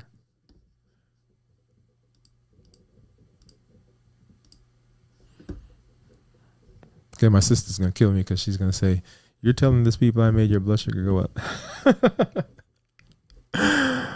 She didn't do it. I made the decision, right? So look at right there. So here I am, right? So this is Sunday. Let's see. Let's go back to Friday. So Friday. So this is where I broke my fast, right? It was a 72-hour fast. So right here about 6:45. Okay. And blood sugars, I mean, that's what? Okay. So yeah, so about one. So we started out down here 79, up. Right. So we're going 80s, 90s, 120s, 130s, 100s. Now, I want you to notice this is no medication, right? So the body is doing its thing. The body is doing its thing. All right, here we rose because my sister came. She cooked. I ate. We got up to 194, y'all. Okay. And then we dropped back down. And then on the way to the airport, we decided we we're going to stop off. If you didn't know, if you didn't hear that story, go watch the show from last night. Right? Go watch the show from last night. And you'll see what happened. And look at that, 246. So what do you think happened to insulin at that point? Right? Insulin spiked up. So what I'm saying is, if we don't put things in that forces the body to make insulin, the body is well able to manage on its own. Right? And then look at today. Right? So this is today. Look at that. And I dare say to you that the result that you're seeing right here, these results for today, are a consequence, or I shouldn't say a consequence, they are the benefit of the fast that I did 3 days ago. Right? So my body is still in that adjusted phase. And we'll see what my other numbers are here in just a little while. Okay. All right. So let's put things in. Let's put less things in. So that's the whole idea of the refined carbs and so forth. Okay. All right. So let's get to what I want to talk about tonight. So everybody got that so far. So put less things in. Put less things in. The other thing that we can do is we can get rid of, we can decrease the blood sugar in another way. That's the whole idea of exercise. So we are trying to do things without the use of insulin, right? So first of all, we got rid of insulin itself. We discussed that last week. We got rid of the secretagogues. Those are the things that force our body to make insulin. Now we're putting less refined carbs in. And actually, the reason that I brought that slide up was a minute ago, is the spike that you see in blood sugars is directly related to how intense the body sees the sugar. So the more refined the sugar that you eat, the bigger the spike in insulin. The more refined the sugar, the more refined the carbs, the bigger the spike that you will see. So that if we're not putting in those highly refined things in the body, then we get better insulin response. And then the insulin, because the blood sugars may not spike that high, we don't get as big a spike in our insulin level. If we don't get a bigger spike in our insulin level, then the push to store is lower, and some of that gets pushed over to energy. Okay? So we're decreasing our carbs, we're watching our diet, and we're fasting. So those are ways that we're going to use to bring our glucose down. If we bring our glucose down, we bring our blood sugar down, our insulin down. If we bring our insulin down, we improve our insulin resistance, and we improve our the side effects of insulin. All right, so that's the basis of the rest of the conversation that we're going to have as we move forward. Okay. So once again, just an example, as blood sugars go down, blood sugar is that graph that you see on top. As blood sugars go down, the insulin corresponds to that, because insulin cannot, y'all, insulin cannot stay high if you have low blood sugar. This is the body's normal response. So I was talking to someone today in the office, a patient, and she was saying, hey, my blood sugars dropped, and I felt kind of fuzzy-headed, lightheaded. One of the reasons that happens is because we still have medication on board that's pushing our blood sugar down. If we didn't have medication on board, when your blood sugar dropped, the body would essentially turn your insulin off, and you would not feel that. But because the medication is still there, the medication is still driving the blood sugar down. And because we're used to being higher in our blood sugar, we feel that a lot more. Okay? All right. So glucose level, right? So here's another interesting slide that's going to be a benefit for us later on. So as blood sugars go down, so does the insulin. But as insulin goes down, the counter hormone to insulin goes up. That's called glucagon. So insulin says, hey, store it. When insulin goes down, glucagon comes out, and the glucagon says, hey, now I've got to use that stuff. I've got to use the blood sugar. That's why for those of you who take insulin, you get prescribed that glucagon pen, because the glucagon pen, when your blood sugar goes down, you give some glucagon, and glucagon goes into the body and it finds sugar. It breaks down the glycogen that's stored in the liver, and it pumps it into the blood so that your blood sugars come up. And of course, we have all the toxicities, right? So the triglycerides that are formed when insulin is trying to store things, that's where all of those different things go, right? So lipotoxicity, that's the toxic levels of the lipids. The beta cell becomes dysfunctional because now we're putting fat there. And then other components, so the other parts of the body, the liver, right? So fatty liver and so on. All right. So, and then of course, all the disease processes, and we've talked at length about those. So what I want to do is I want to say, hey, how do we decrease the sugar? And we've talked about several ways, but this brings us to the medication. Now, as I've said, and you've heard me talk about it here on the show, that our goal is reversing diabetes. Now, notice I use the word reverse, right? Because you usually hear me say remission. I'm putting the diabetes in remission. The words are being used interchangeably. And the reason I like the remission version of that word better is because it gives the impression, rightly so, that your diabetes is controlled. You may not be, you're not on any medication. That's what remission means. That you have good blood sugars, you're not on any medication, and there's actually a timeline how long you have to be off of medication with good blood sugars for you to be considered to be in remission. The reason I like that idea is because when we talk about reversing diabetes, people they think that, oh, my diabetes is gone, and so now I can do whatever I want, and the blood sugars are going to stay good. And that's not the case. Okay? But we're going to use those, you'll hear me use those words interchangeably, but I want you to understand, if you hear me use the word remission, it's because I want people to understand that this is a lifestyle that they've got to adopt. Okay? All right. So yes. So let's talk about the medication, right? So one of the ways of decreasing sugar in the body is with the use of some medications, and these are called SGLT2 inhibitors. SGLT2 inhibitors. And the SGLT2 inhibitor class is a class that the question is, can we use some medication to help us bridge the gap as we move in the direction of remission, reversal, improve blood sugar control? And so the first group of medications I want to talk about are these medications that are called SGLT2 inhibitors. SGLT2 inhibitors. And these medications work by basically taking sugar and they put the sugar into the urine. Okay, and let me pull that slide up here really quickly. So for type 2 diabetics,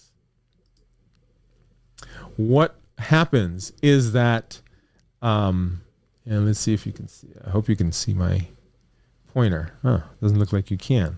But anyway, you see the big part to the left there? That this is basically a part of the kidney, and you don't have to look at all the wires and all the arrows. But right there at the top, at the left side, is where your blood goes into the kidney, and then the kidney filters it out, and all the way at the other end, to the right side of that graph, down at the bottom, the blue line or the blue arrow is where your urine is coming out.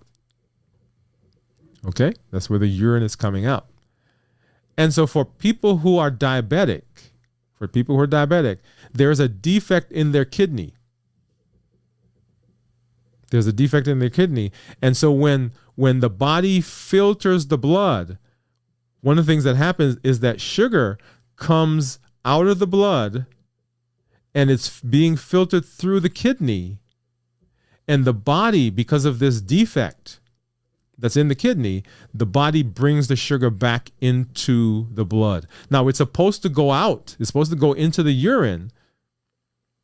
But because of this defect, the body pulls it back in. And so you end up having higher blood sugars than you should. You got that so far? So because of this defect, the sugar that should be not coming back into the body ends up coming back into the body, and it doesn't get put into the urine. And this medication, what it does is it stops that process, or it fixes that process. And it allows sugar that's in the body that now gets put into the urine to go into the urine, and it stays out there. Now, notice that this process does not use any insulin.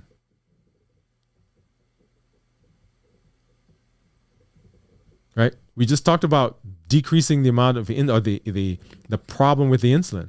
So we just took some sugar out of the body. We put it in the urine. It's gone. So the amount of insulin that you've got to take from outside, that is insulin shots, or the secretagogues that you have, which are forcing the body to make insulin, or your body's seeing the sugar that's high and deciding to make more insulin, decreases. And that's the point. That's the goal of what we're doing as we head to remission. Because we got to get rid of the sugar somehow. Now you're saying, wait a minute. So we're going to get on medication to get in remission? And the answer is yes. Because the idea in this model is not that we're on the medication and that's it. Right? In the old model, we'll say, hey, your blood sugars are high. This is going to be a chronic thing. This is going to be a forever thing. So you just take this medicine and you keep taking as much as you need to get those blood sugars down. Now what we're saying is, hey, let's figure out how to get rid of some of the sugar so that we can deal with the defect. And the defect is an insulin issue. When we deal with the defect, we have all the benefits of decreased insulin. Better insulin sensitivity. Right? So now the insulin becomes sensitive. It works. Whatever your body makes works. We stop shuttling energy into those storage places, liver, fat cells, pancreas, right? So all of those disease processes improve.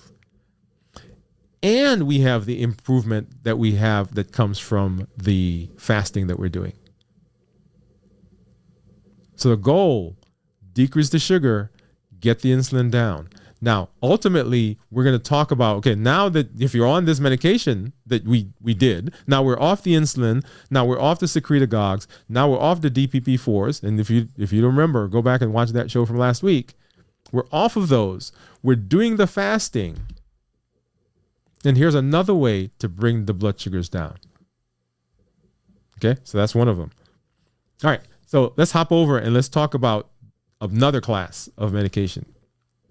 And this class of medication, like I said, you've heard, you've seen, and this is what everybody's talking about that's helping people lose weight.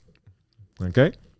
Well, actually, before I do that, let me talk to you about what some of the names of these medications are.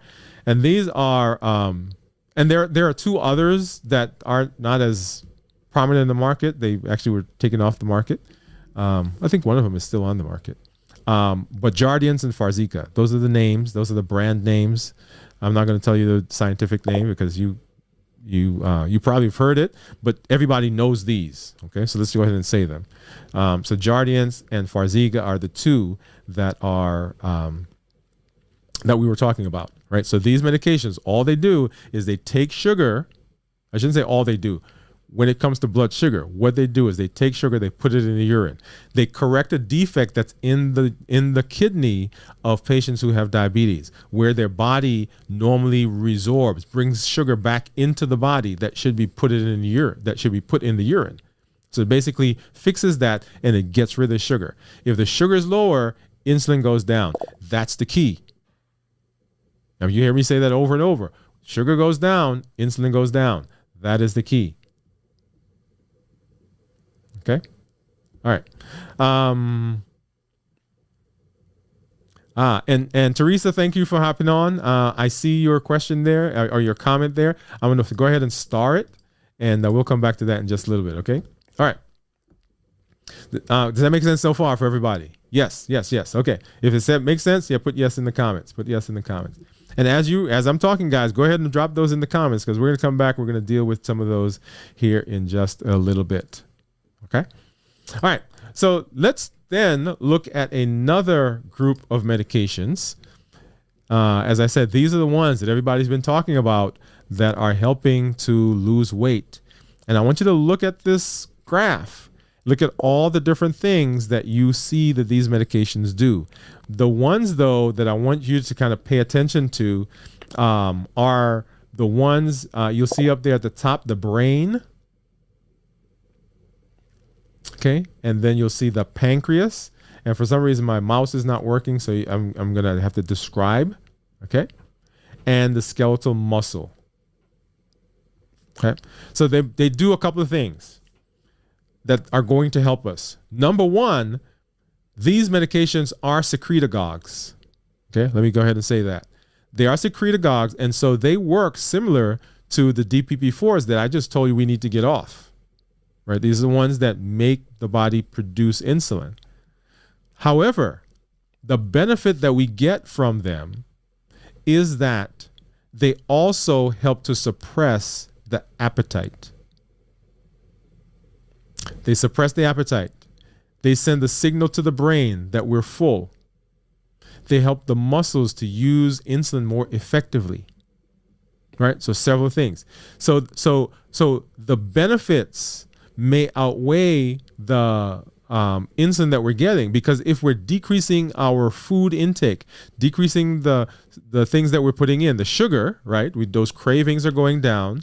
If the cravings are going down, the insulin level, the blood sugars are going down. If the blood sugars are going down, the insulin level is going down. And ultimately, our goal is going to be, right, during the process of being on these medications, during the process of fasting, right, we're going to be learning some ways to manage our blood sugar, manage our food, manage our cravings, so that when these medications go away, we can process that on our own. Okay. Now notice what I'm saying. So they are bridges to where we need to go. So we're not saying, hey, you're going to be on this and this is it. We're saying, how do we, because we've got a strategy, y'all, right? We've got a strategy on how we're going to do this. And the strategy includes, hey, how do we get off of this medication? And these medications, as I said, they are one of the ones that help with our weight. Right? So everybody's all excited about that. So it's great. You know, you get that tummy, you get rid of that fat. Now, the guy that's on the left, that abdomen that you see, that abdomen comes as a direct result of insulin resistance. Insulin resistance. This is a good place. Let me do this. I'm gonna hop over. Let me come back here so you can see me full screen, because I want to make this point. If you are, if you stand up, and I'm gonna stand up. If you look down and you see your tummy, then you've got insulin resistance.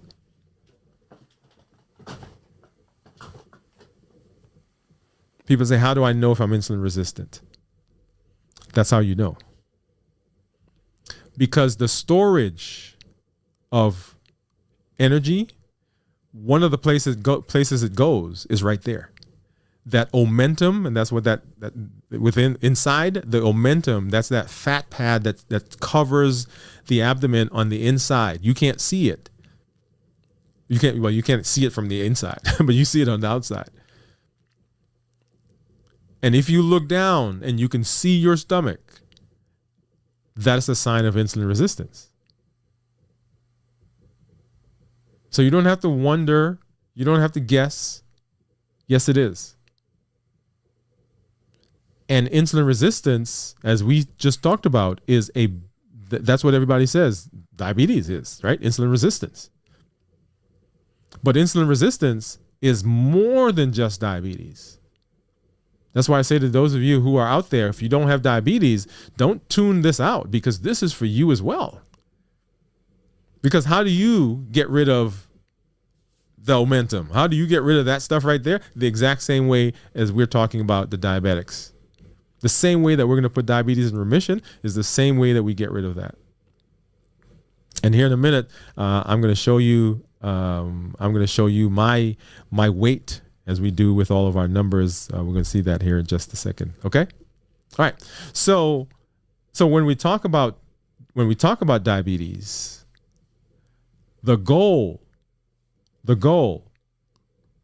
one of the primary goals is how do we get the insulin down? And we get the insulin down by getting the sugar down. How do we get the sugar down? 1, by fasting. 2, by getting rid of sugar. And how do we make it through the fast? And how do we deal with those cravings? Maybe the GLPs are a way of doing that. Okay. And those medications are Ozempic, and everybody's probably heard of Ozempic. There is also Byetta, Bydureon, Victoza. Rybelsus is the only oral form of that class right now. And then Mounjaro has a GLP in it, but it also has another component, right? So it's a combination of things. All right. So that's the question. That's the explanation. We're going to come back and I'm going to tell you what my opinion. So I'm just giving you data right now, right? I'm just giving you data. I'm come back. I'm going to tell you my opinion of those, what I think, right? When I answer the question, should I start taking some of these medications? Should I start taking one of those medications? All right, so let's do this. Let's hop over and let's take a look at some numbers, right? So we've already shown you what the Dexcom has shown. I think, yeah, so that's my Dexcom right now, what it's saying my blood sugar is. And of course, that's the Libre. So let me go ahead and let's pop over, and I want to do the blood sugar here. All right, let's see what that shows. And people say, hey, when you're not doing the 72-hour fast, what do you do? Well, my normal plan is to do like a 5 to 6 hour eating window. So I don't eat anything. Once I stop eating at night, I don't eat anything until I eat in the office with my team, right, or my wife. So I'm going maybe 14, 16 hours when I'm not fasting. But of course, as you know, my fast, I do that. And you see that I do that. That's been a 72-hour fast. Let's go ahead and put this blood on this meter, and let's see what that shows right now.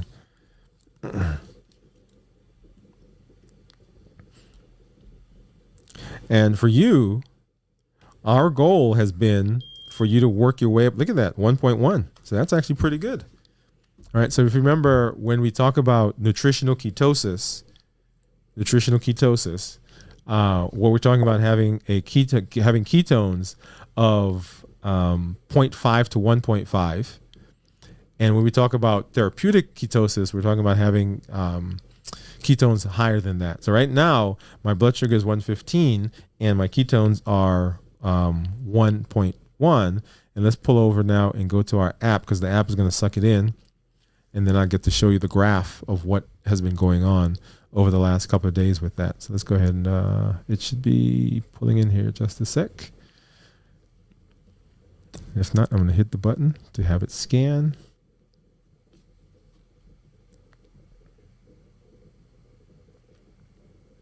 And it says yes, boom, got it. All right, so there we are. And let's take a look at our graph. Because I want you to see here, right? So right there, that was before I broke the fast, right? So that was Friday evening. And so look at that. My ketones are high. My glucose is low. Now, let me pause here, because if you've not been with us, you're like, well, what does that mean? And what does that have to do with our diabetes? Well, when your body doesn't have sugar, it switches to burn another source of energy. And the other source of energy is ketones. And you can measure the ketones in your body, and you can tell when the body is actually using something other than sugar to burn energy. And that's what this is an indication of. Okay. And then you notice that when I stopped fasting, so my blood sugar went up and then my ketones dropped, right? So down here, my ketones are like 0.6, right? 0.7.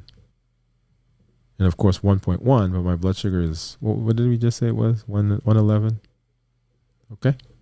Awesome. All right. So that's where those numbers are. Let's hop over and let me grab some of these questions, some of these comments. All right, let's see what did we. So Lascious, and I'm assuming I'm pronouncing that correctly. She said thank you. That was a welcome, I'm assuming. And then she says my insulin was at 8 2 years ago, and I got it down by lifestyle changes. Yes, definitely. I love that. Go ahead and, if you don't mind, just drop in the comments what it was that you did. What did you do? You said lifestyle changes. Explain a little bit more of that to us. Okay. Teresa says, which one would you suggest that have very little side effects? Very good question. And so let me give a little background for those people who don't know much about the GLP-1s. The GLP-1s work. One of the things they do is they slow food as it moves through the body, as it moves through the stomach. So some people feel that as queasiness. Some people feel it as nausea. There are actually some people that actually can throw up from it. Okay, and that happens because the pancreas becomes inflamed for some people. The other thing that can happen is they throw up. Yeah. So that's the big side effect, right? So the GI symptoms that people have. Now, for most of the medications, most of those GLPs, and I'm assuming that's the one you're talking about. Actually, you didn't say, because let me talk about both then. So for the GLPs, the big side effect, of course, is the slowing of the food as it moves through your stomach.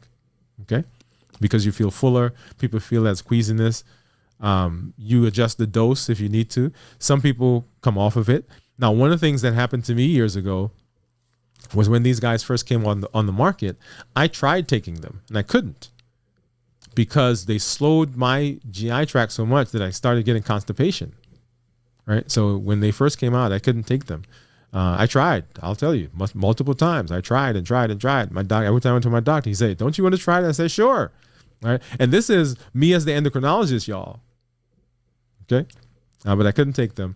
And so for years and years and years, they didn't work for me. And then we talk about the SGLT2s. That's the other group, the Jardiance and the Farxiga. Those, because they're putting sugar in the urine, right? People who are prone to yeast infections can have a yeast infection. It has also to do with how high, how big the blood sugars are. As we're dumping sugar, the higher your blood sugars are, the more possibility it is that you may have a urinary tract infection, right? And some people can have a severe urinary tract infection called Fournier's gangrene. So that's one of the side effects there. All right. Then Teresa said, I heard that some cause thyroid or kidney issues. Right. So the SGLT2s, the issues that you're hearing there are the urinary tract infection and the severe infection in the genital area. They actually have been now approved, many of them, for kidney protection. Right. So when they first came out, people saw, hey, wait a minute, we're putting sugar in the urine. Now, when I was coming through medical school, it was bad to have sugar in the urine, right? If you found somebody who had sugar in their urine, they were called diabetic, right? But now, because of the mechanism of action, right, we actually use that fact. We didn't understand that back then. We used the fact that it puts sugar in the urine to treat the blood sugars. The other thing about thyroid, so we're talking about now going back to Victoza and Ozempic and Mounjaro and the Rybelsus and the GLPs. So there have been cases of medullary thyroid cancer in rodents, right? So when they tested them, these rodents had medullary thyroid cancer. And so someone who has a history in their family or have a personal history of medullary thyroid cancer, we don't put them on it. But we've never seen that in humans, right? But because the studies, when they did them, they showed that it actually has to show up on the marketing and on the box. So let's see. Teresa says yes. Okay, so if you know somebody, I think that was the answer. Yes. It does make sense. It does make sense. Thank you, because I see Jeff says yes. Makes sense as well. And receive. I'm gonna give you some music. Hey. Take a real close look. Okay, I gotta find my hand clap again. For some reason, it went away. But anyway. Receive, thanks for stopping by. He said, which class of these medications do you recommend? I'm on Ozempic, but have some side effects. Okay. So Receive, I'm going to hold that question for a minute because I'm going to come back and give you my thoughts in just a sec. Right.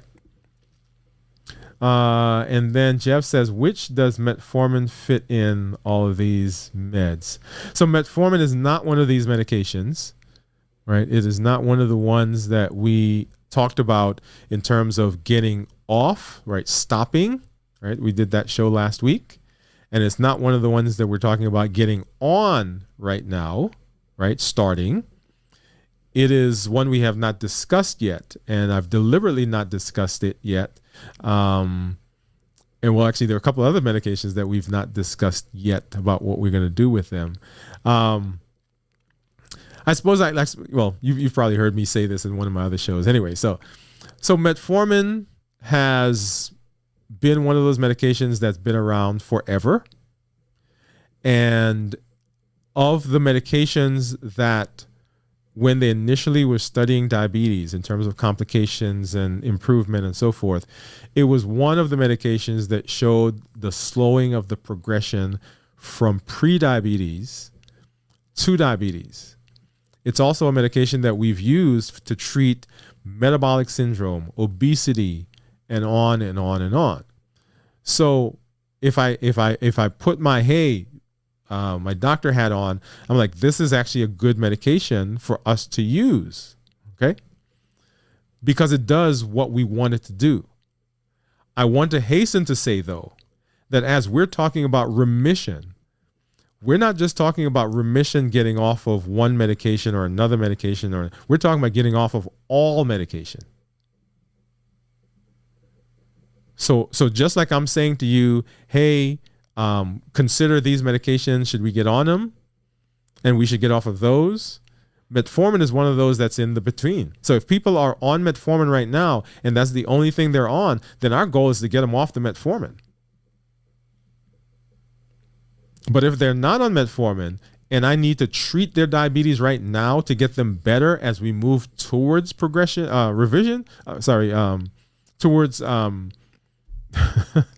remission, then it is a tool that I use. Okay. All right. And Teresa said, the first set. So you were talking about the SGLT2s. All right. Well, so you guys are waiting with bated breath. I know, I can hear it. I can hear it out there, y'all. Well, let's do this. Let's go ahead and do our thought of the day, and then we'll be back and we'll answer that question. So here is our thought for today.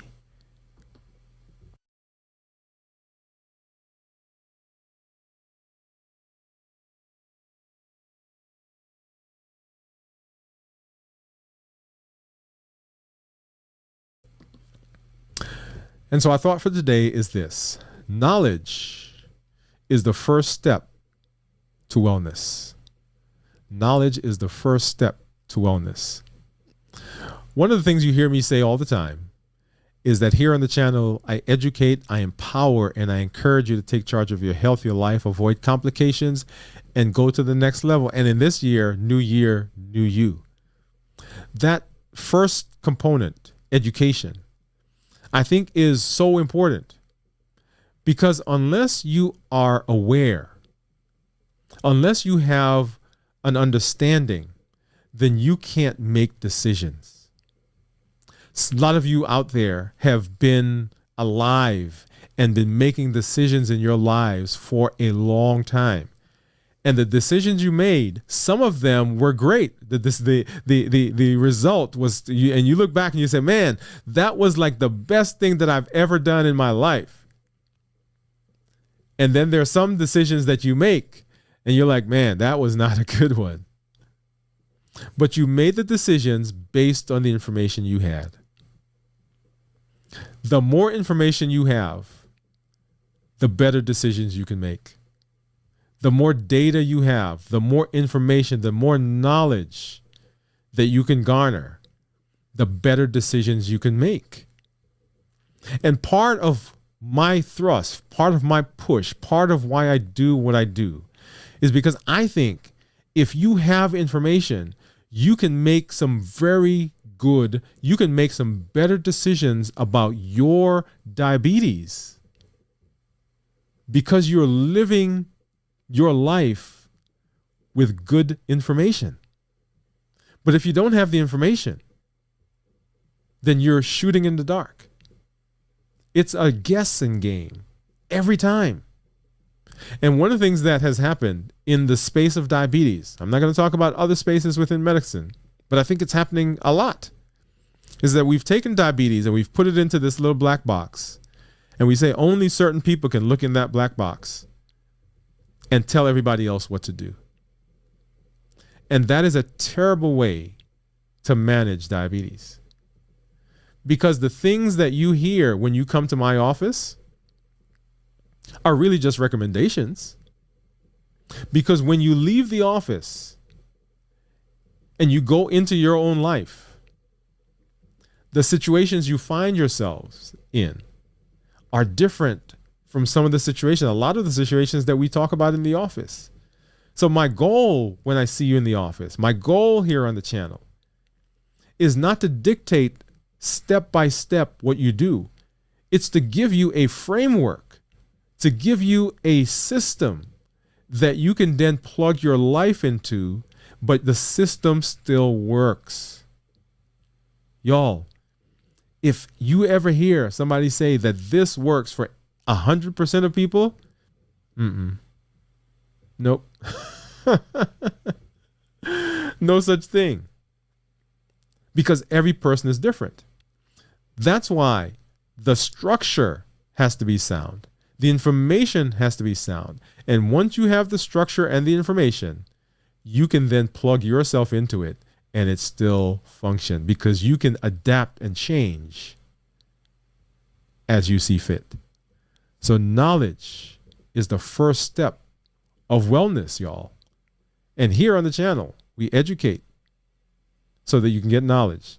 We empower by giving you tools, and we encourage by creating a community. And that's our thought for today.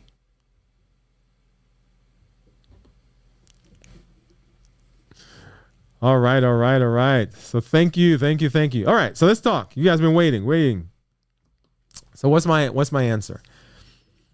So what I do in my office, what I try to do in my office is if someone comes in and they are on insulin, they're on a secretagogue, my goal is to try to minimize those and get them on an SGLT2 and get them on a DPP4. That's what I do. Now, before everybody was talking about the weight loss that you get with Ozempic and Mounjaro and all of those, we were in the office when people's patients came in, we were putting them on a GLP because I knew if I got them on the GLP, I didn't have to use as much insulin. I would put them on an SGLT2 because I knew if I got them on the SGLT2, we wouldn't need as much insulin. So do I think those are good medications? Yes, I think they are. I use them almost every day. Well, I shouldn't say almost every day. I use them every day for my patients. And I use them for myself. Okay. We're going to come back and we're going to talk about that story in another show. All right. But one of the things that I want to show you, right, is along with blood sugar, as you guys know, you've been watching me and you know that I've been also tracking my weight. And this is where we are today. And this has been our trend over the last month. Right? If you remember, I came on close to the beginning of the month to say, hey, look at this. I have gone below my my weight, right? So I've reached my goal. That was, I think, over here somewhere, 199, right there. That was back on the 15th of January. And I want you to notice something. So 15th, 16th, and so we went 197, 199, went down to 197. Actually got down to 194 right here, y'all. And then 197, 200, 201, right? 198, 195, 197, 190, right? 199, 198. Now, let me make a statement here, right? Let me show you the month view. And I want you to notice the graph. The graph is not linear. It doesn't just go in one direction. It goes up, it goes down, right? So you see those fluctuations there. And I want to point out to you, because some of you are out there and you're frustrated in your weight journey. I want to point out to you that the daily fluctuations that you see is not where your concern should be. What you want to see is when you look over the course of time, that the trend is what you want. Because if I look on this right here, I'm like, man, I was up 200, down 195. Look at me, I'm 198. Even if I look at this, I'm like, man, look at those fluctuations. I'm going up and down and up and down. But when I look over the course of time, y'all, I want you to see that. So right there, that was 240 pounds. That's March of this year, of last year. And this is now, right? So 240 down to 198. But beyond that, if I look back further, right? If I look back further, I want you to see this guy. That was 260 pounds. That was January of 2022. And I don't have recorded on this device, but at one point, that number was up at 285 pounds. And that must have been, I don't know, 2010 to 15-ish. Right? So as we're on this journey, it is a journey. And there are going to be stops and starts. But our goal is not necessarily that tomorrow we get where we're going, because you're not going to get, well, let me say that to you. You're not getting where you're going tomorrow. It is a journey, but we want that journey to continue heading us or taking us in the right direction. So one of the things I love about this space, and you've heard me say it before, I'll say it again. I come on this show and I talk with you and I teach the things I do because you're part of my therapy group. I know. Yeah, you're part of who helps me to be who I need to be as I talk about new year, new you. Because everybody thinks that they're by themselves. Everybody thinks, oh, it's just me. But I'm telling you, some of the things that I talk to you about, I struggle with all the time. But I want to be able to say that I'm moving forward in my journey. And this year, y'all, together in this group, yeah, we're heading in the direction. Let me see. Jeff said, for your thought of the day, my Freestyle Libre 3 provides so much information for me.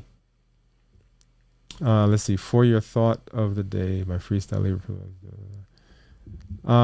Where do you, Jeff? I think I missed the first part of that. Oh, you want me to use that as a thought of the day? Okay, I like that. Thank you.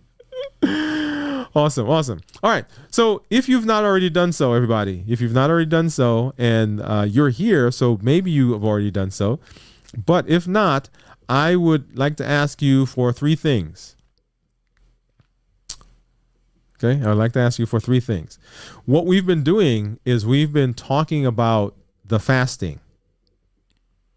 Talking about, okay, what do we do with the fasting? And if you're out there, whether you're diabetic or not, my challenge to you is to work your way up so that you can fast for 24 hours, right? So that's what we plan to do in January. That was the plan. Work our way up so we can fast for a 24-hour period. In the month of February, we're going to do another challenge dealing with that 24 hours. Okay, so for right now, right, we're fasting 24 hours. Work your way up wherever you are. I want you to expand that so that you can be able to do that, and meaning that you're also talking to your healthcare provider. If you're on medication, that you are having a healthcare provider help you adjust that. If you're one of my patients, one of my clients, one of the people who talks to me, that's what we do, right? So how do we back off of some of these medications? We've talked now about medications you should stop, try to get off of. We've talked now about medications you should probably talk about starting, and you've heard the benefits of those.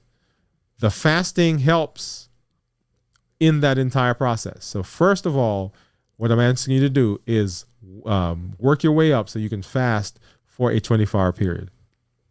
Number 2, I want you to commit to being on this journey with us, being on this journey with me. That means showing up as we learn this stuff together, that you are here, that you share your information, that you share the successes that you've had, you share some of the disappointments that you've had, that you ask the questions. Because as you do that, the other people that are here listening, the people who are even going to be watching this on the replay, they benefit because now they know it's not just them. Now they know somebody else out there is having the same issue. Somebody else out there is seeing the same thing. Somebody else out there is having success because maybe they're not seeing success.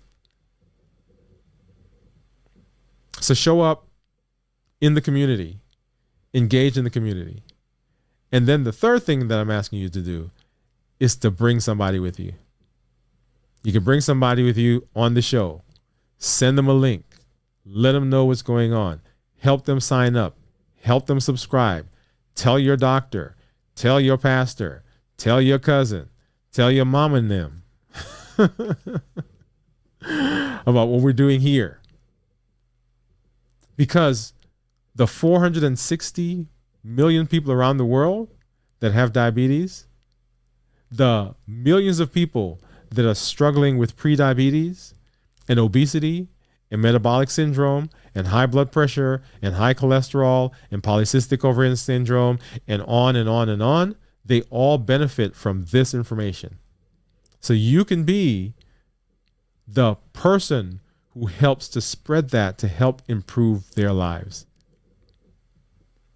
I always want to thank you for being here, for hanging out with me. Come, let's see, tomorrow night, we're going to be starting our fast again, right? So you'll see me kind of do some things as we talk about that, sharing some more information here on the channel. Look for our shorts, look for our videos. On Friday, we will have our blog that comes out that has information related to what we do here on the channel. Get over there. DwainWoodeMD is the address, DwainWoodeMD.com, and look at that. If you would like to work with me more closely, if you would like to be one of my clients, if you would like to come alongside and work with you personally, you can do that as well by signing up at our website for our next level coaching program. Now you'll see on the screen the QR code that's over in the lower left. If you scan that, that will take you directly to my website, and you can do that there as well. Okay. Now next week Next week, we're coming back with a very important discussion that we're going to have. Is going to be a recorded discussion. My birthday is coming up, so I'm going to be hanging out with some of my boys. But I've already recorded it, and it's already set to come out. So make sure you come on and make sure you comment. If you're watching this on the replay, make sure that you put hashtag replay in the comments so that we know that you're out there. Wherever you are, whatever platform you're on right now, TikTok, Twitter, Facebook, Instagram, YouTube, LinkedIn, or Twitch, actually. We're on Twitch as well. I appreciate you being out there. Go ahead and let me know that you're out. If you see me out there in the social space, say hello. Let me know what successes that you're having as we move into the rest of the year. This is Dr. Dwain Woode, y'all. That's Wood with an E. The E stands for endocrinology. Here on the channel, I educate, I empower, and I encourage you to take charge of your health, your life, avoid complications, go to the next level, and create the life you've always wanted. And in this new year, new you. Good night. We'll see you at the next show. Dr. Woode, and I am excited to welcome you to our 24-hour stream that we're doing to celebrate our 4-year anniversary. That's right, 4 years here on YouTube. Now, we're on other platforms. We're on other social media, and we've been there for a while, but those came after YouTube. So our very first place where we did a video was right here on YouTube, and I'm excited that you've decided to come and join us for this time. As we walk through the next 24 hours, we're going to be looking at some of our favorite shows over the course of the last year. We're going to be looking at videos that were sent in by some other creators. As in fact, some people that were on our show, they're going to be giving us some shout outs and giving us some kudos as we walk through this amazing time. It has been wonderful, not just because we've grown, not just because we have seen that our content has gone to lots of different places. It's wonderful because I know that you are getting benefit. As I listen, as I hear from the community, I see the benefits that they're getting in terms of improving their health, reversing their diabetes, getting off of medications, and setting themselves up for success in their metabolic health. You have been a tremendous audience, and I can't tell you how excited I am to have you here with me right now as we walk through this amazing time. So welcome. Thank you for coming through, and we will see you as we move through the rest of this 24-hour period. Here we go.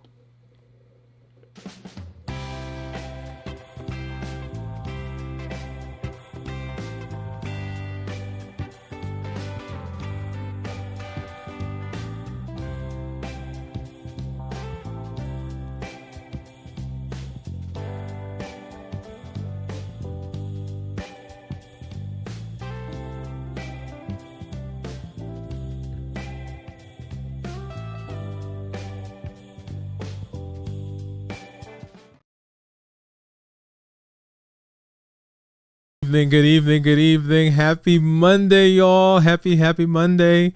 Oh, man. I hope you had a great weekend, had a great Monday, and you are ready to jump in tonight for our discussion. This is, as you know, a pre-recorded. We're doing a premiere, and today is actually my birthday, and so I'm out hanging out with some friends of mine.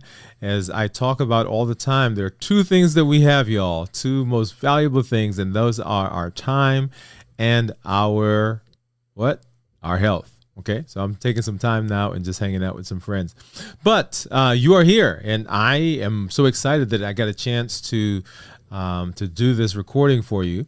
And tonight we're going to have a very special event.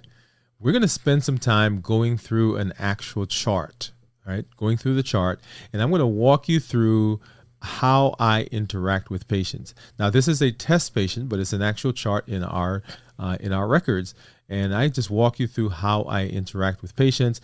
We're going to take a look at some of the things that we will need to look at as we're getting ready to talk about how we adjust medication and how we improve our lives as we are doing the what? We're doing the remission. We're heading to remission. We're talking about how do we put your diabetes in remission. Some of you are going to be off medication. Some of you are going to cut your medication down significantly. And some of you are going to be to that point where you don't have to take anything for your diabetes. That's where we're heading. That's what this year. Remember, new year, new you. If you're new to me, I'm Dr. Dwain Woode. That's Wood with an E. The E stands for endocrinology. Here on the channel, I educate, I empower, and I encourage you to take charge of your health, your life, avoid complications, and go to the next level, creating the life you've always wanted. And in this year, new you. If you're new, also go ahead and put new in the comments because I'd love to give you a hand clap and some music.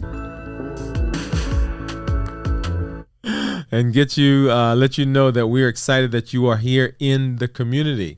If you have a question, go ahead and put that in the chat, in the comments, with a Q and a colon in front of it so that we know that that's one that we need to get to. Now, we're going to do a lot of different things, and I want to make sure, just like we normally do, I'm going to check my blood sugar. We're going to show you, and I have over here my meter, my glucose meter, and my ketone meter, my glucoketo meter, actually. And that's going to be something that we take a look at so that you could see what that looks like. I'm excited also because, like I said, we're going to walk through a chart and you're going to get to take a look at that. We're going to see what some of the things are that we notate in the chart. You're going to look at my glucose monitor because I'm going to pull that up so you can see my blood sugars, where those are, and then we'll go from there. I'm just putting something here really quickly. Let's see. All right. So we're also going to, we're also going to see what our actual report looks like. This is the Dexcom report. We also have the Libra report that we're going to be working on, but we're going to look through all of that information. If you remember, we are working on what? New year, new you. New year, new you. What does that mean? We are in the process, and we're talking specifically type 2 diabetics, adults with type 2 diabetics. How do we put your diabetes in remission? Yep. That's the question. That's the question. And as we've moved through the month of January, as we came into the new year, we started out talking about what are the first steps that you need to do to take charge of your health. Remember, we talked about what is your why, right? What is your why? We talked about documentation. Make sure that you're recording the things that you're doing. We talked about making sure that you are that you're getting good rest. Right? So all of those features that we have to do to make sure that you are doing the job that you need to do so that as we hit the ground, that we are, right, we're ready. Then we talked about one of the very first tools that we used in the process of getting remission of our diabetes, and that is fasting. If you've been following along, you know that we've done, this is going to be the 5th week that we're doing the fast. And I've been doing a 72-hour fast, and I've challenged you to work your way up to being able to fast for 24 hours. All right. So that was the first tool that we used. Last week, or 2 weeks ago, we talked about medications that we need to get off of, or things that we need to stop as we move in the direction. The next week, we talked about, that's right, we talked about medications you probably should be on that helps us in the process of eventually getting off medication, because they are a bridge to what we need to do. And so tonight we're going to take a look at some of the medications and how we get off of some of those. So let's go ahead and let me hop over, and you guys may remember that we have a couple of surrogate patients that we've been using, Sam and Christy, and tonight we're going to talk specifically about Christy because Christy is the one that has the disease process that we're talking about, right? We're talking about type 2 diabetes. And so let me go ahead and get Christy up so we can take a look at her here really quickly. All right, Christy, where are you?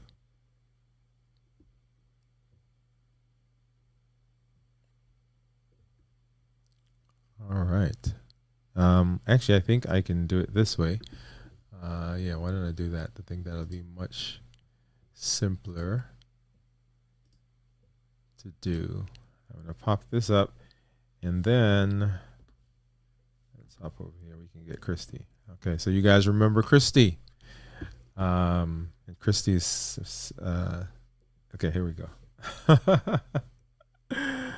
All right, there we go. So here, Christy. All right, so Christy is a type 2 diabetic. She is the one that we're going to use to discuss our process tonight. And Christy is a type 2 diabetic. She's on some diabetes medication. We'll go through her list here in a minute. And as a type 2 diabetic, Christy is frustrated. Christy is frustrated because she doesn't want to be on this medication. Everybody's been telling her that it is her fault, right? That she has type 2 diabetes, that if she would just have better self-control, that she would not have diabetes and that diabetes would be better. But we'll kind of leave that alone for now. There are several conversations in there that we probably need to talk about, but we're not going to get into those right now. But I want to go ahead and we're going to pull Christy's chart up. And we have a little encounter that we did. Let's pull that up. And we're going to take a look to see where Christy is. All right. Okay, so here we are. So Christy is, and let me blow that up a little bit for you.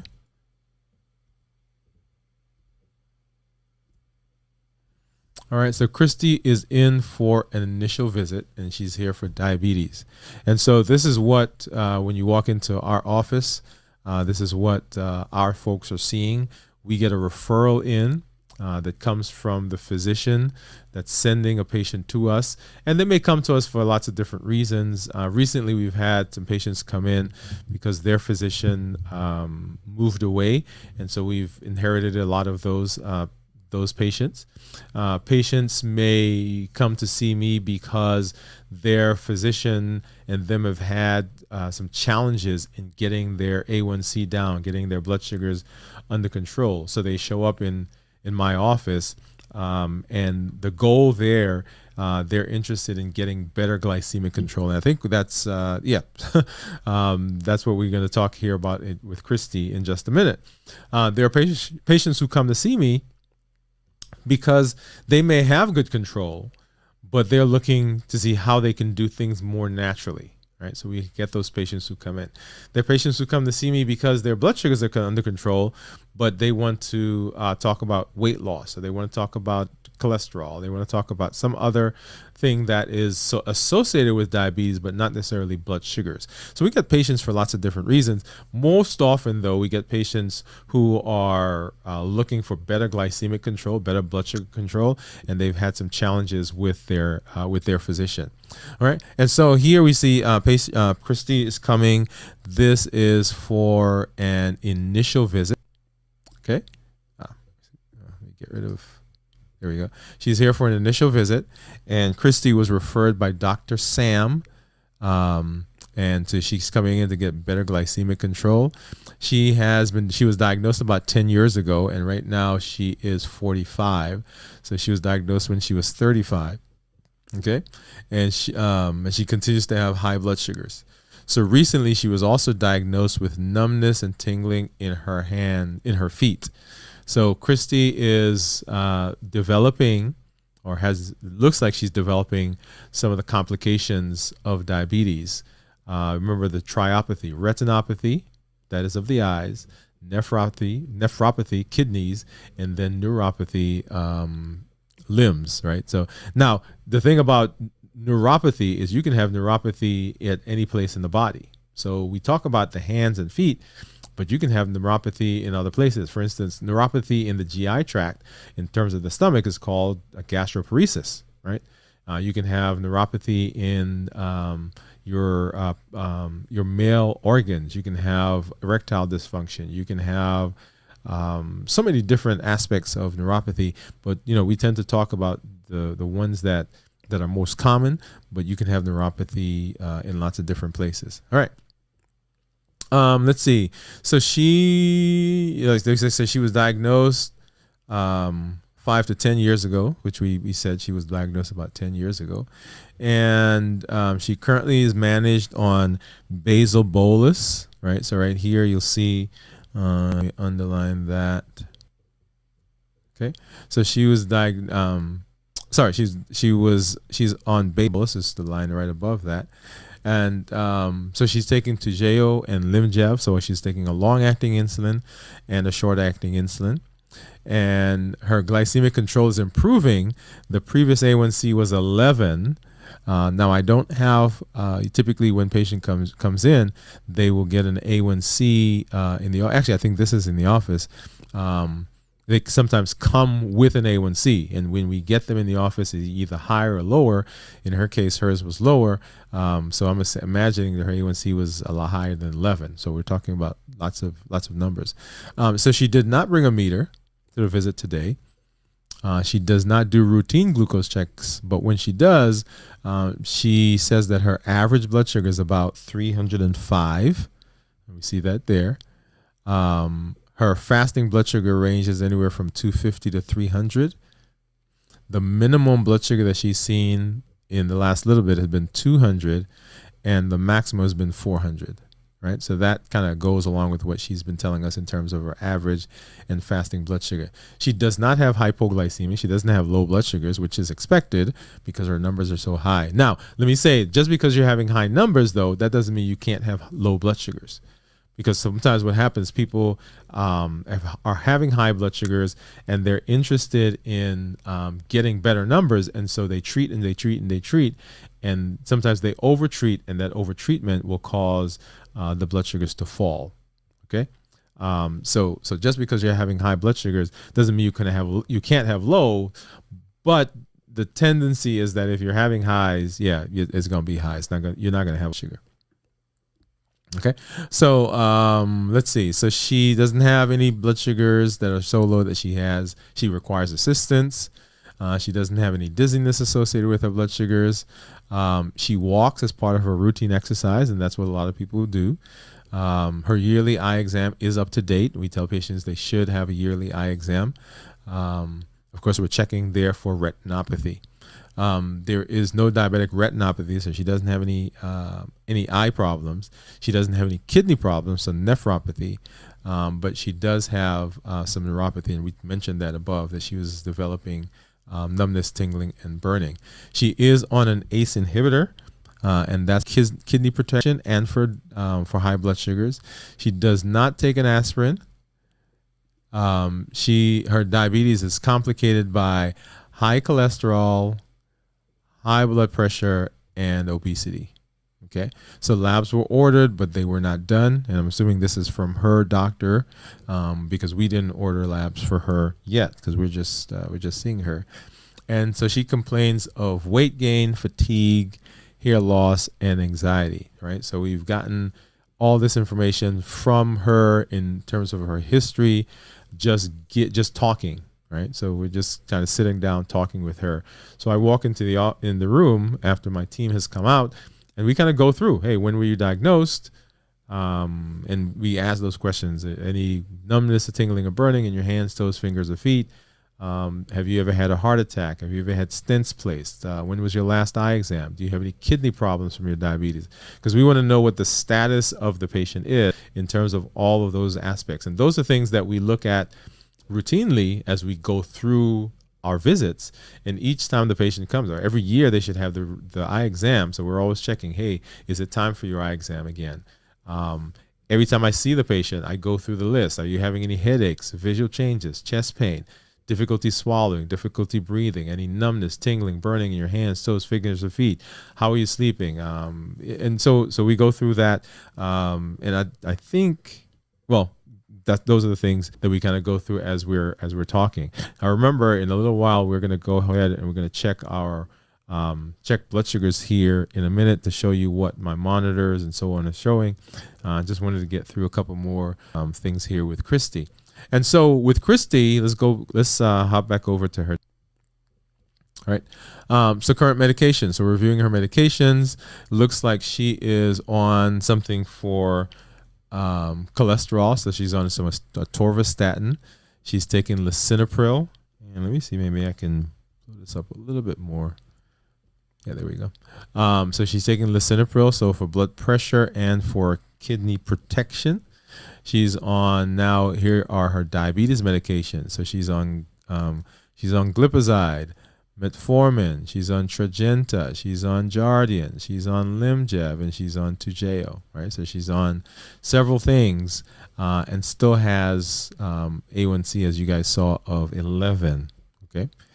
She has high blood pressure, high cholesterol, of course, type 2 diabetes. And one thing that's not listed there that we'll see in a minute, her BMI is elevated, but we'll come to that. And then, of course, her surgery. She had a tonsillectomy, and that's the only thing she's had. She does have a daughter, apparently, and that daughter is alive. Her father is alive. He has diabetes, coronary artery disease, and diabetes. Diabetes is listed here twice. Her mother has hypertension, so high blood pressure. Okay. And she has one brother and one son, looks like. She does not smoke. She's a non-smoker. Took a sexual history there that we always do. She has, we went through a social history, so recreational drug use. She's single, right? And she's the only one that lives in her home. And she finished college. You'll see that there. Okay. All right. Moving on. She does not have any drug allergies. She's not allergic to any medication. No hospitalization. And this no hospitalization, I'm assuming we didn't count the fact that she was in the hospital for her tonsillectomy, which was in her surgeries. Let's see, where is that? Yeah, so tonsillectomy in 2010. Okay.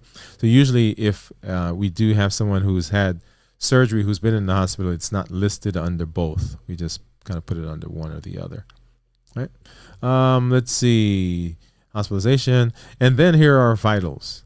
So her blood pressure was initially 150 over 87. And I think, let me make sure that that we're still getting, there we are. Yeah, so blood pressure was 150 over 87, which is right here. And they rechecked it, and now blood pressure is 140 over 87. So changed just a little bit. Her temperature and her heart rate, respiratory rate, her weight 230, and her BMI was 37. Okay, so so that's where we are. And then physical exam. So she's a pleasant, well-developed, well-nourished. She's not in any distress. She doesn't have any distortions. Her eyes are moving well. Her neck doesn't give any pain. Thyroid is not tender. And so this is just going through each of the systems. Her skin is warm and dry. So as you shake her hand, she doesn't have any suspicious lesions. Listen to heart, lungs, right? Nothing there. Her chest, she has normal inspiratory effort. So when I'm listening to make sure there's no wheezing, there's no riles, there's no crackles. Extremities, I always check to make sure that there's no swelling. She's alert and oriented. She's cooperative with the exam. Her cranial nerves, she doesn't have any neurologic issues. She speaks well. She's able to follow me. Her thought process is logical and goal-oriented. So all of those things are assessed as I'm talking to the patient, and there's some special things that we do in terms of diagnosis. Okay, so one of the things that I want to do is, so I don't have a monitor for Christy, right? But if someone comes in with a monitor, we usually look at their monitor if they have whether it's a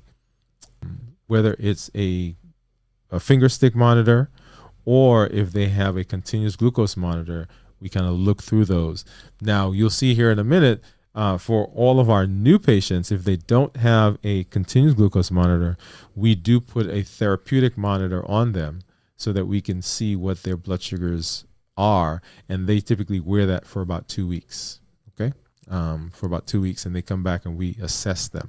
So I'm going to hop down here really quickly, and I want to see for Christy, right? Notice what we're going to do for her, right? So we're going to get some blood work, and we do that for all of our new patients. We're going to have her see the educator in addition to the things that I'm going to talk to her about. We're going to put a continuous monitor on her, right? Because we want to make sure that she is, that we see those numbers. And then we introduce her to the concepts that we are talking about here, right? So the new year, new you is not something that that is new to me. The new year, new you, these are things that we've taught and we've kind of refined and we've gotten better at it and we've tweaked and so forth, right? And you'll see this thing here that says DAMSAD, DAMSSAD. That's just an acronym that we came up with in the office for the things that we're going to talk about. That helps give me a kind of a way to remember those, and we implement that in the new year, new you, right? So we introduce Christy to all those information, and then in addition to diabetes, which we'll come back to in a minute, she is on a lisinopril, which is for blood pressure and kidney protection. She's on a torvastatin. We're going to refill those.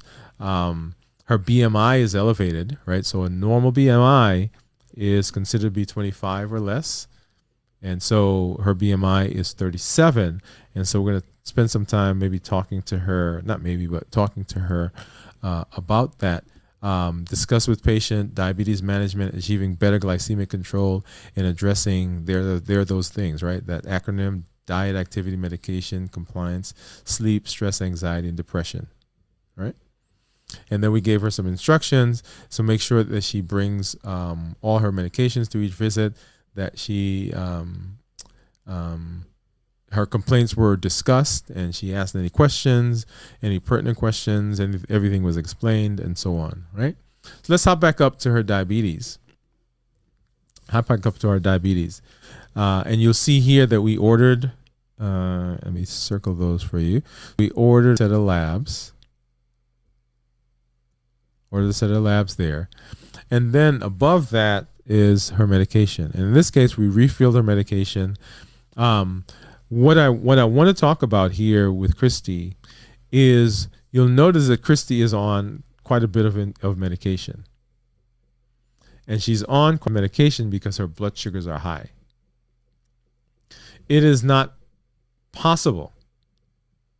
It is not possible right now to talk about and to implement some of the things that I want to implement with Christy because her blood sugars are too high.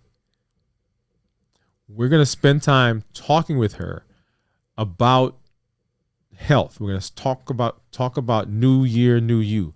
We're going to talk about diet, activity, medication, sleep, stress, anxiety, and depression. But her blood sugars are high. So right now we have got to treat her blood sugar and get it down because we want to minimize the complications. Now, our ultimate goal for Christy is going to be that Christy gets off of medication. We want to put her diabetes in remission, as we've been talking about here.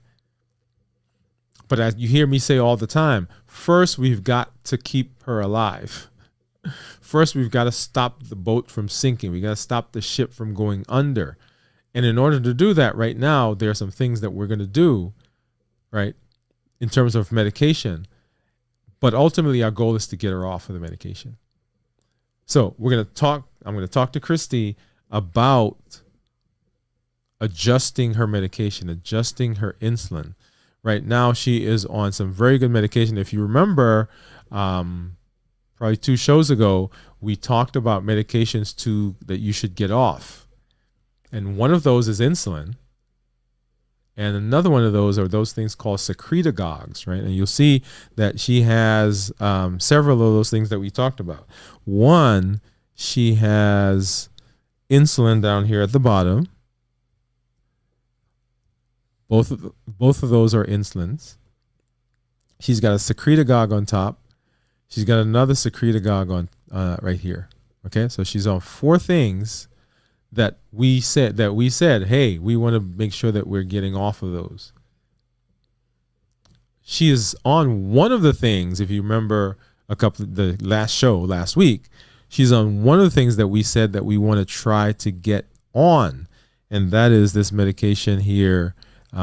It's one of the SGLT2s, right? SGLT2 inhibitors, right? Right here is a brand name, but that is one of the things that we said we want to get on, because what we want to do is we want to minimize the amount of insulin that we are taking in or that the body is creating. And so as we look at Christy's list, right? So this guy, make the body make insulin, right? This guy is going to make the body make insulin. And of course, these are insulins themselves. So as soon as we are able, we want to get off of those. But the SGLT2 helps us by just getting rid of sugar. So as I'm looking at this list, right, I know right now we're going to be on insulin. We're probably going to stay on the glipizide. We're going to stay on the Tradjenta, the DPP4. But I'm already thinking, how do we get off of that? In fact, one of the things that we may be able to do right now is to decrease or get rid of for instance, the long-acting insulin, and have Christy begin using a medication that's probably that is a combination of one of the GLPs and some long-acting insulin. So once again, what we want to do is we want to get her on medications that are going to minimize the insulin. Right? So sometimes people will show up and I say, okay, I'm going to stop the long-acting insulin. I'm going to stop the short-acting insulin. I'm going to put you on a combination of a long-acting insulin and a GLP. And they're like, well, you're putting me on medication? I said, yes, we're putting you on medication because first we got to keep you alive. We got to stop the damage from happening. We got to stop the boat from leaking. And then we're going to go ahead and we're going to talk about how do we now begin to back off of some of those. So initially looking at her list, we're going to intensify her insulin treatment. We're going to say, hey, right? Well, let's back up. So we're going to go through New Start. We're going to go through New Start, right? So what is my goal? And that's what we spend time in the room. What is the why? What is your why? Why do you want to do this? What are you looking forward to? Right? We're going to outline all of that, the stuff that we did in the very first visit, or the very first show for the year. We talk about all of that. We explain insulin. We explain the complications. We explain all of the other disease. For instance, right now, she has high blood pressure and high cholesterol. Right? Those are probably a result of her weight, result of her diabetes, a result of the insulin. So we're going to talk about those in the very first visit. We're going to talk to her about fasting, because how can we get these blood sugars down like tomorrow and in a couple of days? If Christy fasts, guess what? The amount of medication she takes over the next 3 days drops dramatically. Yes? But everybody can't start with a 72-hour fast. So we're going to introduce to Christy intermittent fasting. We're going to introduce to her, and notice in this process, we're not even talking about, hey, stop eating whatever. Right? We're not taking anything away. We're just saying, hey, let's get an eating window that's narrower than you're used to. And so we're going to work our way up until we're able to fast for a 24-hour period. That's the process. Once Christy is able to fast for a 24-hour period, then we're going to say, okay, now let's have you fast for a 24-hour period once a week. Right? Notice what we did. We introduced the intermittent fasting. We worked our way up to 24 hours, and then now we say, okay, we're gonna do a 24-hour fast once a week. And during that time, the amount of medication that she's going to take is going to decrease, particularly the amount of insulin. Because the only reason we need insulin is because the blood sugars are high. Blood sugars are high, we got to give insulin. Or at least that's the prevailing theory, right? So we're working in tandem. Because as we're using the insulin, we're going to spend time decreasing how high the sugars are so we can begin backing down on the insulin. That's why fasting is an amazing tool, right? So hey, Christy, what's your why? These are the things that we're trying to minimize, reduce. We want to put your diabetes in remission. We want to get you off this medication. Let me introduce you to intermittent fasting. Right? How often, how long do you typically sleep? When do you have your first meal for the day? When do you have your last meal for the day? And we'll construct something that's going to work for Christy right now. When Christy walks out the door, this is something that she can do tonight, tomorrow, or next day. If she normally sleeps for 8 hours and she has breakfast as soon as she wakes up, we're going to have her try when she wakes up not to eat for 2 hours. So that gives her 10 hours now.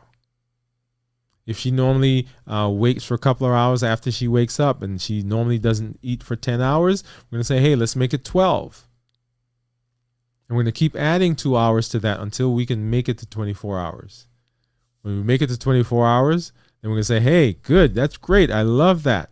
Now let's work on being able to fast for 24 hours once a week.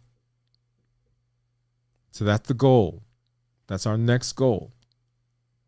And as we're fasting, and as we're doing some of the other things that we talked to Christy about, right? Because we're going to talk about all the other things, right? Diet, right? The food that you're eating, exercising. We're going to talk about that. And by the way, let me point something about exercising. If somebody is not exercising currently when we see them, we don't tell them to necessarily go out and start vigorous exercise. If you're exercising, if you're doing that right now and you enjoy it, then keep doing it. But if you have not been exercising, our first prescription to you is not to go exercise. That's not what we do. Because exercising is going to make you hungry, particularly if you do vigorous exercise. And most people have not learned yet to listen to their body so they can tell how much they need to eat to compensate for the hunger that comes from exercising. And so they end up eating more, and that defeats the purpose. Okay? All right. So we're fasting. Now, during the fast, and if you and when you come back next week, we're going to talk some more about in our show, we're going to talk some more about fasting, right? And what it is now, as we're fasting over these 24 hours, what do we need to be learning? What do we need to be looking at? Because the fasting, not only is it a great tool, but it is also a great teacher. It's a tool and it's a teacher. And we'll talk more about that. All right. Right. So Christy, back to Christy. So we talked about the what Christy's blood sugars are, what Christy's medications are, and what we need to do in terms of the medications. So that's just kind of the outline. So our goal is going to be to get off of the secretagogues, the glipizide, the Tradjenta, and of course the insulin. The way we're going to do that is we're going to have Christy start fasting, work her way up to 24 hours, and then once a week, she's going to fast for 24 hours. We have Jardiance on board, and Jardiance is going to help us by just taking sugar and dumping it in the urine. We're going to get rid of sugar. When we get rid of sugar, we don't need as much insulin. As we are able to decrease the insulin that both our body's producing and that we're taking, right? The first part that we're going to do is we're going to try to get rid of the insulin that we're taking, right? We're going to try to get rid of those two. Begin backing those off. So the last insulin, the the last things that we're going to do is we're going to try to get rid of the glipizide and the tragenta right after the insulin. So insulin's gone. Then now let's get rid of the glipizide, because remember, glipizide is a what? It's an insulin independent secretagogue. That is, it doesn't care if you're eating or if there's sugars there. It's going to start producing insulin. So that one we're going to get rid of. And then we're going to come and get rid of the DPP4s, because they're insulin glucose dependent, but they're still producing insulin. Right now, one of the things that we talked about in our last show was what medications should you consider taking, and one of them that Christy's not on is what's called a GLP-1 receptor agonist. Right, so these are the things that people are talking about that people are using for losing weight. Now, they are blood pressure, blood sugar medications. They're diabetes medications. One of the side effects of them is the weight loss. And so as we're trying to decrease the amount of insulin that we're on, right, anything that we can do to decrease the sugar in the body helps us in the direction of decreasing insulin and ultimately putting our diabetes in remission, right? So we're fasting, so we've dropped the sugar. In order to fast, some people needed some additional help, right? To help with the cravings. That's what the that's what the GLP-1 does. Now, it is also a secretagogue. So let me say that. So it's a glucose dependent secretagogue. But the benefit of decreasing the insulin and the benefit of the weight loss, the appetite suppressant, the decrease the cravings outweighs the insulin that is being produced, I believe, from the secretagogue portion of it. Right? So we're using it to help us decrease the total insulin. It does help the body produce some insulin, but the other benefits that we get from it are tremendous. And so what we'll end up being on, right, if this works, if Christy works the plan, if we, and for everybody is different. Let me kind of say that. I shouldn't say if Christy works the plan, because Christy is going to work the plan, right? You're going to work the plan. New year, new you. So as Christy is working the plan, she's going to back off the insulin. She's going to be fasting once a week for 24 hours. She's going to be on SGLT2, right? So we're decreasing sugar. She's going to be on a GLP-1, so we're helping with the appetite, the cravings, and so forth. And as we expand the fasting, now during fasting, we're learning some things about our body. We're learning some things that when we are able to get rid of some of the other medications, we're going to be equipped to understand how our body works, how our body talks to us, so that we don't necessarily need those things. Now, they are tools, right? They're tools. But we're in the process of learning how the body works, learning how the body is going to function, how the body's talking to us, so that we can take charge of our health, our life, avoid complications, and create the life we want. That make sense? All right. So let me hop over and do something else here really quickly. So I've been thinking about monitors, glucose monitors. Let me go here. So this is what my blood sugar is right now. This is according to the Dexcom. This is according to the Libre 97. And let's go back here and let's hop over here. All right. So as you know, well, how do I do it this way? Yeah, I'll leave that up on the screen. All right. So let's take a look at our blood sugar. Get that strip in there. And we get our drop of blood.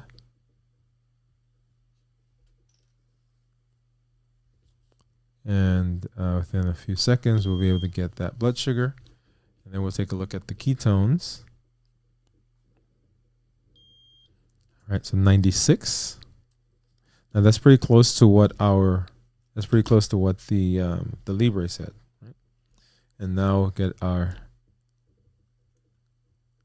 ketone strip, drop of blood, apply that to the strip.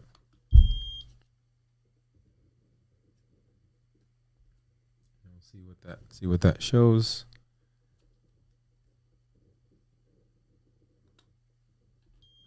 Okay, 0.7. All right. And then let me get over to the app.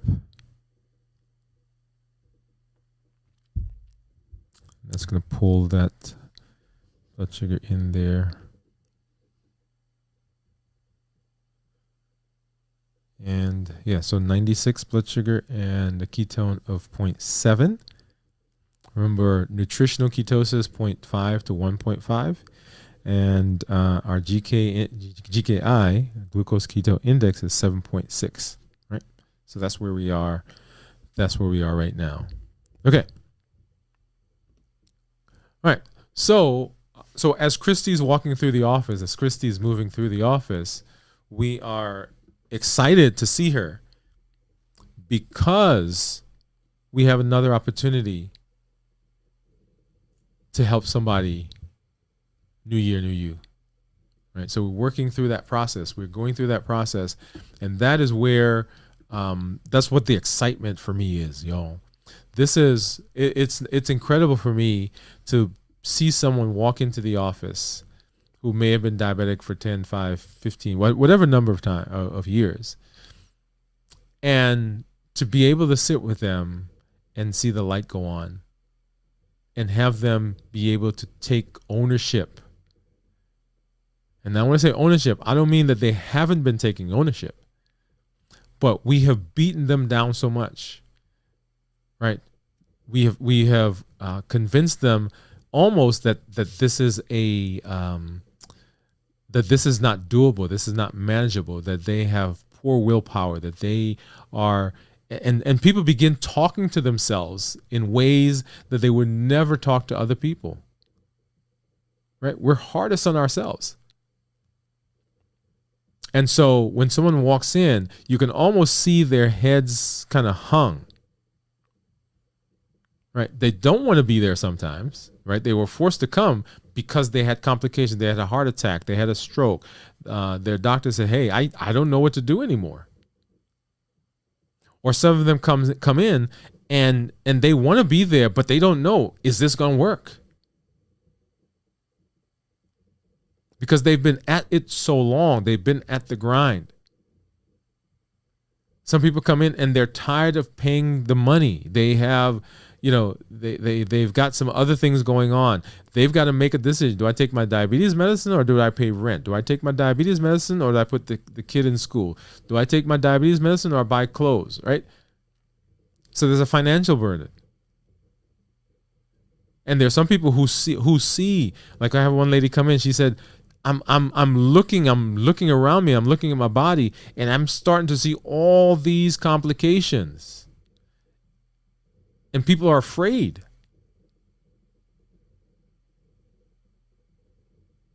And New Year, New You is a fresh look at this that says, no, we can do this. You can be better.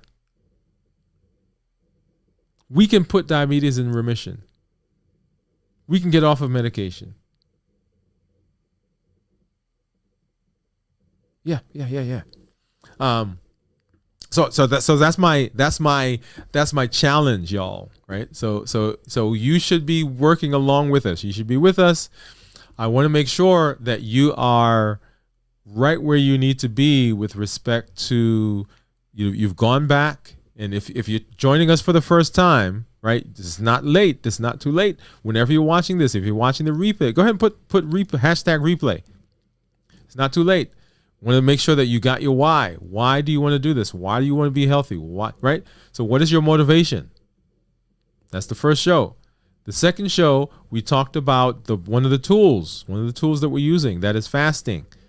And the goal was to work your way up to be able to fast for a 24-hour period, right? So wherever you were, right, 24-hour period. For this month, the goal is to fast 1 day a week for 24 hours. 1 day a week for 24 hours. We're going to come back. We're going to make sure we're going to call you to that, right? So that's our goal. Then we begin looking at medication. What medications should we be off? What medications should we be working on stopping? And then what medications should we be thinking about using as we move into the year? Okay? Awesome. If you've got questions, go ahead and put those in the chat, in the comments. We get to those. We respond to those. We love when we get questions. We love to see you engaged. Let me go ahead and do that now. Kind of a station identification. If you've not done so yet, please get over to our YouTube channel and subscribe. Let people know that we're here. Let them know what we're doing. Right? Let them know that we are building a community. Let them know that we are working to put diabetes in remission. You know some people in your life. You know a family member, a friend, somebody at church. Right? Even as you're talking to your doctor, let them know what we're working on. That this is the plan. This is the plan that we're doing remission. Right? We are making big changes. We're making big moves. Okay? So make sure you're doing that. All right. So let's see. And then this is actually a great place for us to do our thought of the day. So let's hop over and we're going to do that right now.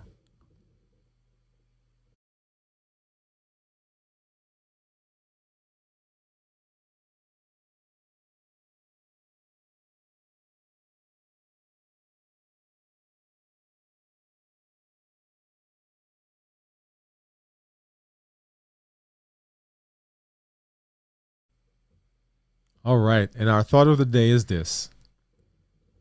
What do you have to lose? What do you have to lose? I remember, hearing that phrase, and I didn't really understand what it meant at first. And so I listened. I forgot who I heard saying it. It was probably on a TV show when I was a kid. He said, what do you have to lose? I think the guy was trying to get his friend to do something. And the friend wasn't buying into it. And he laid it out and told him all the benefits and so forth. And finally, in their conversation, the friend who was trying to convince, the one who was trying to convince his friend to do the thing, finally says to him, hey, if it doesn't work, then you stop. What do you have to lose? And right now, you're sitting in your space. Wherever you are, you're frustrated. Maybe you're angry. Maybe you're disappointed. Maybe you have tried everything and you've kind of throw your hands up and said, this is not going to work. I want to encourage you, new year, new you. Take a moment. Sit down, come up with why you want to be healthy, why you want to do this. And all the things that have happened to you so far when it comes to diabetes. I don't want you to forget it. I'm not telling you that it doesn't count. I'm not telling you that it doesn't matter, but I want you to take it and I want you to put it in a little bowl for a moment. And I want you to take that bowl and I want you to put it on the shelf. And I want you to come along with me. I want you to come along with us in this community. What do you have to lose? If it doesn't work, you still have the bowl of stuff. If it doesn't work, you still have the memory. If it doesn't work, you still have all the things that you've tried. But if it works, when it works, new year, new you. So take a chance. Commit that this year is going to be different from the previous year. That this year, my diabetes is going to be controlled. This year, I'm decreasing my medication. This year, I'm putting my diabetes in remission. This year. And here's a space where you can do that. Here's a space where we educate. We talk about all the things that you've heard. We talk about diabetes. We talk about what it does. We talk about how your body moves. We talk about your thought process and why we do what we do, why we eat the way we eat. We talk about cravings. We talk because we educate. We empower by giving tools. One of the big tools that we're using is the tool of fasting. We empower you to make changes. One of the tools that we use is the GLPs.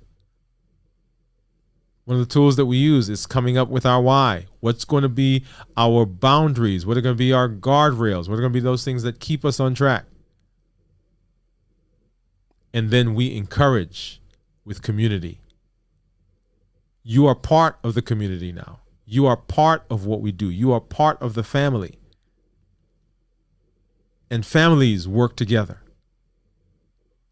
So what do you have to lose? So I challenge you right now. I challenge you this moment. Let this be your moment. Let this be the defining moment for your diabetes. When you think back, when your family looks at you, when your friends talk to you, do they say, man, he did that thing? Yeah, he had diabetes and he never really took care of it. Oh, he watched that one show but never did anything. Yeah, she was told such and such, but it never came to fruition. Is that what they say? Or do they say, man, I don't know what happened, but there was this one day she was watching this show and Dr. Woode made a call and he listened and he decided that day was going to be different. And her life has never been the same since then. What do you have to lose? This is the space.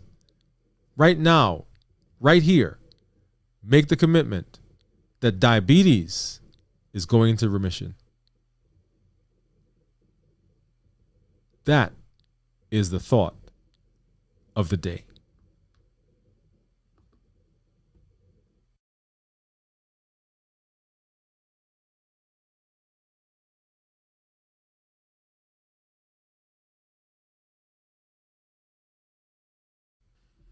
All right, y'all.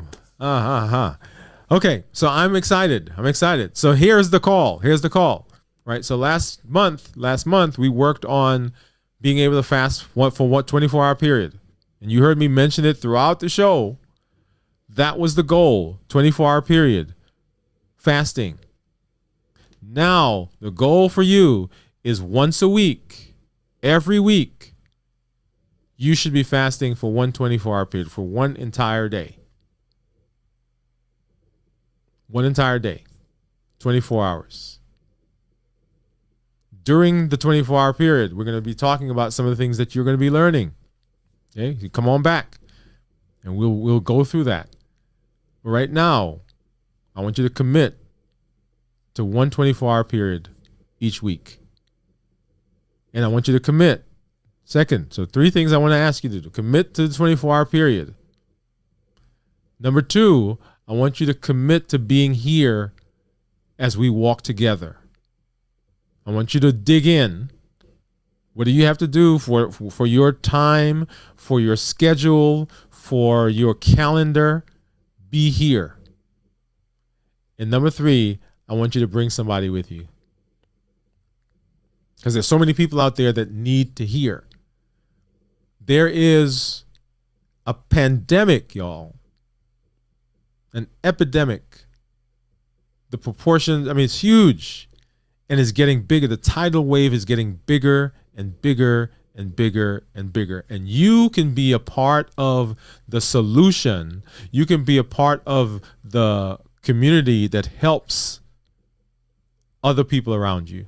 You know people, you know family members, friends. You've seen them, you've heard them, you've heard their struggles. Say, hey, come with me. Let's go listen to this show. I'm glad that you're here. I'm so excited that you took time to hang out with me. This is Dr. Dwain Woode. That's Wood with an E. The E stands for endocrinology. Here on this channel, I educate, I empower, and I encourage you to take charge of your health, your life.